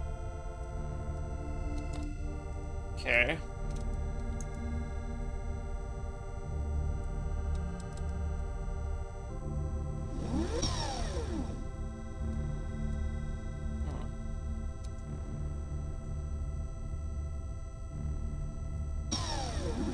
I don't know, you guys.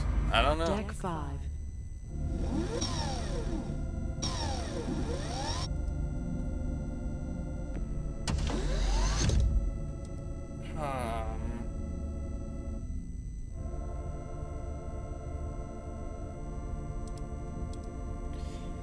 You plop down in the chair, swivel around until you become dizzy, and then fall out again. You really should be concentrating on your tasks instead of playing about.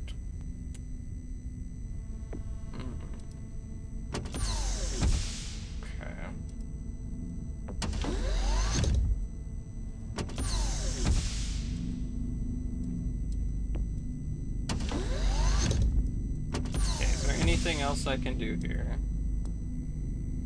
Computer's frozen. No. Post it. What does that say? This button is for a system-wide cold boot. Serious. Don't touch without the CO's permission. Oh. Press. You press the last switch in the row of 5. This is indeed the system reset switch and causes the main computer system to cold boot. The system reinitializes, automatically switching to its secondary cores when its primary cores don't respond. The only evidence you see of what must be furious activity is a slight change in the glow of the Turing cores. When the system's finally back online, the screen in front of you fades to black. After a few seconds, Tran's familiar face fills the screen and her final log entry begins to play! Hey, look at that. We figured it out. Congratulations. You got the central computer system back online. Now you must figure out a way to get the communication systems back in working order. The tachyon beam transmitter is a large parabolic dish on the outside of the hull. The control systems for that dish have been rendered inoperative. You must figure out how to get the targeting and control mechanism for the dish working again. Once the system is up, override the looping distress call by entering the following code. MELISSA, Melissa. Then ask the central computer to run the IPS program and use it to align the dish on the tachyon relay beacon sitting near the jump point in this star system. You will have to establish a relay connection through a web of jump points to reach any bases or ships. You will need to talk to the Alliance base on Erebus. They will explain the Lexington's mission and can help you finish that mission in real time. I've done everything I can. Good luck. Tran out. Alright, we figured it out. Yes? Are you now tied into all the nodes across the ship? Are you now tied into all the nodes across the ship? Yes, I have access to all of the ship's systems. Give me access to subsystems, please. What systems? Communications. What do you wish to know? General system status report, please. The tachyon communication system is inoperative due to a failure in one of the external subsystems. All other communication systems are operating within acceptable parameters. What is wrong with the TCS? 2 optoelectronic modules in the system bus of the TCS transceiver targeting and control mechanism were fused by an enemy energy pulse.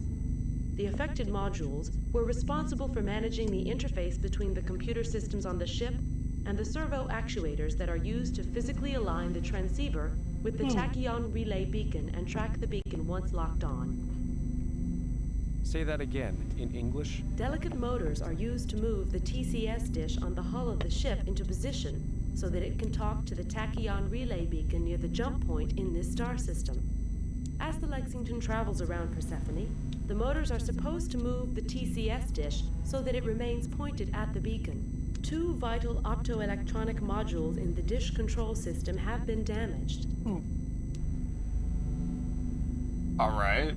The TCS dish is frozen in a useless position as a result. These modules need to be replaced in order for the communication system to work. Aren't there backup systems? There is no online backup system for the TCS dish. There are spares for all TCS subsystems in storage. Repairs are possible even in the case of a direct hit on the TCS dish. Which modules are damaged? The standard module ID codes for the inoperative modules are EC2001 and EC2010.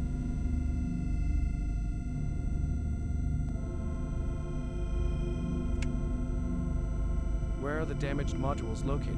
The system bus for the TCS dish is located behind an access panel on the base of the dish antenna structure. Where's the dish located? It is mounted on the outside of the habitat module of the Lexington. It is forward and to port from the Shuttle Bay airlock.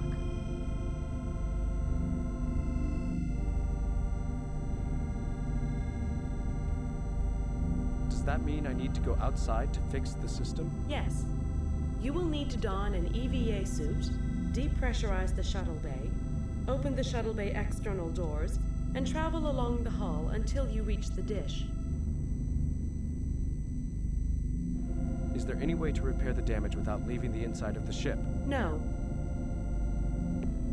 Where can I find replacement EC-2001 and EC-2010 modules. There should be spare EC-2001 and EC-2010 modules in the secure storage area on Deck 2.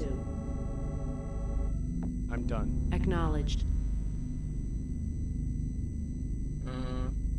I'd like to ask a question about the antimatter bomb. Ask away.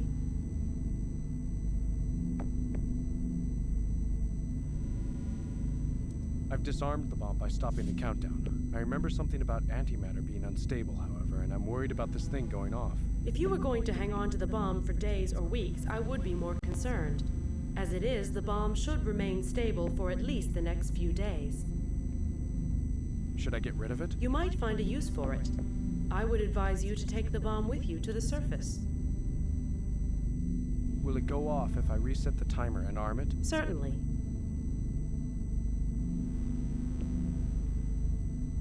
Okay. Alright, you guys. The computer's back online. Oh. Hey, we got new music. That's neat. Alright, I'm gonna do a save here.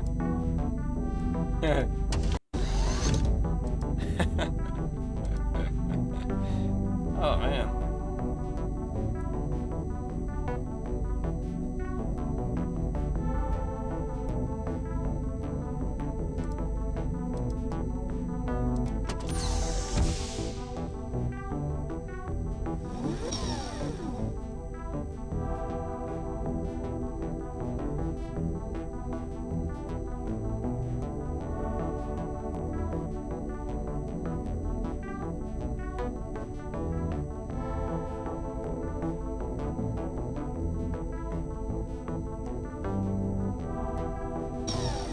That's a funky track, yeah. Deck 3.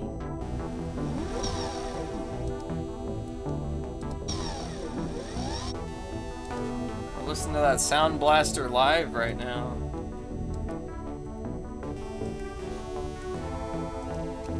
Wonder how it would sound on the Roland.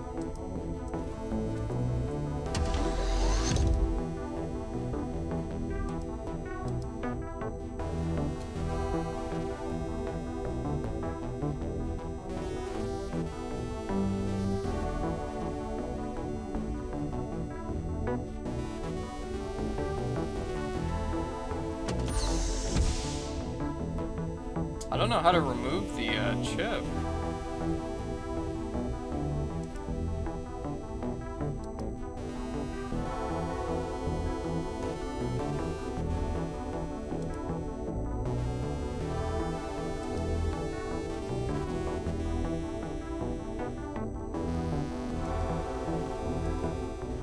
Welcome. Oh, no. The second Damn it. propulsions.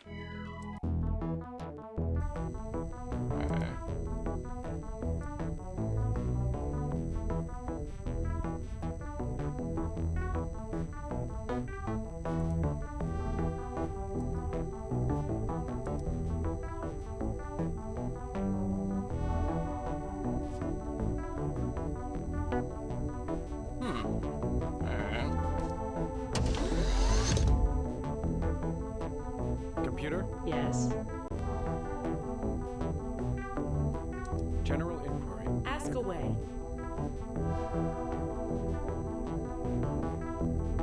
I'd like to talk about the battle for Persephone. Okay. Oh gosh. Got a lot of dialogue that opened up here. Was the Dharma completely destroyed? Yes. The enemy ship was reduced to a cloud of gas and metal fragments. It is likely that one of those microfragments caused the damage in the stateroom on Deck 2. Yeah. Yeah, it is the Karaoke-tron. What happened to the Dharma's drones? I suspect they were recalled to the Dharma after the Lexington surrender. They were on board the Dharma when Captain Dana detonated the warhead.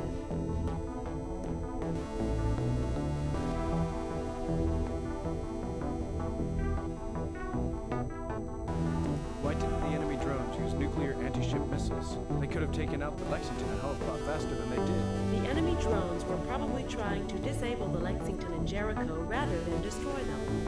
I suspect the UN wanted to put the Lexington out of action and then board the Jericho. They were probably very curious about the artifact and the mission. The artifact. How did the Dharma know where we were going? The most logical explanation is that there was a UN agent involved in the operation planning phase for this mission. There might also have been an agent on board the Lexington. It is not beyond the realm of possibility that there was an agent at a high level of Allied command, as well as an agent on board the ship. Did everyone in both crews go over in the shuttles as planned? Everyone but you. Were there any casualties during the battle itself? Only minor injuries. Why didn't Dana leave more people on the Lexington? It was a desperate gamble as it was. The Dharma's crew knew the extent of the damage to both Alliance ships. Garrick, the UN commander, was well aware that there hadn't been any breach of the inner hull on the Lexington. There wasn't a good reason for heavy casualties. Also, I'm reasonably certain that Dana was aware of the possibility that one of the Lexington staff officers was a spy. Dana was trying to maximize his chances of success by leaving just you aboard. Why me? He knew you weren't a UN agent. He also believed in your unconventional approach to problem solving. He made a high-level, special request for your assignment to the crew shortly before the Lexington was scheduled to depart. I'm sure there were other reasons that I'm not qualified to speculate about given my limited capabilities. Why do you think he suspected a spy? For the same reasons I do. Look at the facts. You don't seem very limited to me. You flatter me. The odds are very much against me. You're doing pretty well, Lieutenant. I'm done. Acknowledged. General inquiry. Ask away.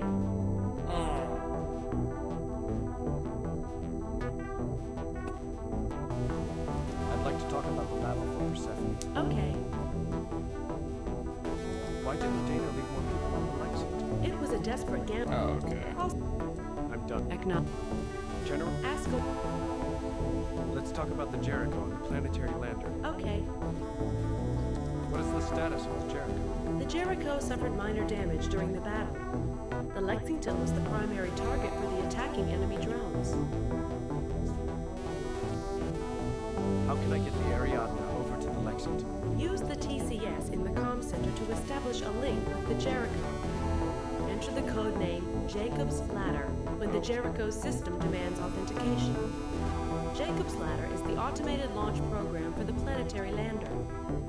The Jericho's systems will resume the launch preparations that were aborted when the UN drones attacked. The launch protocols can be carried out through remote operation, including the initialization of a computer-based autopilot on the lander that can be used to steer the lander over to the Lexington. Can I do anything else with the Jericho systems? What do you have in mind? Pulling both ships out of immediate danger so we can wait for reinforcements. You are choosing to abandon the mission? No. Okay. Ramming enemy capital ships. That would not be advisable. You would destroy the planetary lander and any hope of completing the mission. Never mind. Okay. Do I have to steer the lander from the Jericho to the Lexington myself? No. The onboard computer will take care of the piloting. All you need to do is specify a destination and a homing beacon frequency. A homing beacon frequency? What's that all about? The lander's autopilot will need either the Lexington's exact position or the frequency of the Lexington's homing beacon. If it knows the homing beacon frequency and the beacon is activated, then the lander can ride the beam from the beacon into the shuttle bay on Deck 6. Because giving the lander's computer a continual update of the Lexington's position is not feasible, I suggest you supply the autopilot with the Lexington's homing beacon frequency. Okay. Will I need to pilot the lander to the surface of the planet once I manage to get aboard? No. There is a descent profile for Persephone already loaded into the autopilot. Simply engage the autopilot once you are on board and select the Persephone Auto Land program. The lander will touch down as near to the artifact as it can. getting back? The lander has enough fuel to bring you back to the Lexington. Choose Ascent to Orbit from the autopilot program choices, and then ride the beam of the homing beacon back to the Lexington. How much does that lander carry in the way of supplies? It was designed for ferrying cargo and personnel to the surface. There is a great deal of payload capacity, but it is currently being used for scientific instrumentation and sensors. The initial descent was to be made by a team of scientists who were planning to stay only a few hours. There are minimal consumable supplies on board the lander. So I should plan on a limited stay on the surface. Yes, you may need to ferry back and forth.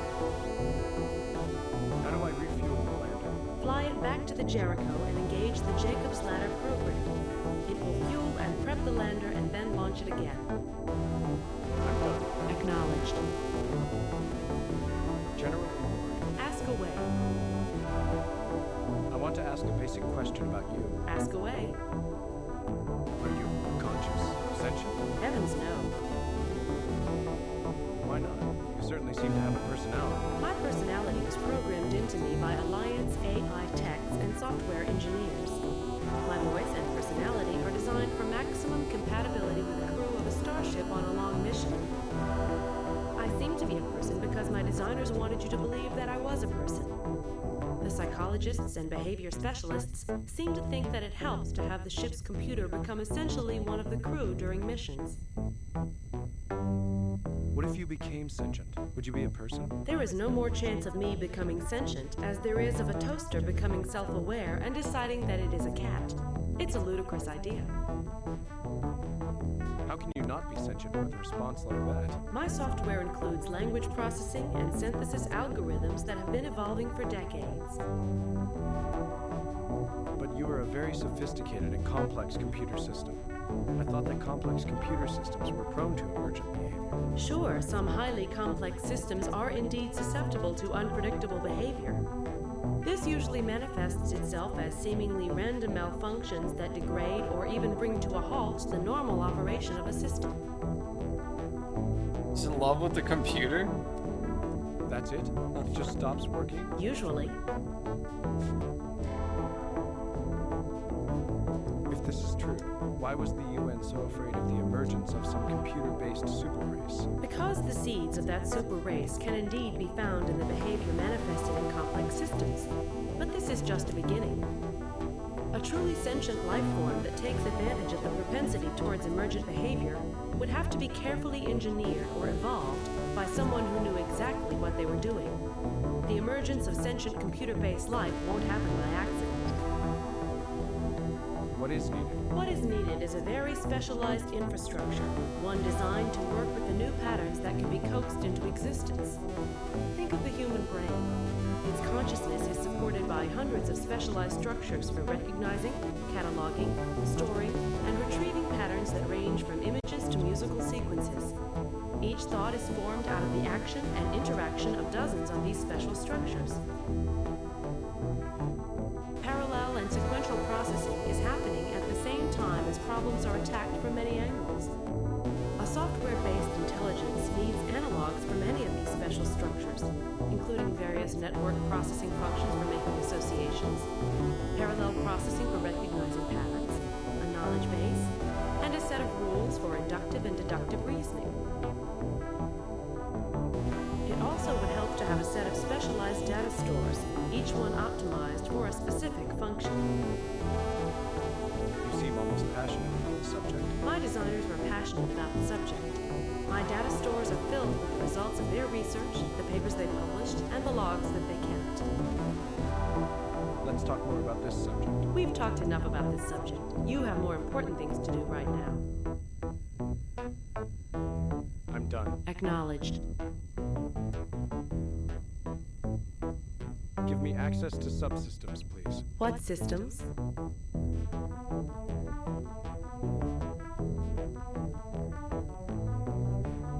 Engineering. What do you wish to know? Tell me about the radiation contamination leak in the reactor spaces. The reactor spaces are still contaminated and will remain so until a cleanup crew can board the Lexington and move through all the compartments in the reactor spaces. The elevator shaft has been flushed, and the engineering level is now available from the elevator control panel. Give me a general status report, please. Essential ship systems are operating within acceptable parameters. There are multiple Criticality 2 faults throughout the ship, but most of the affected systems either have backups or are non-essential systems. How is the power reactor doing? Core temperature has stabilized within acceptable parameters. The loss of coolant from the RCS qualifies as a Criticality 2 fault, but otherwise the reactor is now operating normally. I'm done. Acknowledged. Get some water real quick. Be right back. I thirst. I have a toaster that thinks it's a dog but not a cat, so the computers are wrong.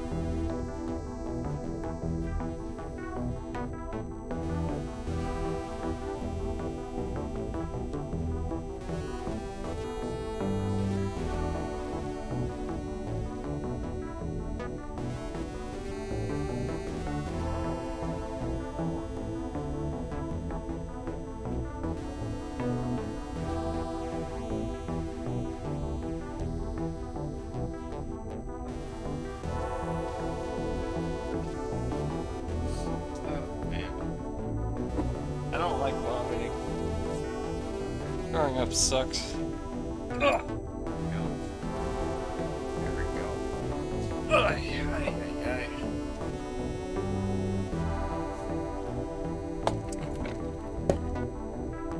Okay.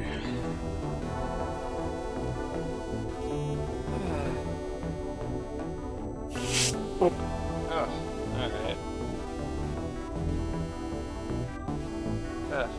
Okay. So, oh, whoops. What did I do? General? Ask. Done. I'm done. Acknowledge. Give me access. What's. Cyber systems. What do you wish to know? Give me a status report. I am operating using my secondary processor cores.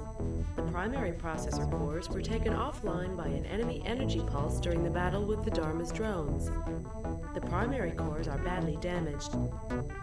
The main data stores were unaffected by the energy surge, and thus my function is unimpaired. There is no remaining backup system, however. I'm done. Acknowledged. I'm done. Access terminal. Alright, yeah, I need that EC 2001 CPU, which is right here. You get a nasty shock. Use the multi-tool.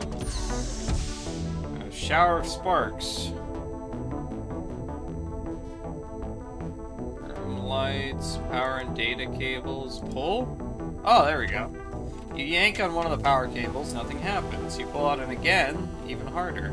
Something gives a pop near the main sphere of the VR system. The red beam connecting the CPU to the metal arm dies away. It appears you have disabled the VR system.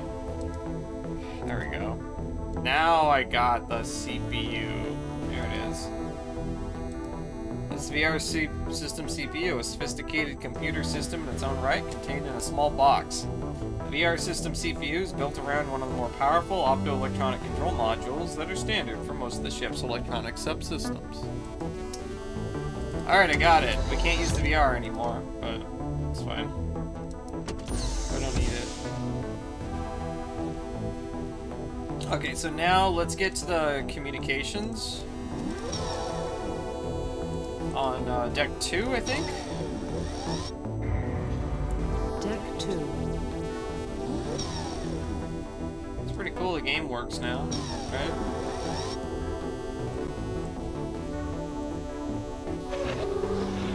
No, not there.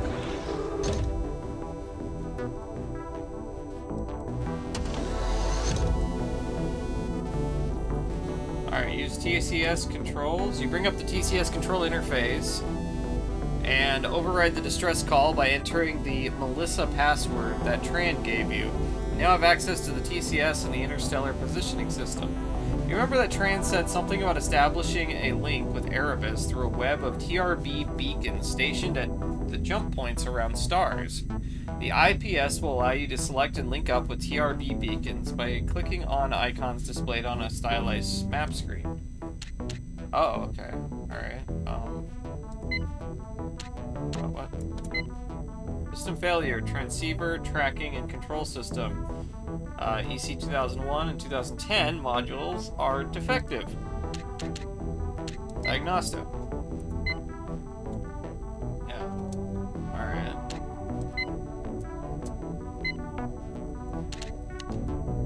Okay. So how do I fix those? How do I do this? I need to leave the ship, right? I guess? Right?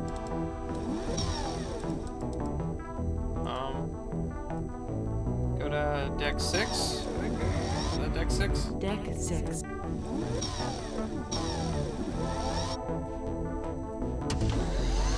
Storage, actually, yeah.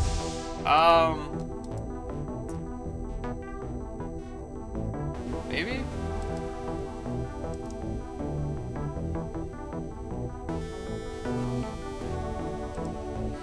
Where's the equipment? You try coaxing the computer to help you search through the thousands of containers. The computer quite properly informs you have better things to do. There's nothing here you need right now. Okay, never mind.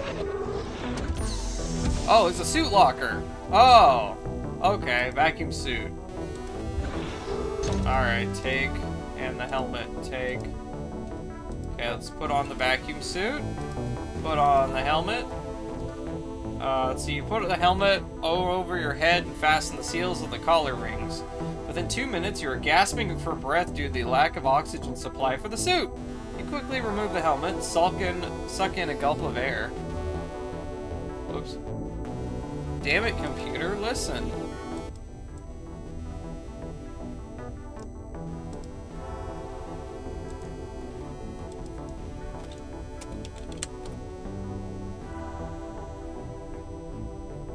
Taking the last suit from the lock. Okay, where's the oxygen then?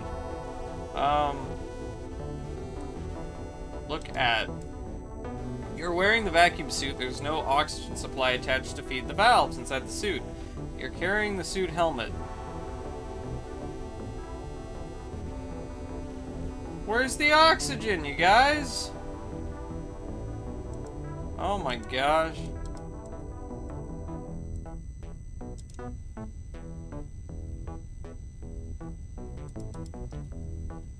Okay.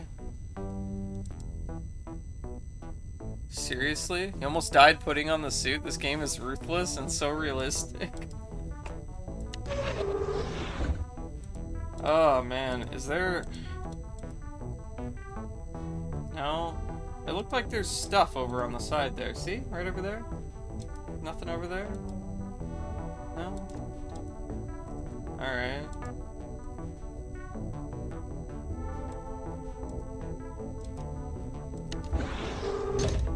Okay. Where do I find oxygen? Suit locker, open. Okay, there's no oxygen in there. That's the night shift cleaning supplies, not for you, Matt. I guess. Is there any oxygen in here?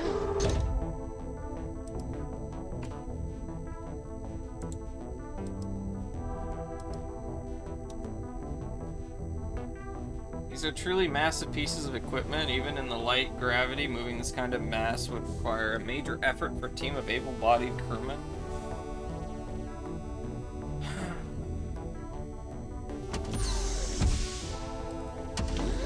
Dude's playing all the games I had no idea existed. Goated.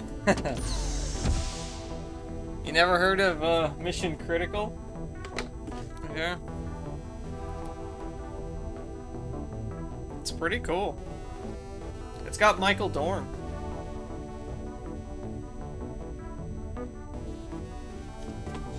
See? Worf, right there.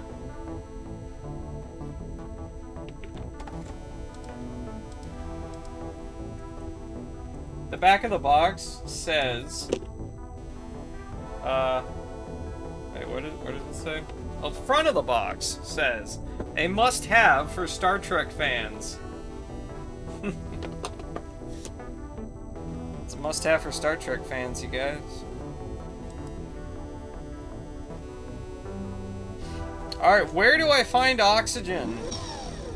I have no idea.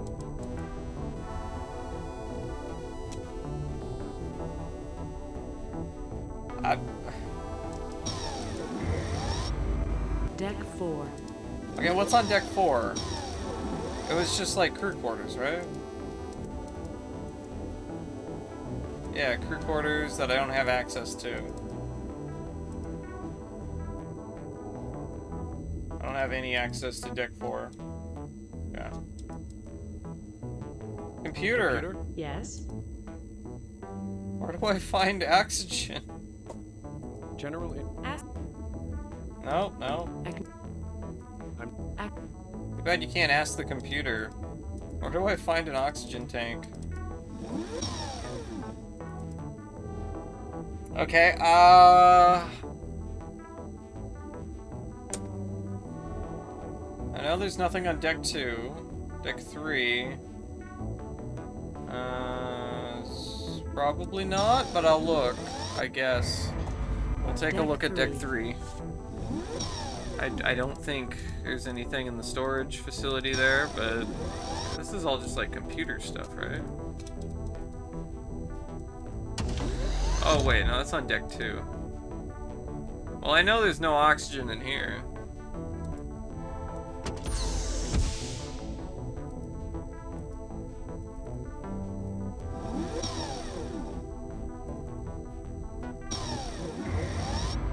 Deck 2.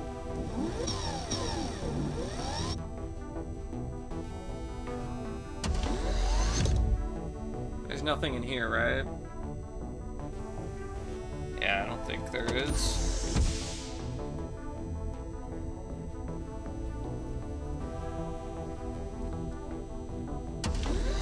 And in here? TTR 1881. Oh, what is that? Sealed tight. I've got a multi-tool now. Can I unseal it with the multi-tool? You try the various attachments, but it does nothing. Okay.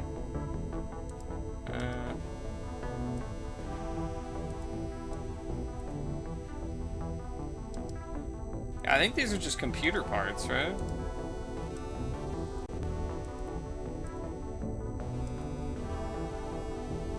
I think so. Gotta be in here? Damn. Yeah, it's just computer parts in here. And the larger storage facility, they tell me that there's no reason for me to be in there. So it's gotta be somewhere else, like, I don't know, let's check, deck 5. Deck 5. I'll look in the med bay. I think that's down here, right? That's the, sciencey room. Here's the medical bay. Do we have oxygen in here? The outer docks is controlled by a handheld remote. Okay. Recovery room? Oh, look at... There's nothing in the recovery room except for 2 bunks. Storage cabinets. Wait. Open. You strain against the cabinets, trying to force them open, but to no avail. It's a shame. You can just hear the medical supplies, bandages, syringes, splints, and all sorts of good adventure game stuff calling out to you. God dang it. Man. Alright. Sensor. This looks like a sensor of some kind. Perhaps it is what picks up the signals from the handheld remote that the medical officer uses for direct control of the auto dog. Let's see. Press a key. 911. It will stun anyone in the room. I guess. Alright. But I don't have the remote. Look in. Here in one of the microscopes, no slide is loaded. You just see the texture of the metal underneath the scanning elements. Wall display. Two large wall displays provide the medical officer with information from the AutoDoc scanners. The displays are currently showing images from the last person to be treated by the AutoDoc. Who's that? Monitor? Okay. Operate? Reference screen? You're not the medical officer, you have no idea how these systems work. Two screens high on the wall provide access to reference information from the main computer databases. The screens are currently showing cell micrographs loaded into the local buffers from the last patient.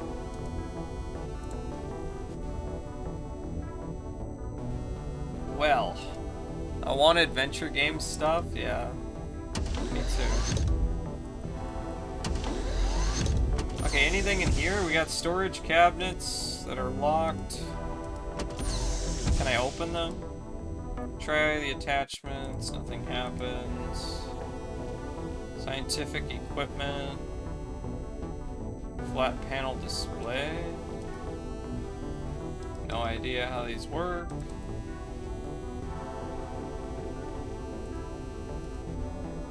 Locked. I already opened that one. Scientists must speak a different language. None of these symbols look remotely familiar. I don't see anything else in here. Okay. Well, we can get through this. Here. Look at. Yeah. This is the, like, computer control room. Yes. Give me access. What system? Science? The only science topics available concern Persephone and this region of space. I see this type of game making a comeback on mobile platforms. I don't know how that'd work on mobile, but sure. I just want more games like this. That'd be cool. Tell me about Persephone. Persephone is the sixth planet in orbit around Beta Ceti, also known as Deneb Kaitos. Persephone's orbit is retrograde and has an orbital period of 3 Earth years. Distance to Beta Ceti is 11 astronomical units. Persephone has a surface gravity equivalent to 2.5 times Earth normal and a diameter of 21,233 kilometers.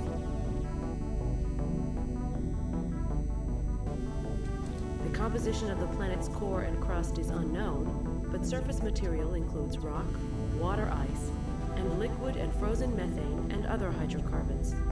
Spectral analysis of the atmosphere shows components including methane, nitrogen, hydrogen, ethane, acetylene, ethylene, and hydrogen cyanide.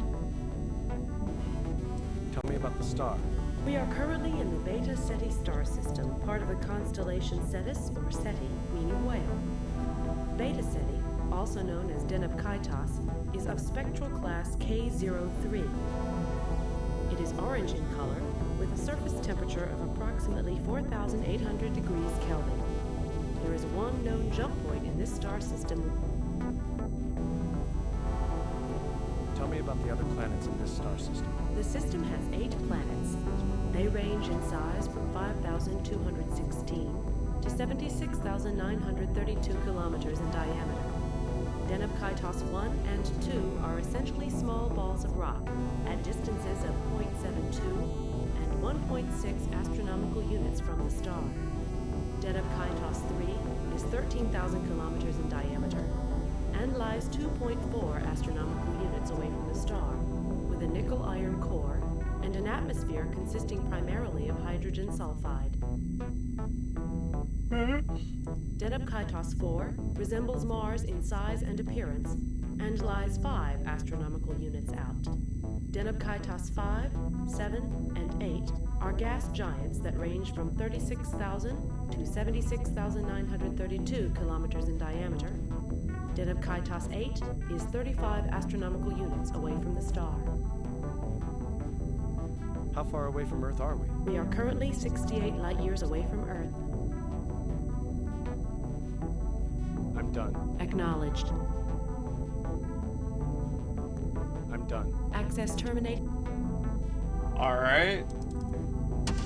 Well.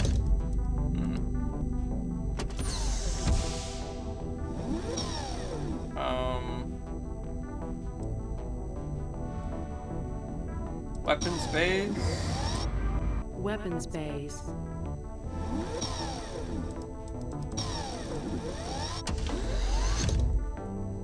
Okay. So we've got this. From Delta program 180. Height program code entered. I don't know what that does, but let's load it.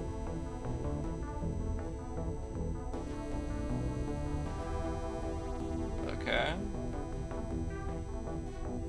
Oh, there it goes.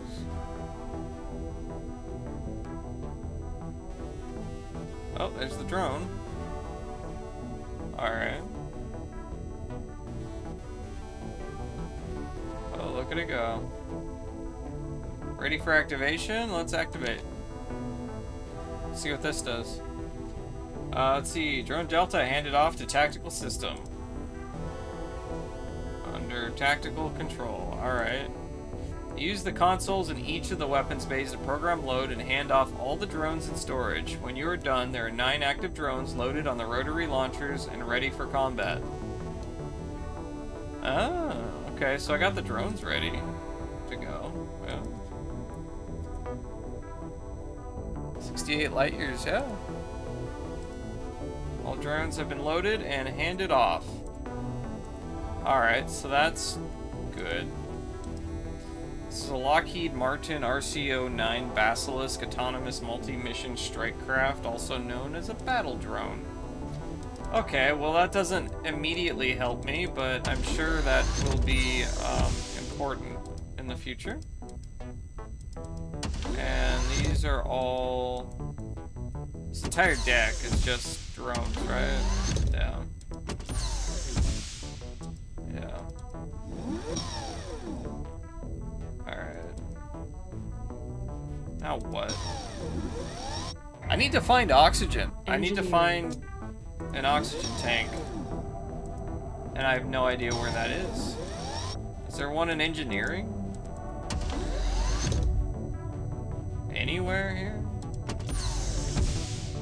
Equipment storage open. We already have it. The cabinet's empty. Oh my gosh.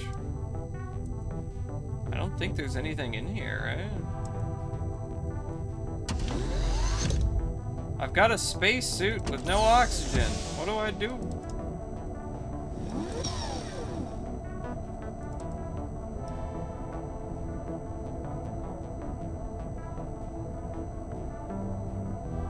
No clue. Oh, deck 2. I don't want deck 2.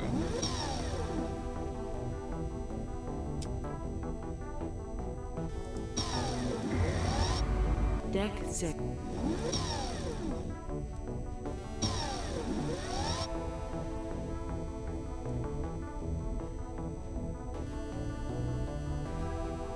Okay.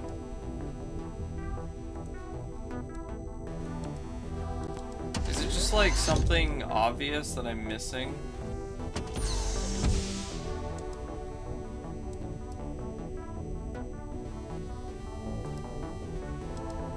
You're wearing the vacuum suit. There is no oxygen supply attached to the feed valves inside the suit.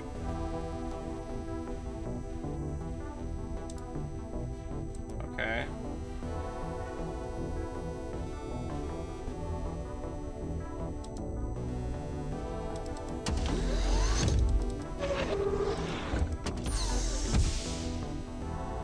Is there anywhere to hook up the suit?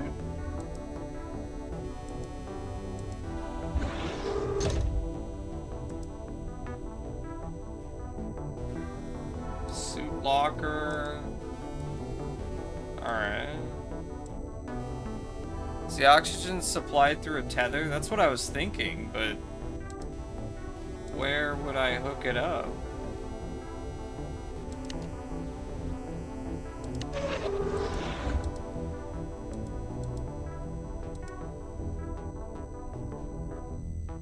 Possibly an oxygen. Gosh, I'm tired. Possibly an oxygen tank on the blowtorch? Oh, that's an idea. This is a heavy-duty oxyacetylene cutting torch. Compressed oxygen and acetylene feed a directed high-temperature jet of flame. The two gases come from two tanks that are attached to the frame of the torch by hexagonal Dahlgren bolts. Hey, hey, hey. Let's see. The suit is cramped as it is. There's barely enough room for you, your oxygen supply, and the environmental control systems that keep you warm when it's cold and cool when it's hot. Can I attach it to... Wait, what? The vac suit helmet is a pretty cool container, eh? If you put something into the helmet, you can see it through the visor. Unfortunately, you may well damage the oxygen, power, and environmental regulators inside the helmet, believe it or not. Good call, Frederico.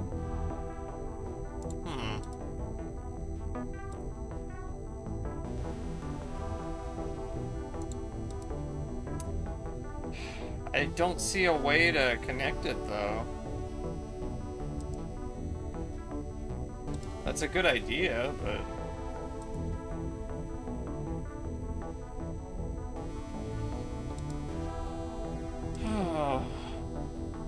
No oxygen supply attached to the feed valves inside the suit.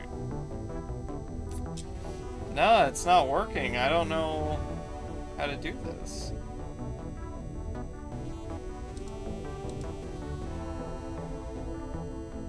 Scan my cutting torch. Okay. Metal and plastic components.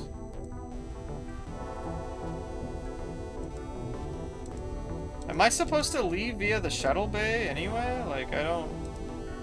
Maybe there's, like, somewhere else that I can...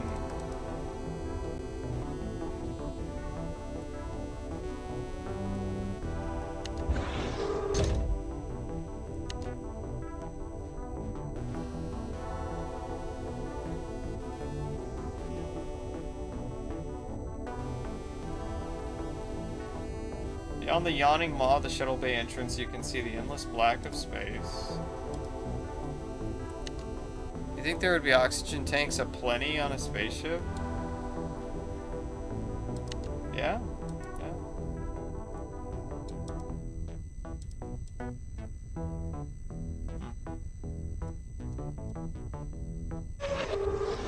Alright, well let's check,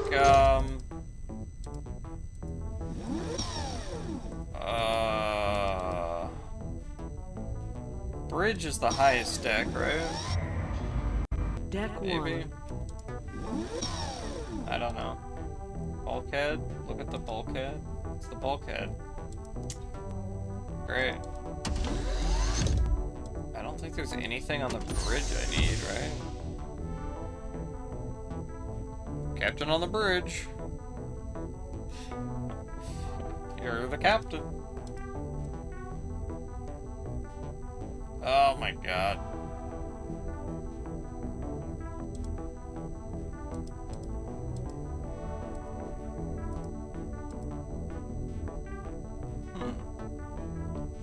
What do I do?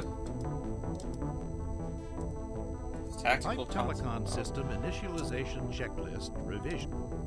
Hype Telecon Checklist Step 1. Oh, I already... Manually reprogram all our... Step 1. Step 2.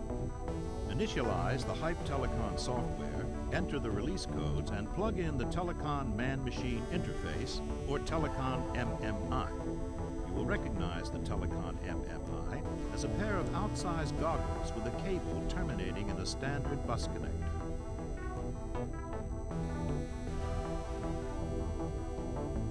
Okay. Enter Hype Telecon release code now. Step 2 has not been completed. That was an invalid release code. Oh, wait, this thing? Look in. Codename High Mirror, Marble Quarry. What? Hype Telecon System. Step 1 has been completed successfully. At least one drone is now available for telecon operation. Step 2. Initialize the Hype Telecon software, enter the release codes, and plug in the Telecon Man-Machine Interface, or Telecon MMI. You will recognize the Telecon MMI as a... Enter Hype Telecon release code. Step 2 has not been... Wait. Okay, well I have, EC 2010. No? What? For both messages, you'll both be missed, literally? What?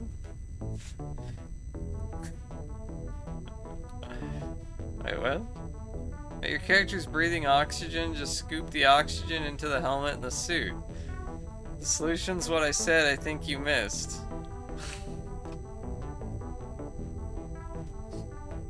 Man.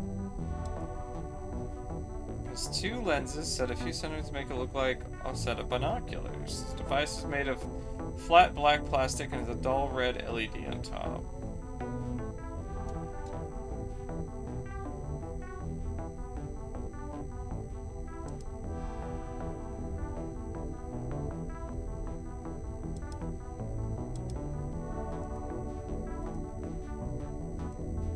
Oh, weird. Okay, open it. Push a ridge that runs around the outside of the plastic case. The CPU case pops open and you find an EC 2001 module nestled inside. Okay. Where's the module? Plug it into the device. Doesn't appear to have a slot for the EC 2001 module. Idiot switches. Okay. TS board. What's this one? Manual controls for a set of emergency reaction control system thrusters mounted in various places on the ship. These thrusters are anti-collision devices. Oh. You're on a pilot? You might send the Lexington careening right into the Jericho. That wouldn't be pretty.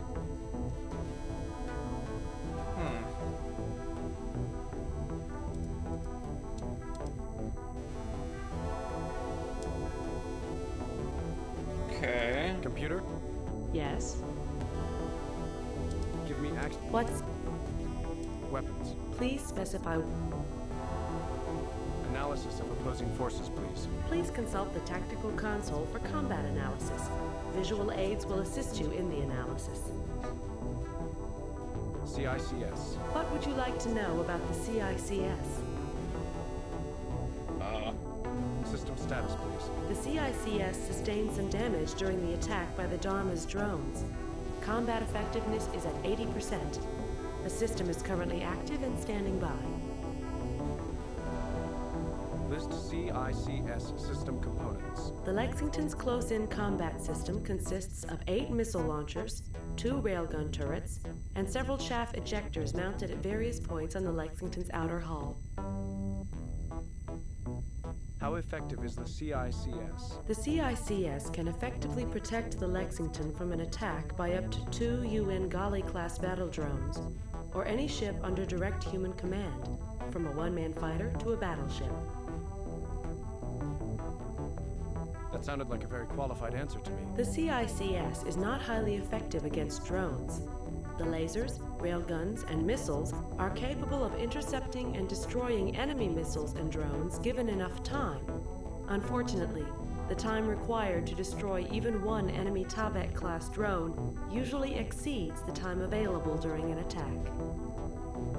The CICS doesn't seem to be very effective. Every bit helps. In combat, you need every advantage you can get. System status, please. The CICS sustained some damage. I'm done. Okay. What? Navigation. What do you wish?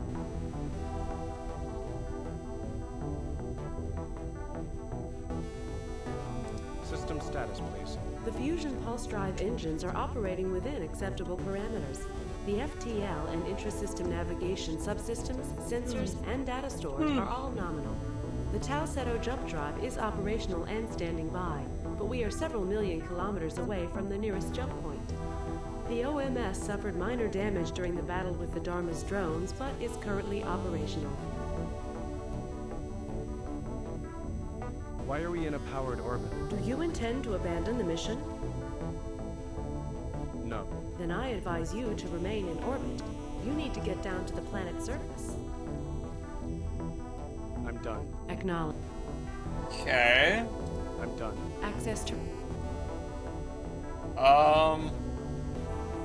Gorsh. Okay. Nav map, attack console, system controls. Don't know what that is. Okay. Consoles, tac, nav map. Look at the nav map. Nope, nope, nope.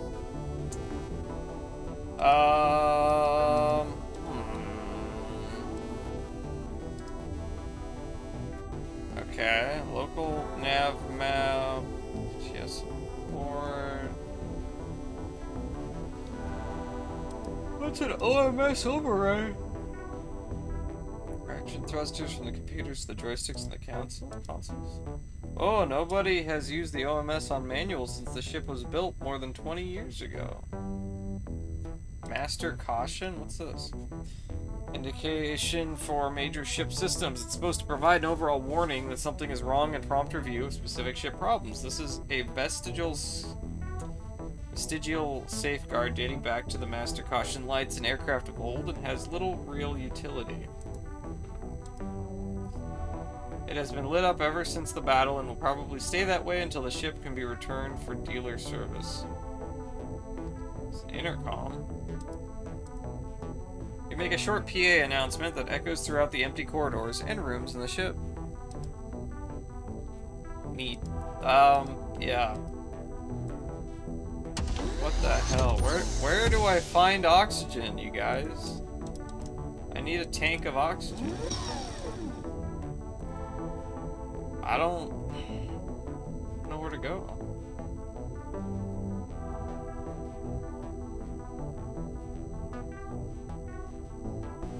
Oh, wait a minute. I have an idea. I have an idea, you guys. Deck 2. I have an idea. I mean, I don't know about the oxygen, but I've got an idea here. We've got device, turn it on. Put the device on the eyepiece. You hold the device up to the retinal scanner so that the two lenses line up with the eyepiece in the scanner. The retinal scanner senses the presence of the device and begins the scan. After chattering to itself for a moment, the scanner becomes quiet again. The safe doesn't open, you retrieve the device. Aha. Alright. Pale Mantis. We'll try Thistle Random. I don't know. Cool.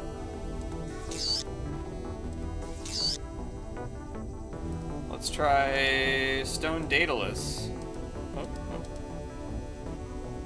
Yeah, Smirt. Might work.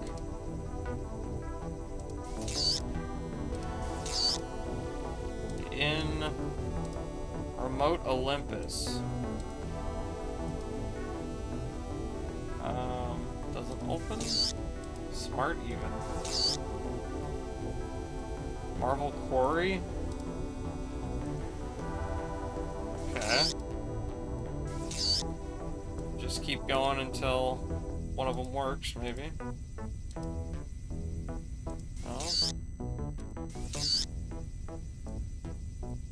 Jewel True.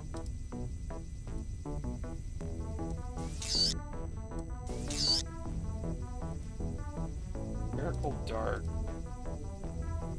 Oh! You hold the device up to the retinal scanner so that two lenses... Okay, yeah.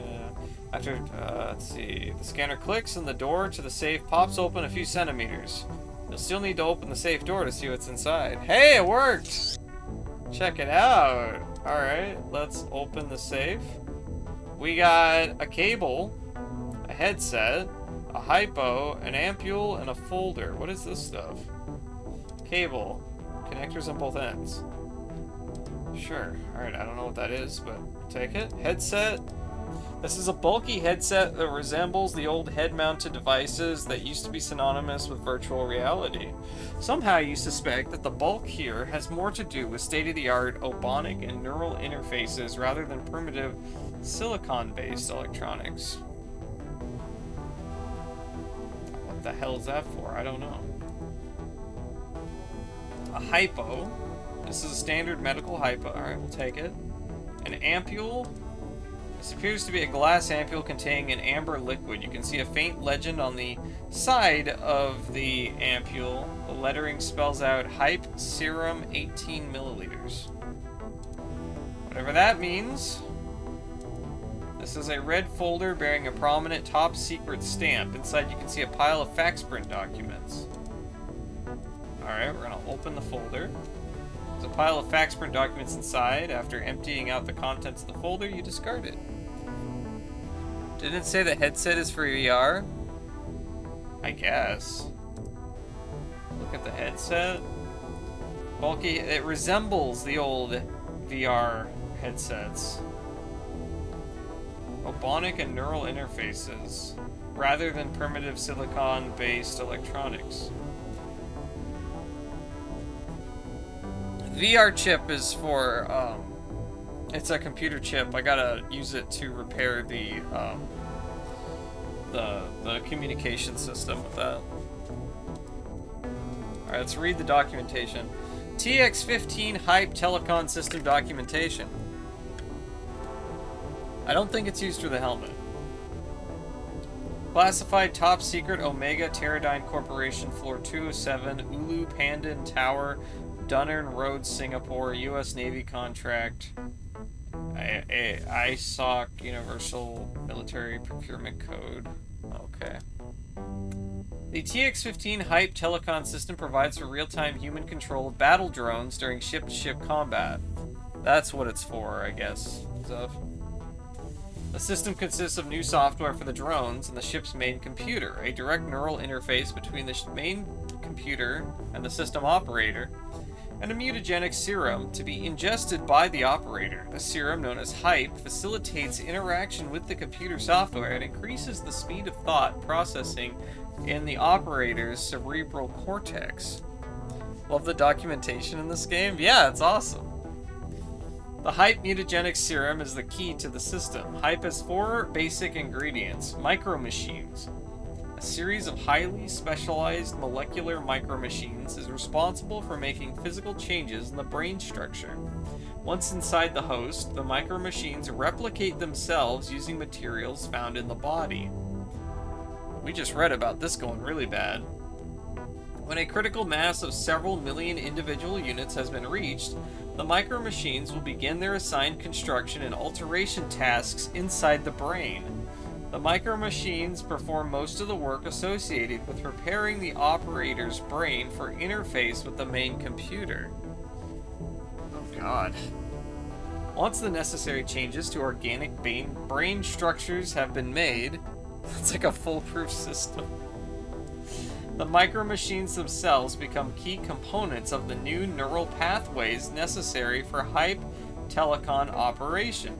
Their last independent action is to join together in chains and link their computing elements to provide critical, ultra-high-speed electronic pathways for selected brain functions.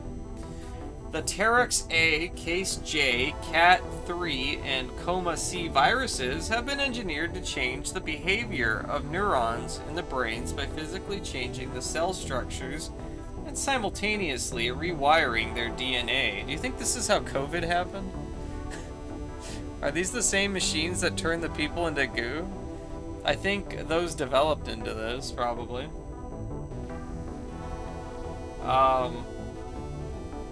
Engineered to change the behavior of neurons in the brain by physically changing the cell structures and simultaneously rewriting their DNA.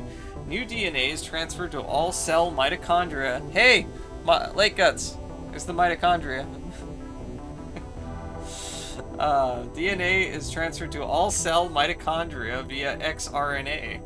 These viruses are benign in that cell reproduction machinery is altered to create more viruses without destroying the host cells.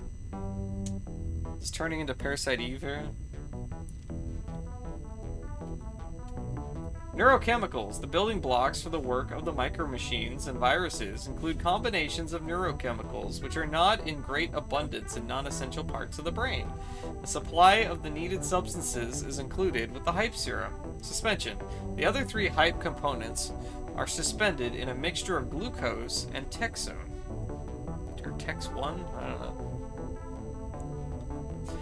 The Hype Telecon system as it stands, revision 6, has never been tested in combat and has severe operational limitations. Oh, good. The first and most critical limitation is the side effects of hype on the system operator. The modifications made to the operator's brain by the mutagenic serum begin to decay within 7 to 10 days after ingestion. Unfortunately, the end result is the death of the operator. Oh. In spite of the limitations, the Hype Telecon system has shown so much process in simulations and tests that it has been deployed in a limited number of Alliance combat vessels. The system is a force multiplier of the highest order and has the potential to increase the combat effectiveness of a fighting ship by a factor 5. Over the long run, the Hype Telecon system may be the only way to overcome the material superiority of UN forces. 2.0 project background. The Hype Telecon system had its origins in a University of Singapore research project known as Catalyst. Catalyst was an attempt to simultaneously augment human brain function and provide a direct neural interface with a computer system. Dr. Alan Paho of the University of Singapore launched Catalyst in 2110. Dr. Paho subscribed to the Enhanced Human School of Evolutionary Dynamics. According to the Enhanced Human School, the next step is the evolution of sentience is the enhancement of human beings by technological means, as opposed to the electronic life form school, which believes that the next step in evolution is an entirely new form of intelligence. Dr. Paho worked with a team of nanotech engineers, molecular biologists, genetic engineers, cyberneticists, and optoelectronic engineers to develop the essential technology for brain augmentation and direct neural interface. The work was proceeding apace when funding of Catalyst was threatened by the continuing hostilities between the Alliance and the UN. Dr. Paho saw the military applications of Catalyst soon after the Catalyst budget was cut for the 4th year in a row by the University of Singapore administration.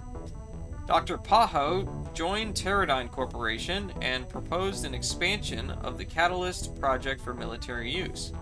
A series of research and development contracts totaling $2.7 billion were awarded to Teradyne Corporation by the U.S. Navy over a period of 15 years. The Hype Telecon system is the result of this work and the 10 years worth of concentrated research that preceded it. In the future, they should probably put "this will kill you" as the first sentence. Oh man. Yeah. Yeah. Okay, well I've got a freaking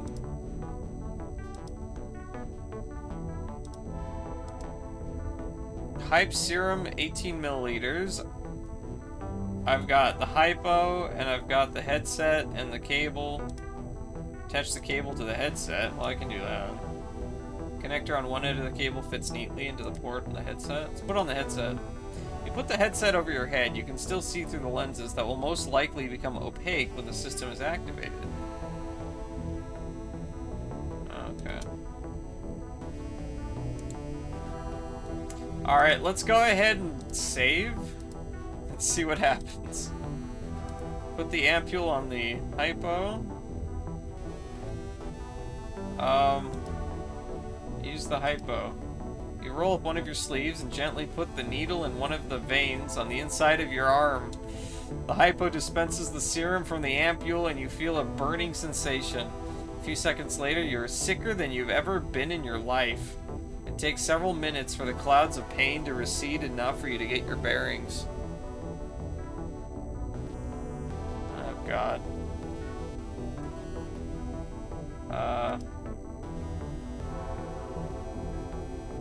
Oh, wait. I have the headset on. I think I need to plug the headset into something, though.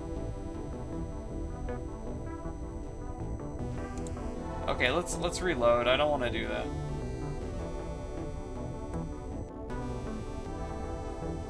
Alright, I will combine these to save space, though. Oh yeah, can I use the computer? Personal logs here? No? Give me access to subsystems, please. What's... Communication? Communications. What do you... Does that mean I need to go outside to fix the system? Yes. You will need to don an EVA suit, depressurize the shuttle bay, open the shuttle bay external doors, and travel along the hull until you reach the dish. Oh, there aren't any air tanks to go with the spacesuit. Here we go. There aren't any air tanks to go with the spacesuit. How odd. The crew must have taken the spares when they evacuated. How am I going to do an EVA repair without oxygen? I'm sorry. I don't know how you can get oxygen for your suit. You're going to have to figure this one out on your own. What? What? What? What? I'm done. Acknowledged. I'm done. Access terminal. No! Damn it! Maybe you need a tool to get the tank off the blowtorch? What if I use the multi-tool? Disassemble the cutting torch with the multi-tool. Oh my god! Frederico! Frederico! I have an oxygen tank now. Look at that. I have an oxygen tank. Holy moly. Attach the oxygen tank to the vacuum suit. You put the oxygen tank inside the suit, manage to hook it up to the suit. Oxygen feeds with a little work. It won't hold for long, but it is certainly serviceable for a short spacewalk. Oh my gosh. Frederico. Holy moly. Oh my gosh. Oh my gosh. Wow. Deck 6. Alright, let's do it. Let's get out of here. So I'm gonna save it to suit. Alright. Alright, let's do this. We're gonna... What am I gonna do? What am I gonna do? Put on the helmet. Oh, I have to take the headset off. Put on the helmet. You put on the helmet, fasten the collar ring seals. When you hear the click-click of the seals locking into place, you know you're now on suit oxygen and are ready to perform EVA. Alright, so let's depressurize. Depressurize. Okay, we're gonna do that, and then we're going to open the door.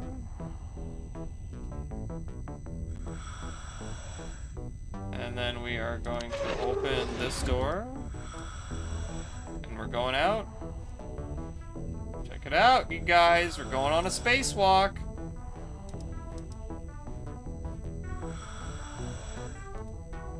Going on a spacewalk, you guys. Holy moly.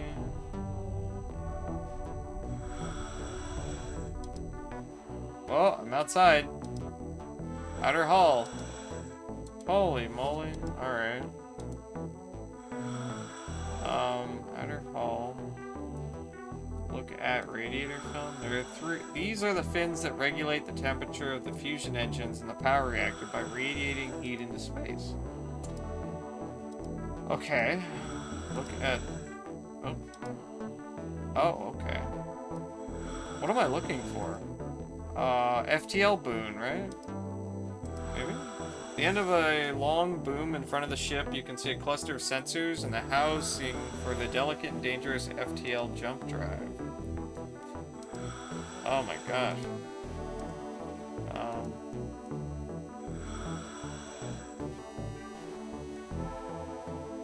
This is so awkward to navigate. Where am I going?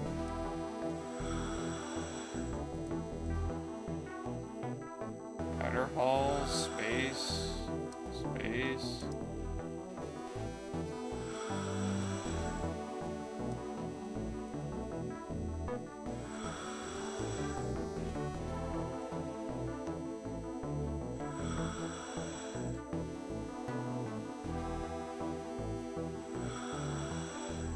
Okay.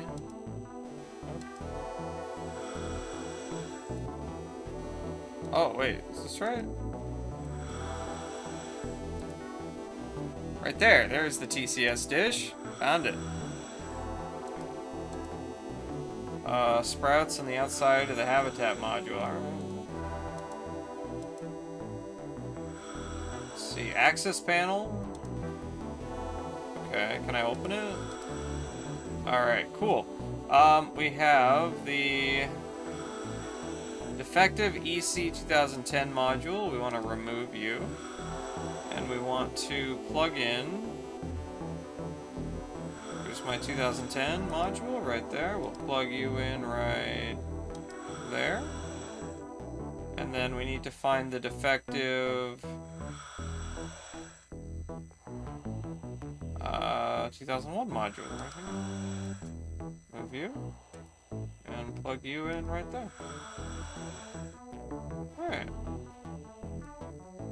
Close. Okay. That should be good, right? How do I get back in?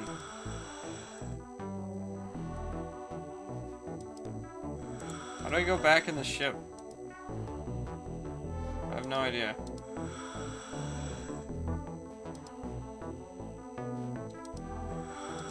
How do I get back in the ship, you guys? I have no clue.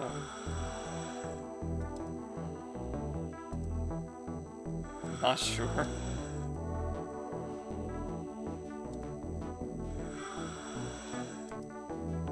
It's a little disorienting here. Outer hull of the Lexington. There's the Persephone. There's an oppressive ochre and brown presence above you.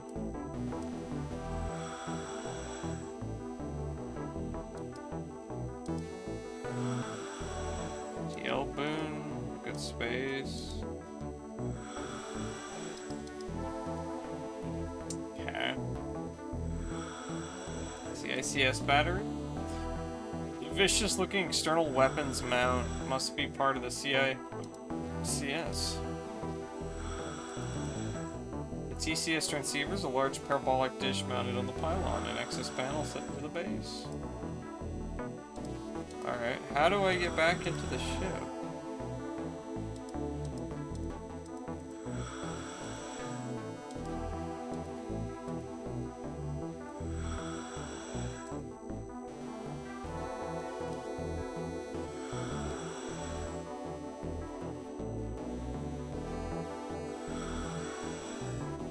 Oh, there we go.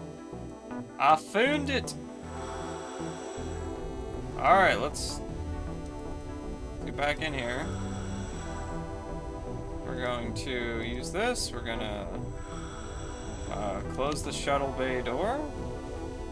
Hopefully that's all I needed.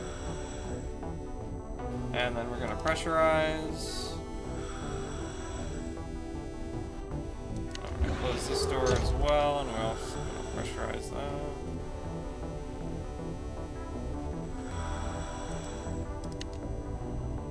transmit the homing sequence, I guess. Oh yeah, you have to. Fair. After your last EVA to fix the communication system, you find that there is little oxygen left in the tank. Tank is no longer good for much, so you discard it. Alright, I guess that was it. Alright. Okay, let's head over to communications then. This game's really cool. I like this a lot. This is really neat. Deck 2. It's like very realistic.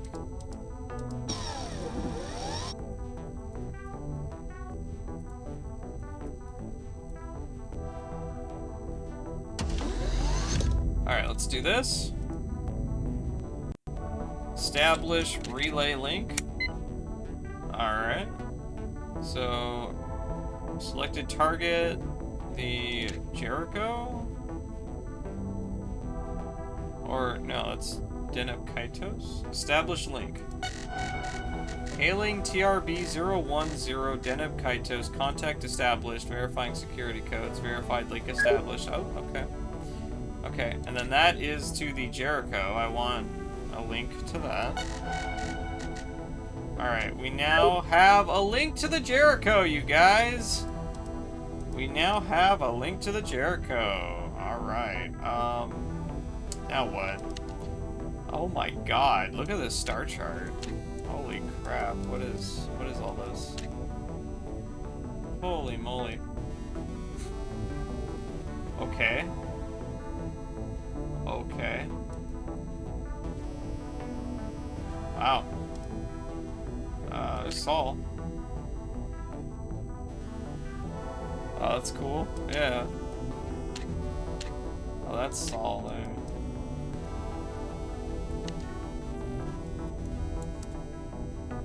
Oh, you can rotate it. Oh my god. Look at this.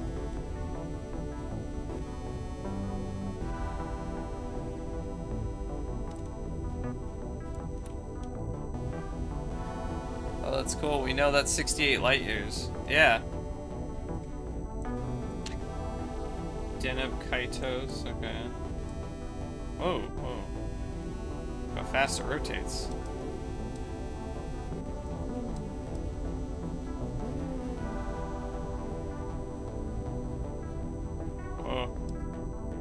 Alright. Yeah, okay, so let's transmit over link. Enter command patch. Jacob's... Is it... No, do that. Jacob's ladder. Ariadne automated deployment checklist. Intership transfer using homing beacon. Okay. Initiating pre-flight checklist. APU pre-start. IMU pre-flight alignment. Pressurize OMS. Close ramp. Switch to internal power. Depressurize shuttle bay. Open bay doors. Deploy. Okay. Let's ramp. Now holding 1,000 meters from USS Jericho, awaiting homing beacon activation. Nice. This is awesome. This game's so cool. I love that it doesn't, like, hold your hand. Looked up tachyon. It's a hypothetical particle that can travel faster than the speed of light. Okay. Okay, they use those in Star Trek. System status nominal. Man, this game's so cool. Alright, so now, we need to go back to... Oh, no. Deck 6. Deck 6.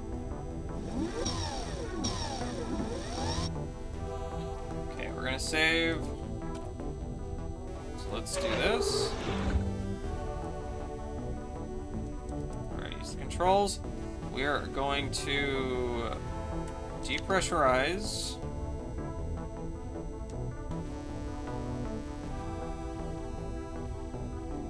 And then we are going to open the door. And then we're going to activate the homing beacon. Here we go. Hey, check it out! Look at that! How cool is that? We have a shuttle. We have a shuttle, you guys. It's been homed. It has. Oh man, that's awesome. So rad. Oh man. Alright, so now we are going to close the door, I guess. Right? And then we're gonna repressurize it.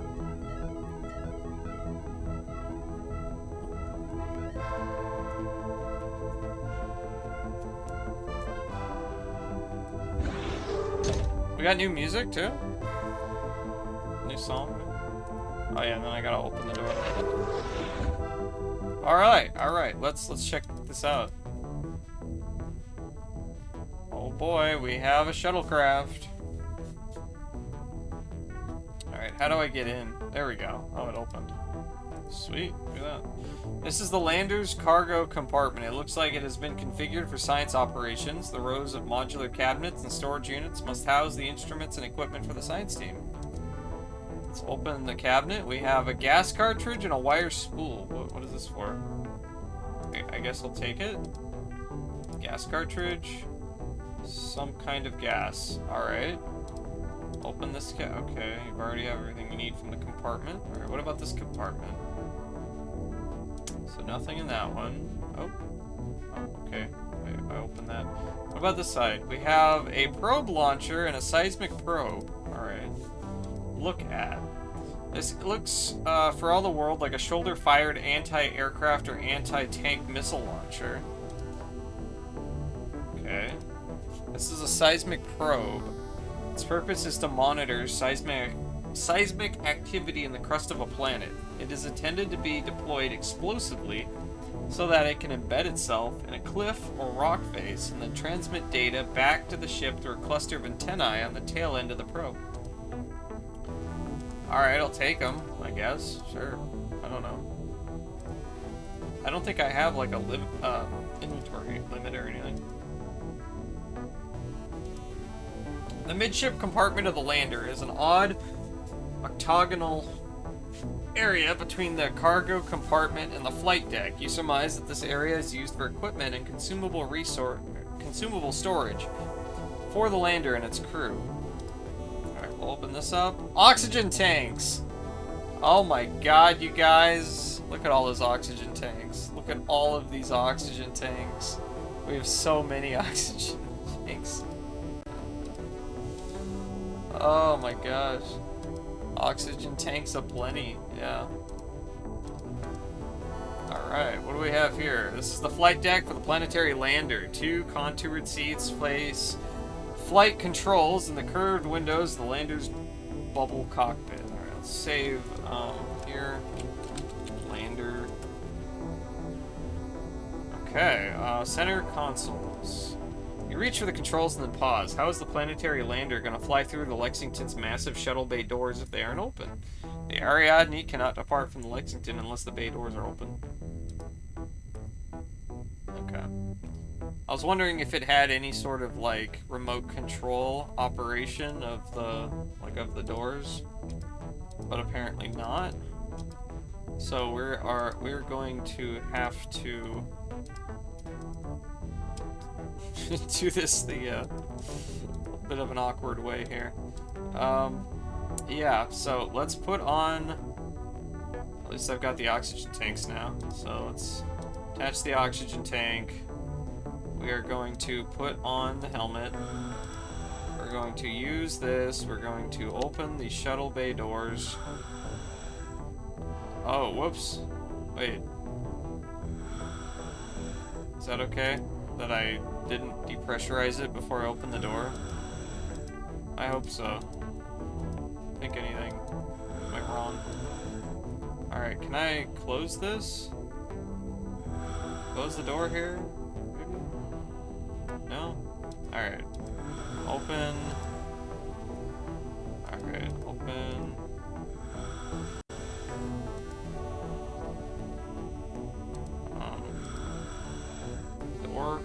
close the door?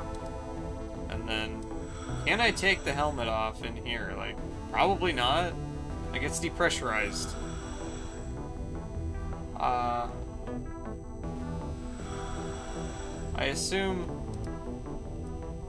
you remove the vac suit. As you pull the suit off, you detach the oxygen tank. Oh, okay. I guess I am fine.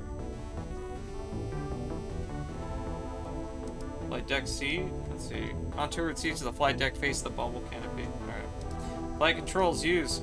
You try to use the flight controls and find they are locked out. The Ariadne's flight computer is still slave to the Jericho's main computer. The only answer seems to be to manually shut down the onboard systems and bring them back up again. Something that worked once before for the Lexington's infinitely more sophisticated main computer system. You trip a row of breaker switches and the systems power down.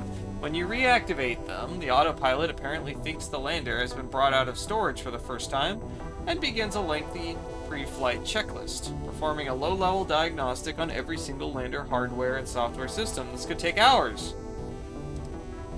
You back away from the flight controls. You can't do anything to speed up the progress of the system. The lander will be ready for you when it finishes running through its checklist.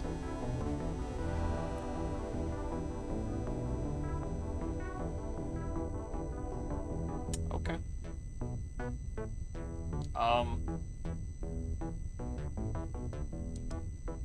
It's oddly vague. Yeah.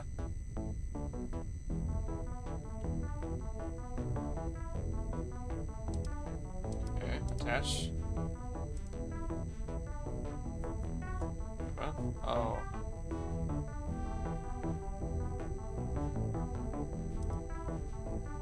Okay, do I have to attach it again? I guess. Alright, well let's go back outside then, and...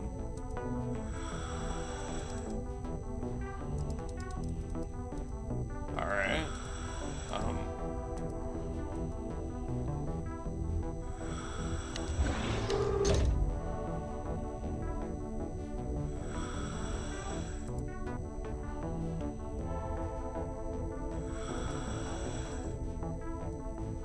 Okay. Well...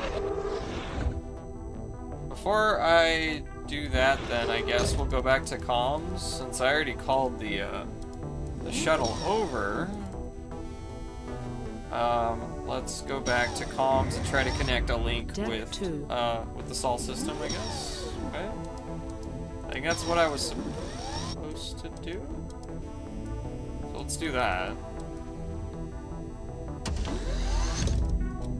Alright, save. Stupid auto updates. Yeah.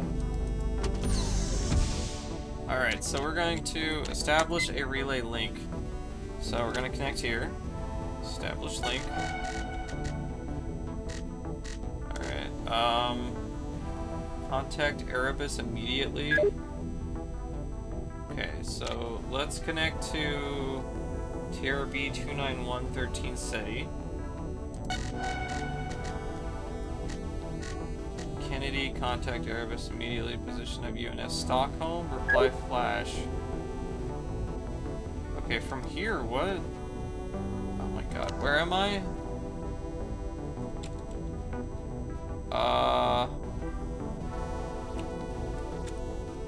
What is this?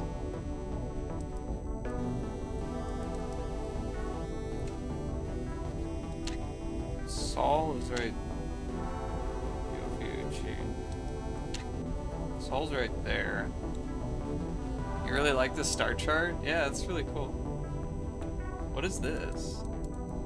Down here. 13 SETI. Deneb Kaitos. I think that's what I'm connected to. Alright. Oh, no. Okay, what's this? Alpha, Tukanai, Alrai, and Calf. I have no idea which one to connect to. These are the targets in range.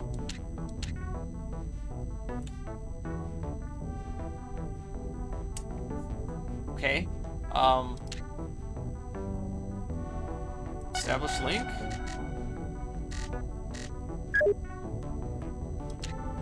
Pegasi, Rukba.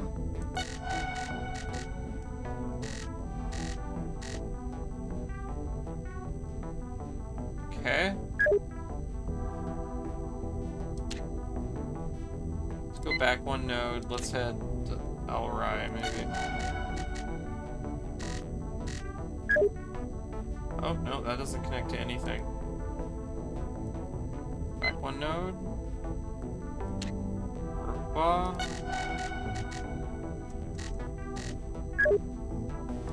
is this? Oh, Ariadne? Aridani. Okay. Okay.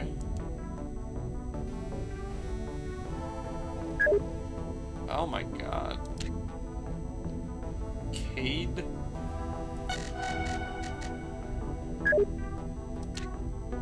Gamma Leporis? Okay. Thabit, Gamma Doratus, and Rana. I have no idea. I have no idea what I'm doing here. Wolf? Hey, it's Wolf 359. Look at that. Not verified. Oh, what? What the hell? Wait, what? What? What happened with Wolf 359? Ah, okay. It didn't like me. Wolf 359 did not like me. Okay. Alright. Epsilon Eridani. Not verified. Oh, okay. Back. Alright. System malfunction. Oh, God. Babbitt. Well, Wolf 359 didn't work. What about Alpha Centauri? Alpha Centauri is pretty close to Sol, right? Okay. Oh, God. Wait. No, that didn't work. Alright, let's try this. Oh, God. Oh, God. Your FTL communication was traced back to Lexington by the UN Special Signal Intelligence Corps. The IPS network has been disabled. You cannot get the information you need in order to activate the Lexington's defensive weapon systems and fight off an impending UN attack. Game over. Oh, damn. Okay. Okay. Good thing I saved. Wow.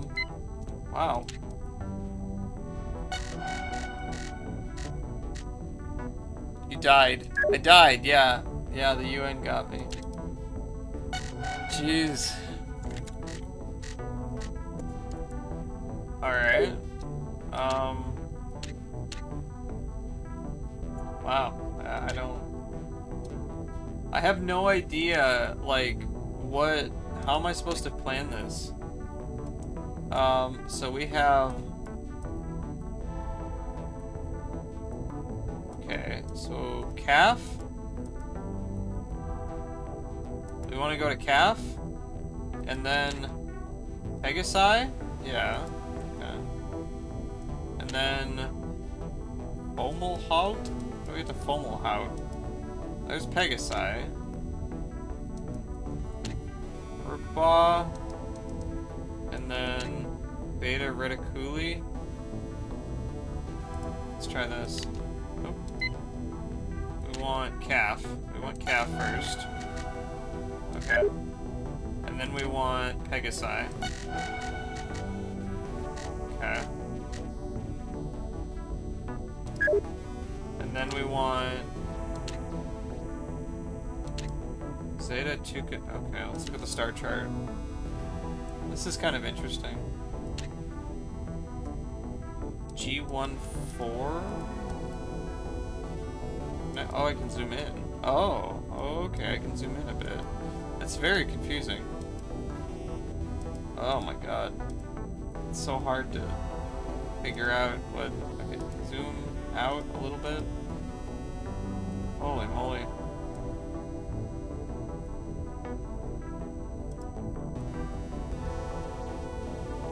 What do we have here? We have E. Eridani. We have Fomal. We want to get the Fomalhaut, I think, or Procyon, Iota Ceti, Tau Ceti, Epsilon Indi, Beta Hydri, Tau Ceti. What are these? Mu, Cassiopeia. Oh, okay. Is that? That seems like it's back. She, Cephei. Eta Cassiope. Epsilon, Cephei. Okay, what are my options here? Zuda Tucanai and Mu Cassiopeia. I feel like Zeta Tucanai is where I want to be. Let's look here. Zeta Tucanai.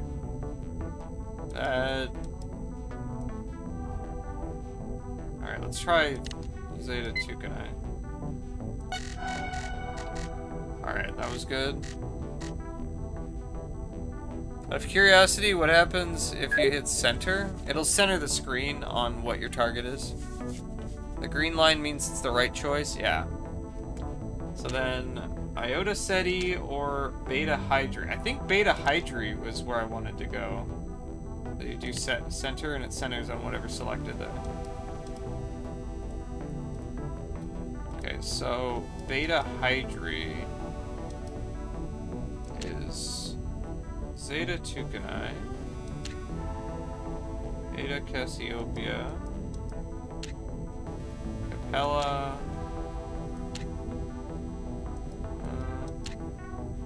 Fomalhaut, Cassiopeia, okay. Iota Ceti seems okay, maybe. Maybe? There's Iota Ceti. Arrakis. Hey, it's Arrakis.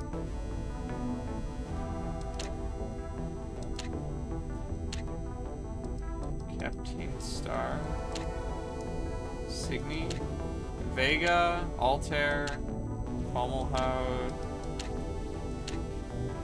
Iota Ceti. Let's see. What's the other one? Iota Ceti and Beta Hydri. Okay. So where's Beta Hydri? Let's look here. Beta Hydri.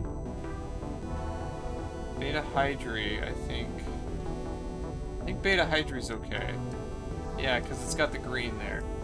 And the other one was Iota Ceti, right?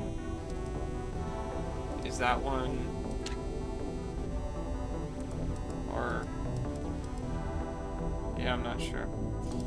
Okay, let's go to Beta Hydri. Alright, we're good.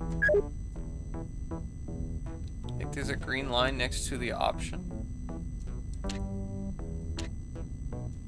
So we have Alpha Hydri, Alpha Mensai, and Fomalhaut. I think I wanted Fomalhaut. At least that's what I wanted before, right?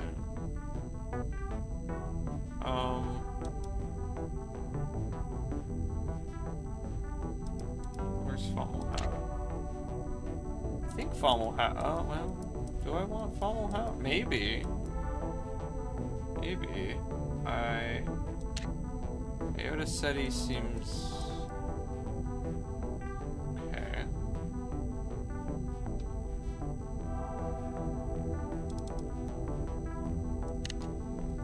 So the options we have here... Wait. If we go... main menu. I transmit? Jasmine carriers to town. Okay.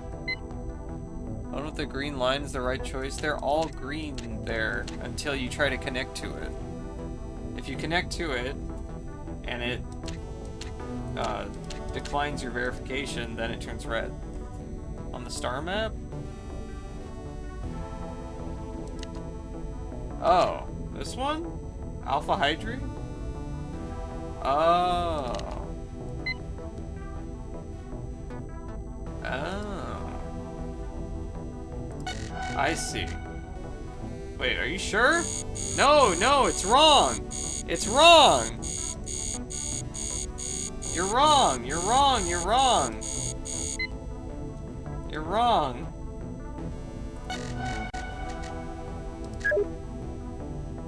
It worked every time? No, I think the green one on the map is the one that I'm potentially connecting to. Yeah, see? The green line there? You go back here, and I select that one. Those are the potentials. Yeah. Oh my gosh. Okay. Okay, I'm gonna go to Fomalhaut. That was my original idea. Yep, and it worked. Fomalhaut. So we have 61 Cygni and Ada Cassiopeia. Where's 61 Cygni? Do I want... Yeah, I think I want 61 Cygni.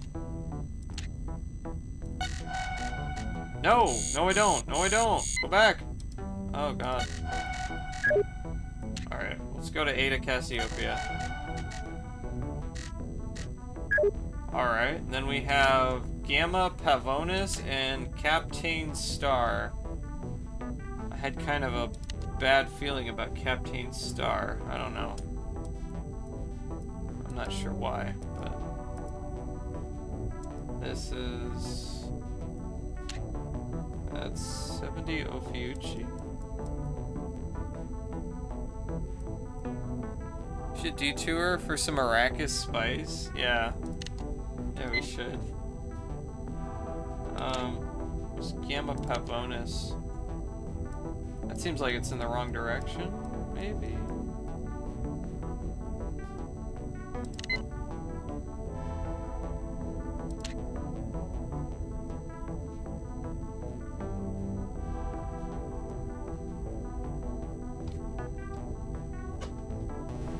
I'm gonna take a picture of my path thus far, in case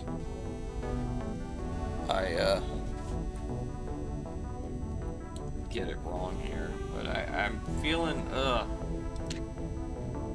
Let's go to Captain Star. Okay. Okay. We have Tau Ceti, Epsilon Indy, and Wolf. Okay, Wolf 359 is a big no. Epsilon Indy and Tau Ceti.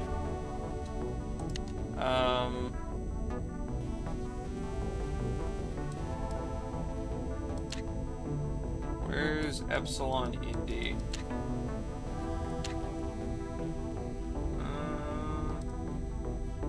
Epsilon Indy is right here. Tau Ceti. Oh. I feel like Tau Ceti. Epsilon Indy. It's a malfunction. Okay, it wasn't negative though. So it's Epsilon Indy.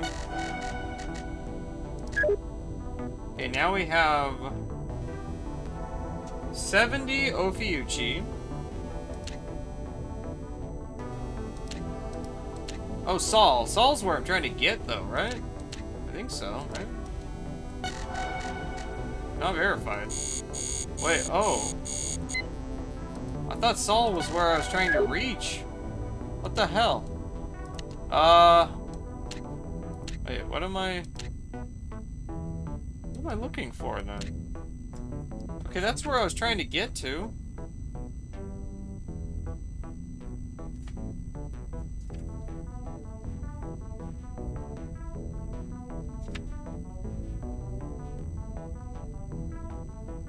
Okay. You think it's Ophiuchi?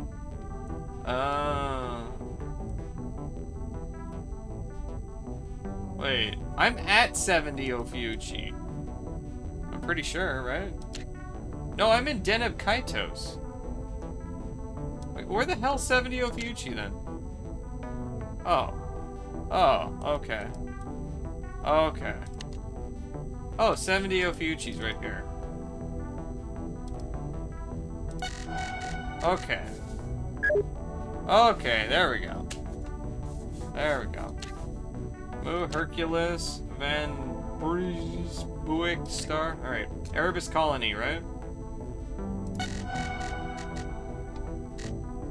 Two-way communication possible. Look at that. Alright, transmit over link. Here we go. Insert disc 1, okay. Hi, Charlie.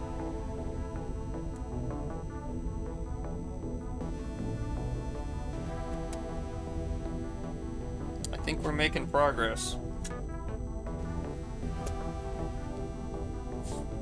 It's already 10:40 though. I should probably end the stream soon. But let's check this out. Disc 1, yeah. This one has like all the cutscenes, I guess.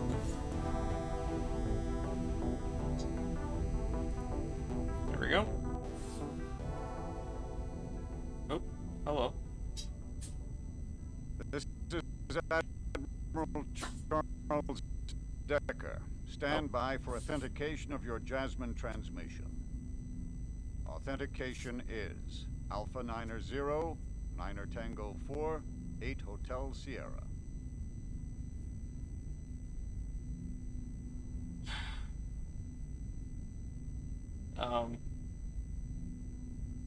Go ahead. Go ahead.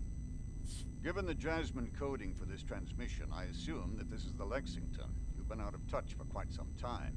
Since our last communication with you, we've come across a potential threat to the success of the mission. I need to talk to Captain Dana right away. I'm afraid he's dead. So is the rest of the crew. I'll fill you in on what's happened. Hell, Lieutenant. The situation couldn't be much worse. At least the Dharma was destroyed and the Lexington is back in action. There is a chance that I can continue the mission. Well, Dana did the only thing he could have. Some hope is better than none. But this isn't even a long shot. You have no idea what you're up against.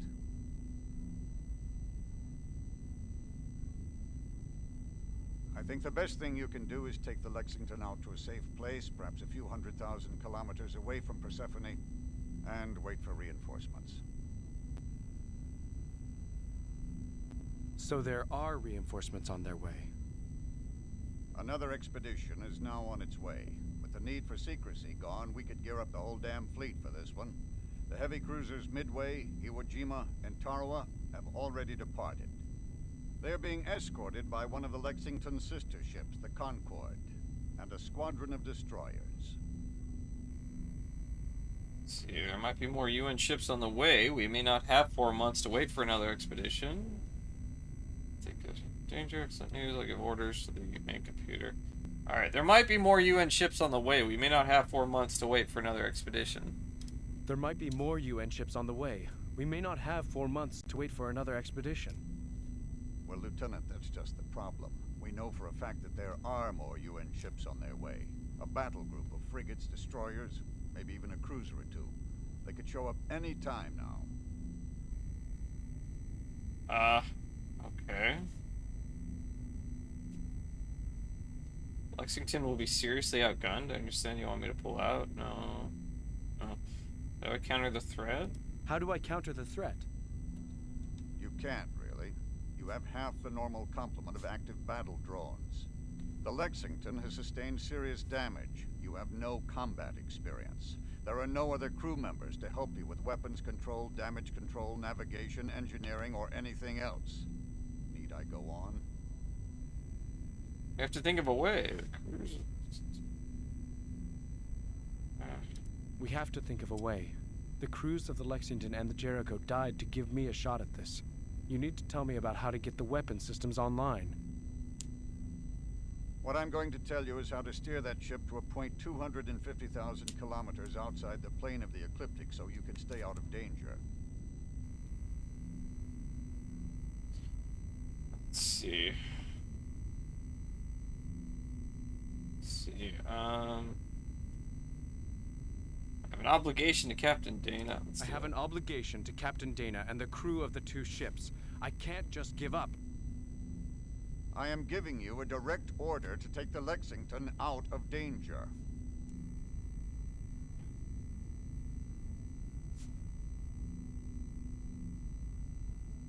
With all due respect, sir, I cannot follow that order. You'll do what I tell you, Lieutenant.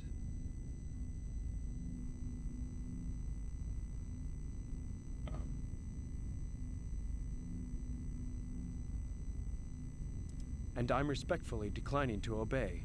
I'm going to stay and fight. Who the hell do you think you are, Lieutenant? Who gave you the authority to disobey a U.S. Navy fleet admiral in a time of war? Captain Dana did, sir, and his authority and trust are what count right now. Captain Dana didn't tell you to disobey orders. He was counting on me to finish the mission. I'm going to do it, or die trying. Okay, Lieutenant. If I can't order you to pull out, maybe I can reason with you. You need to understand why playing hero isn't going to help anybody. All you'll do is get yourself killed. You also need to understand why there is no way you can successfully complete the mission. Let's talk about our options here. You could start by telling me about the mission. 18 months ago, one of our unmanned IX probes was mapping new jump points around the star Omicron Eridani. The probe found a jump point that took it 68 light years away from Earth, to an unexplored star system with 7 planets. The probe began a routine orbital survey of the planets, and then abruptly returned to known space years before its mission was scheduled to end. When the probe got within range of a tachyon relay beacon, it sent home a series of burst transmissions describing an anomaly under the surface of the 6th planet. The probe scanners had found a huge metal structure that could only be the result of intelligent construction. Now, the Alliance was keenly aware of the implications. This discovery was strong evidence for the existence of alien intelligence. The potential existed for finding advanced technology or a spacefaring alien civilization at the site. The results could tilt the balance of power in the war with the UN. Preparations for an expedition to the mysterious planet, now called Persephone, were started in the utmost secrecy. Finally, 4 months ago, the Lexington and the USS Jericho departed for Persephone from the Eisenhower orbital docks around Titan. The only people on the 2 ships who knew the true nature of the mission were Captain Dana, Captain McCain, and Lieutenant Commander Tran.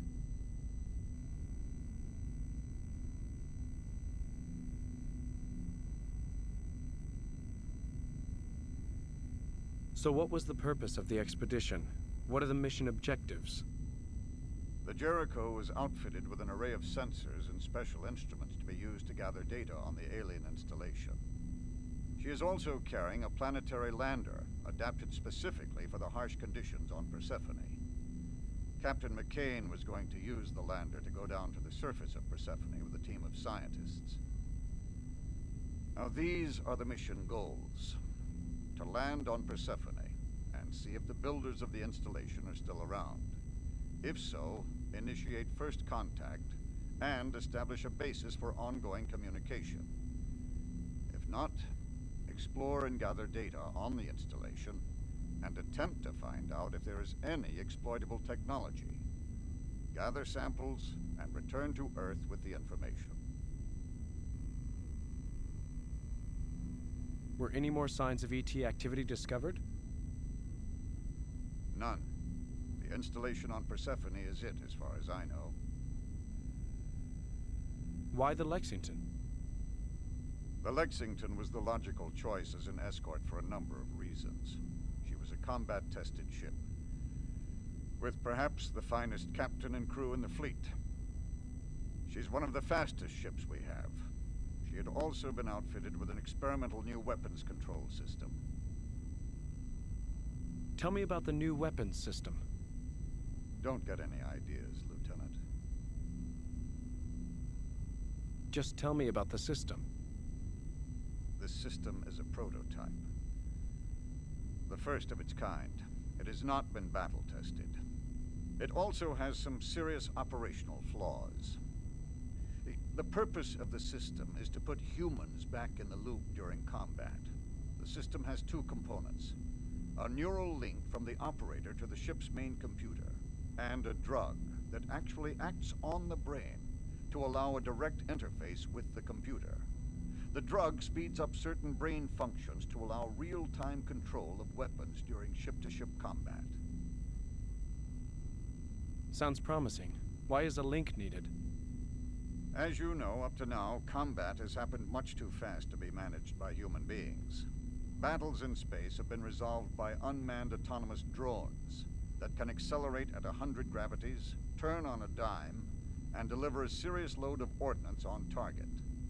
These drones are equipped with smart computer systems capable of assimilating data and executing complicated strategies in the blink of an eye. The drones are carried aboard starships crewed by people who make the initial decisions about how to arm and deploy the drones.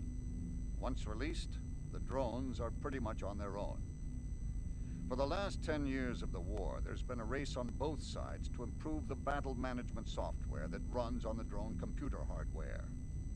A group of Alliance techies in Singapore decided that if it were at all possible to speed up human reaction times, a human brain in the loop could give one side a tremendous advantage in battle.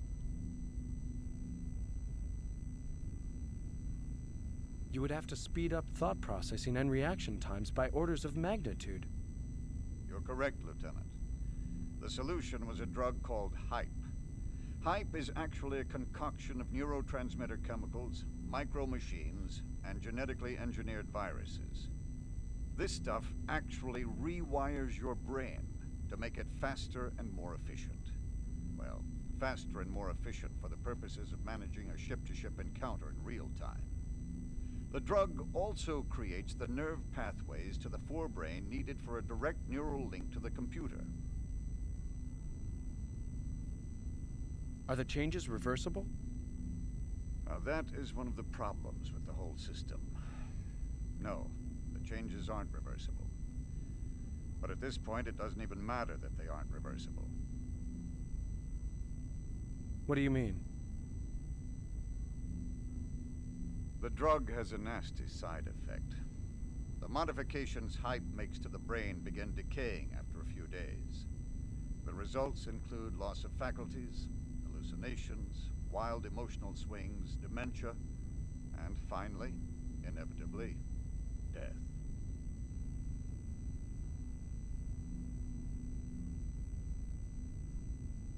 But does the whole system work for the week that you can function without impairment? 2 test subjects volunteered to try it. Both were able to outthink and outfight the best battle management algorithms in simulated encounters between equal forces of evenly matched drones. The combination of the human brain, the central computer, and the battle management software on the drones seems to convey a significant advantage in combat. Dang it, Zeph. Usually right on top of sarcasm, but you got me, Zeph.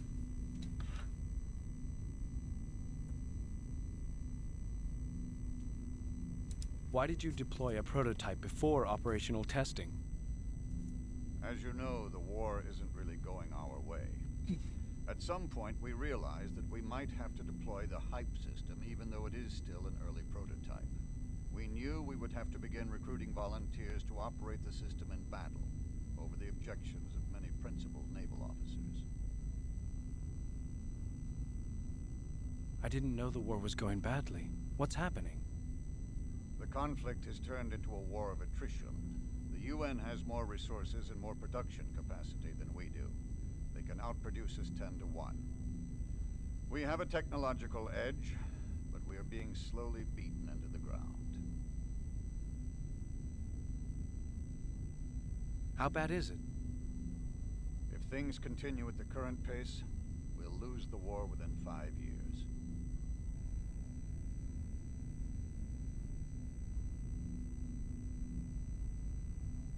Does the UN have an equivalent weapons system? The UN doesn't have anything like the HYPE system.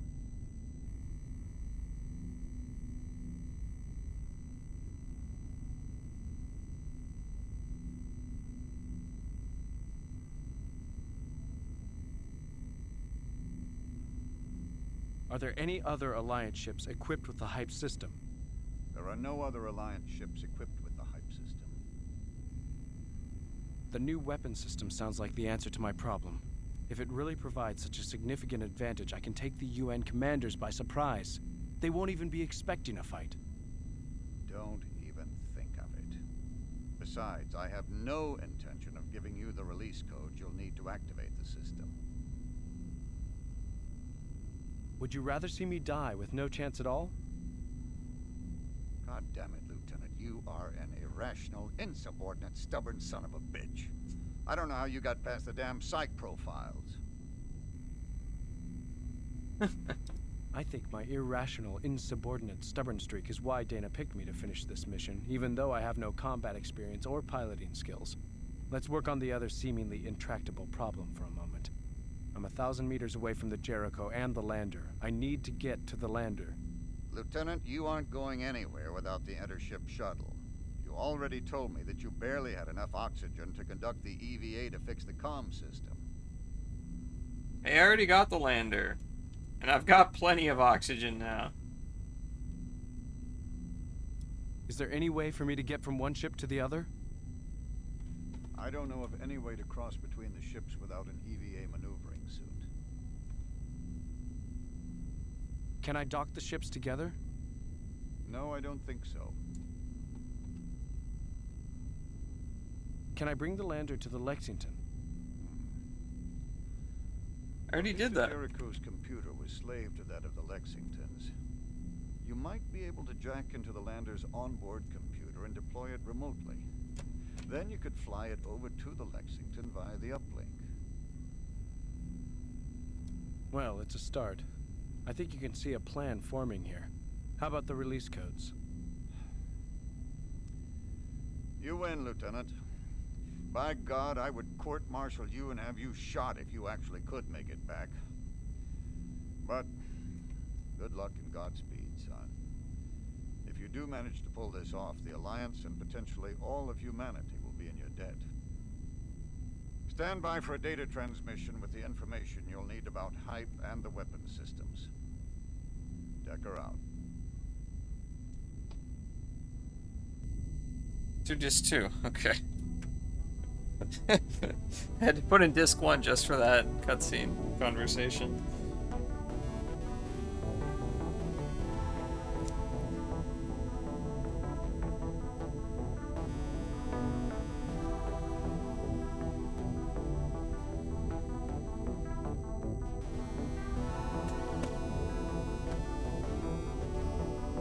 Do you think he put on the whole uniform for the filming, or is he commando below the desk? He's just wearing shorts. That's how Deathmask was, always switching discs. I like switching discs, it's fun.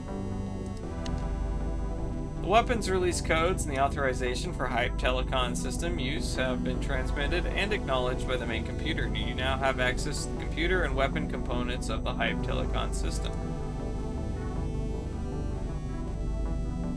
Alright. Alright, you guys. Let's go ahead and save. And it is about 11 p.m. I should probably go to bed.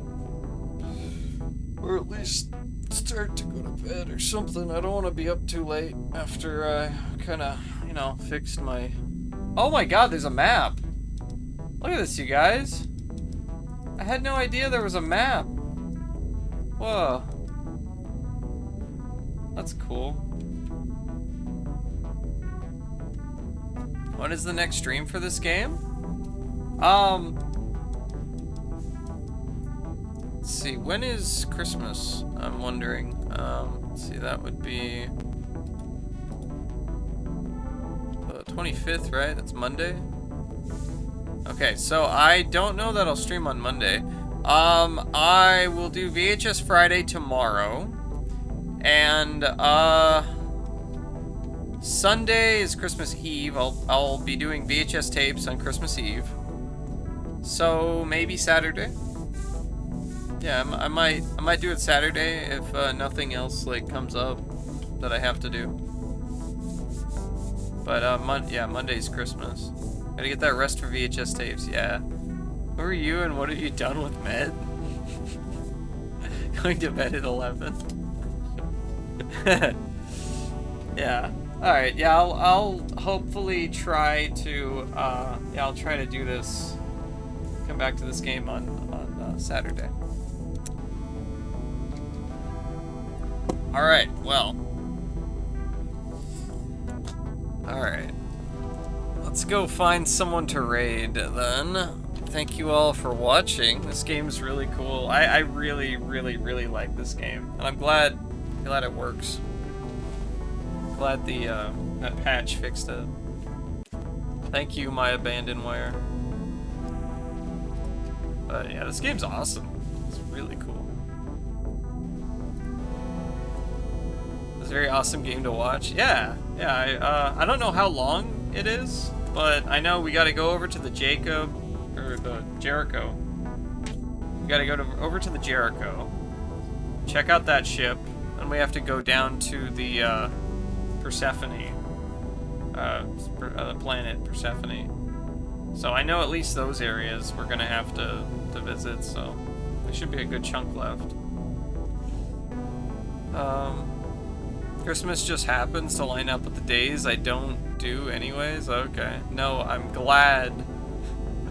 Thanks for the stream, although I might skip Saturday anyway.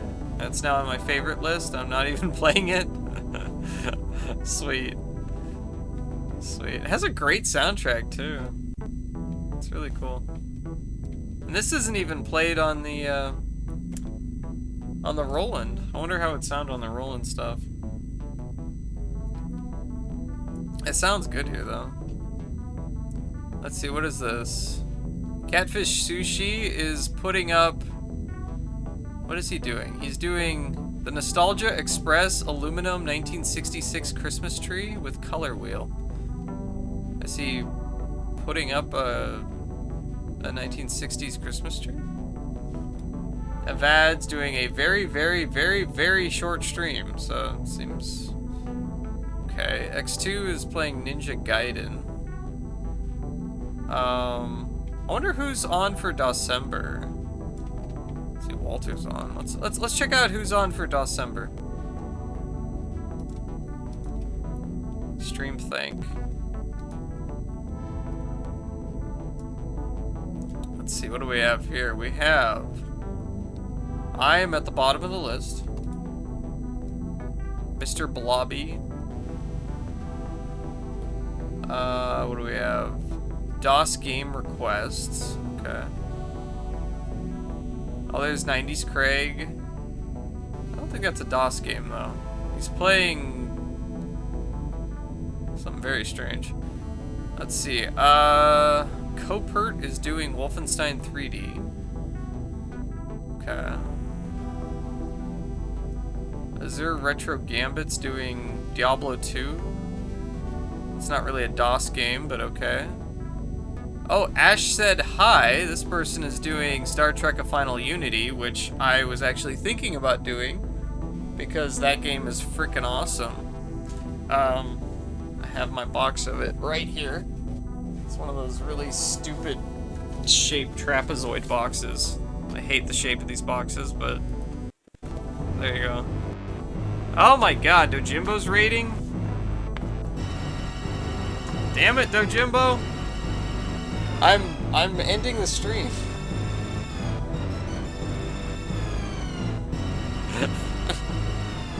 Alright, I'll throw out a shout out to Dojimbo. But yeah, I'm ending the stream.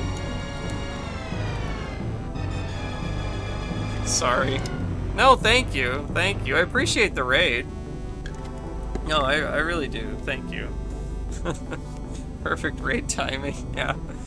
Doji. I was looking at people who I could raid. I was checking out what's going on with Dosember here.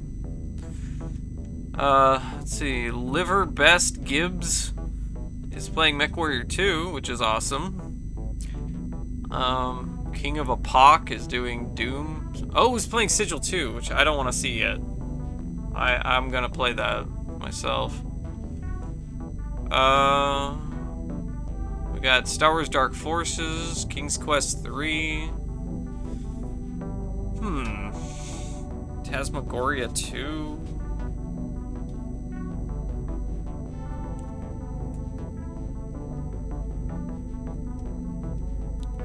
Okay, let's see who this is. This person's doing Star Trek Final Unity.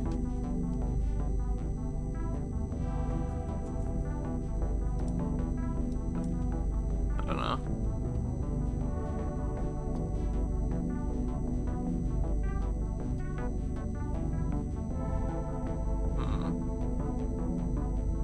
gosh, they've got like 168 viewers. That's a lot. Kind of prefer to raid people who have less than that.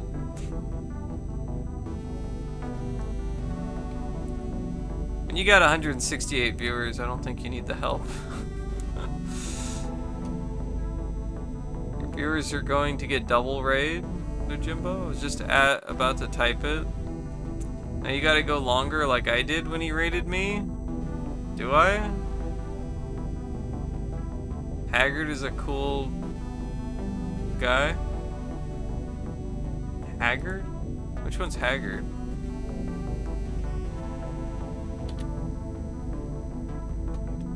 What is Haggard playing? Oh, King's Quest 3. Let's see.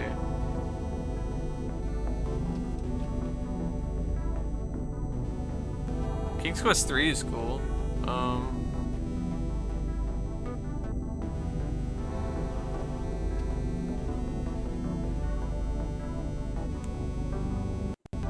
Okay, he's got 21 viewers, sure. That's not bad. Haggard Hessian, okay. Alright, well, I guess we can check him out. Sure. He's on the Dosember page. That's where I'm looking. I'm looking at the Dosember home-Dosember. I don't know, whatever this is. Just the main website, I guess. Imagine Met raids someone who's about to end and then ends up in a triple raid. I have 0 viewers, Met. I need the help. Raid me. He's playing the redo? Is that the VGA version? Or did they do like a re-release? Like a third release? Like on Steam or something?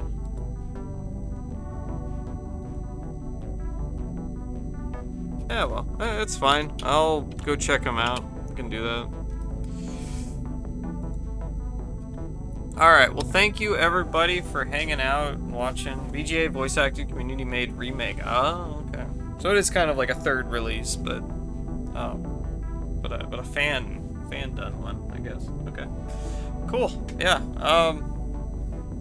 Yeah, I'll try to be back Saturday with this game, but tomorrow is VHS Friday. Tomorrow and Sunday. I will be doing Christmas stuff. Yeah, tomorrow and Sunday. Christmas tapes. Yeah. Alright, have a good night, you guys. Dojimbo, Zeph does stream. He streams usually Friday and Saturday. He's not affiliate though. He won't get affiliate. He refuses.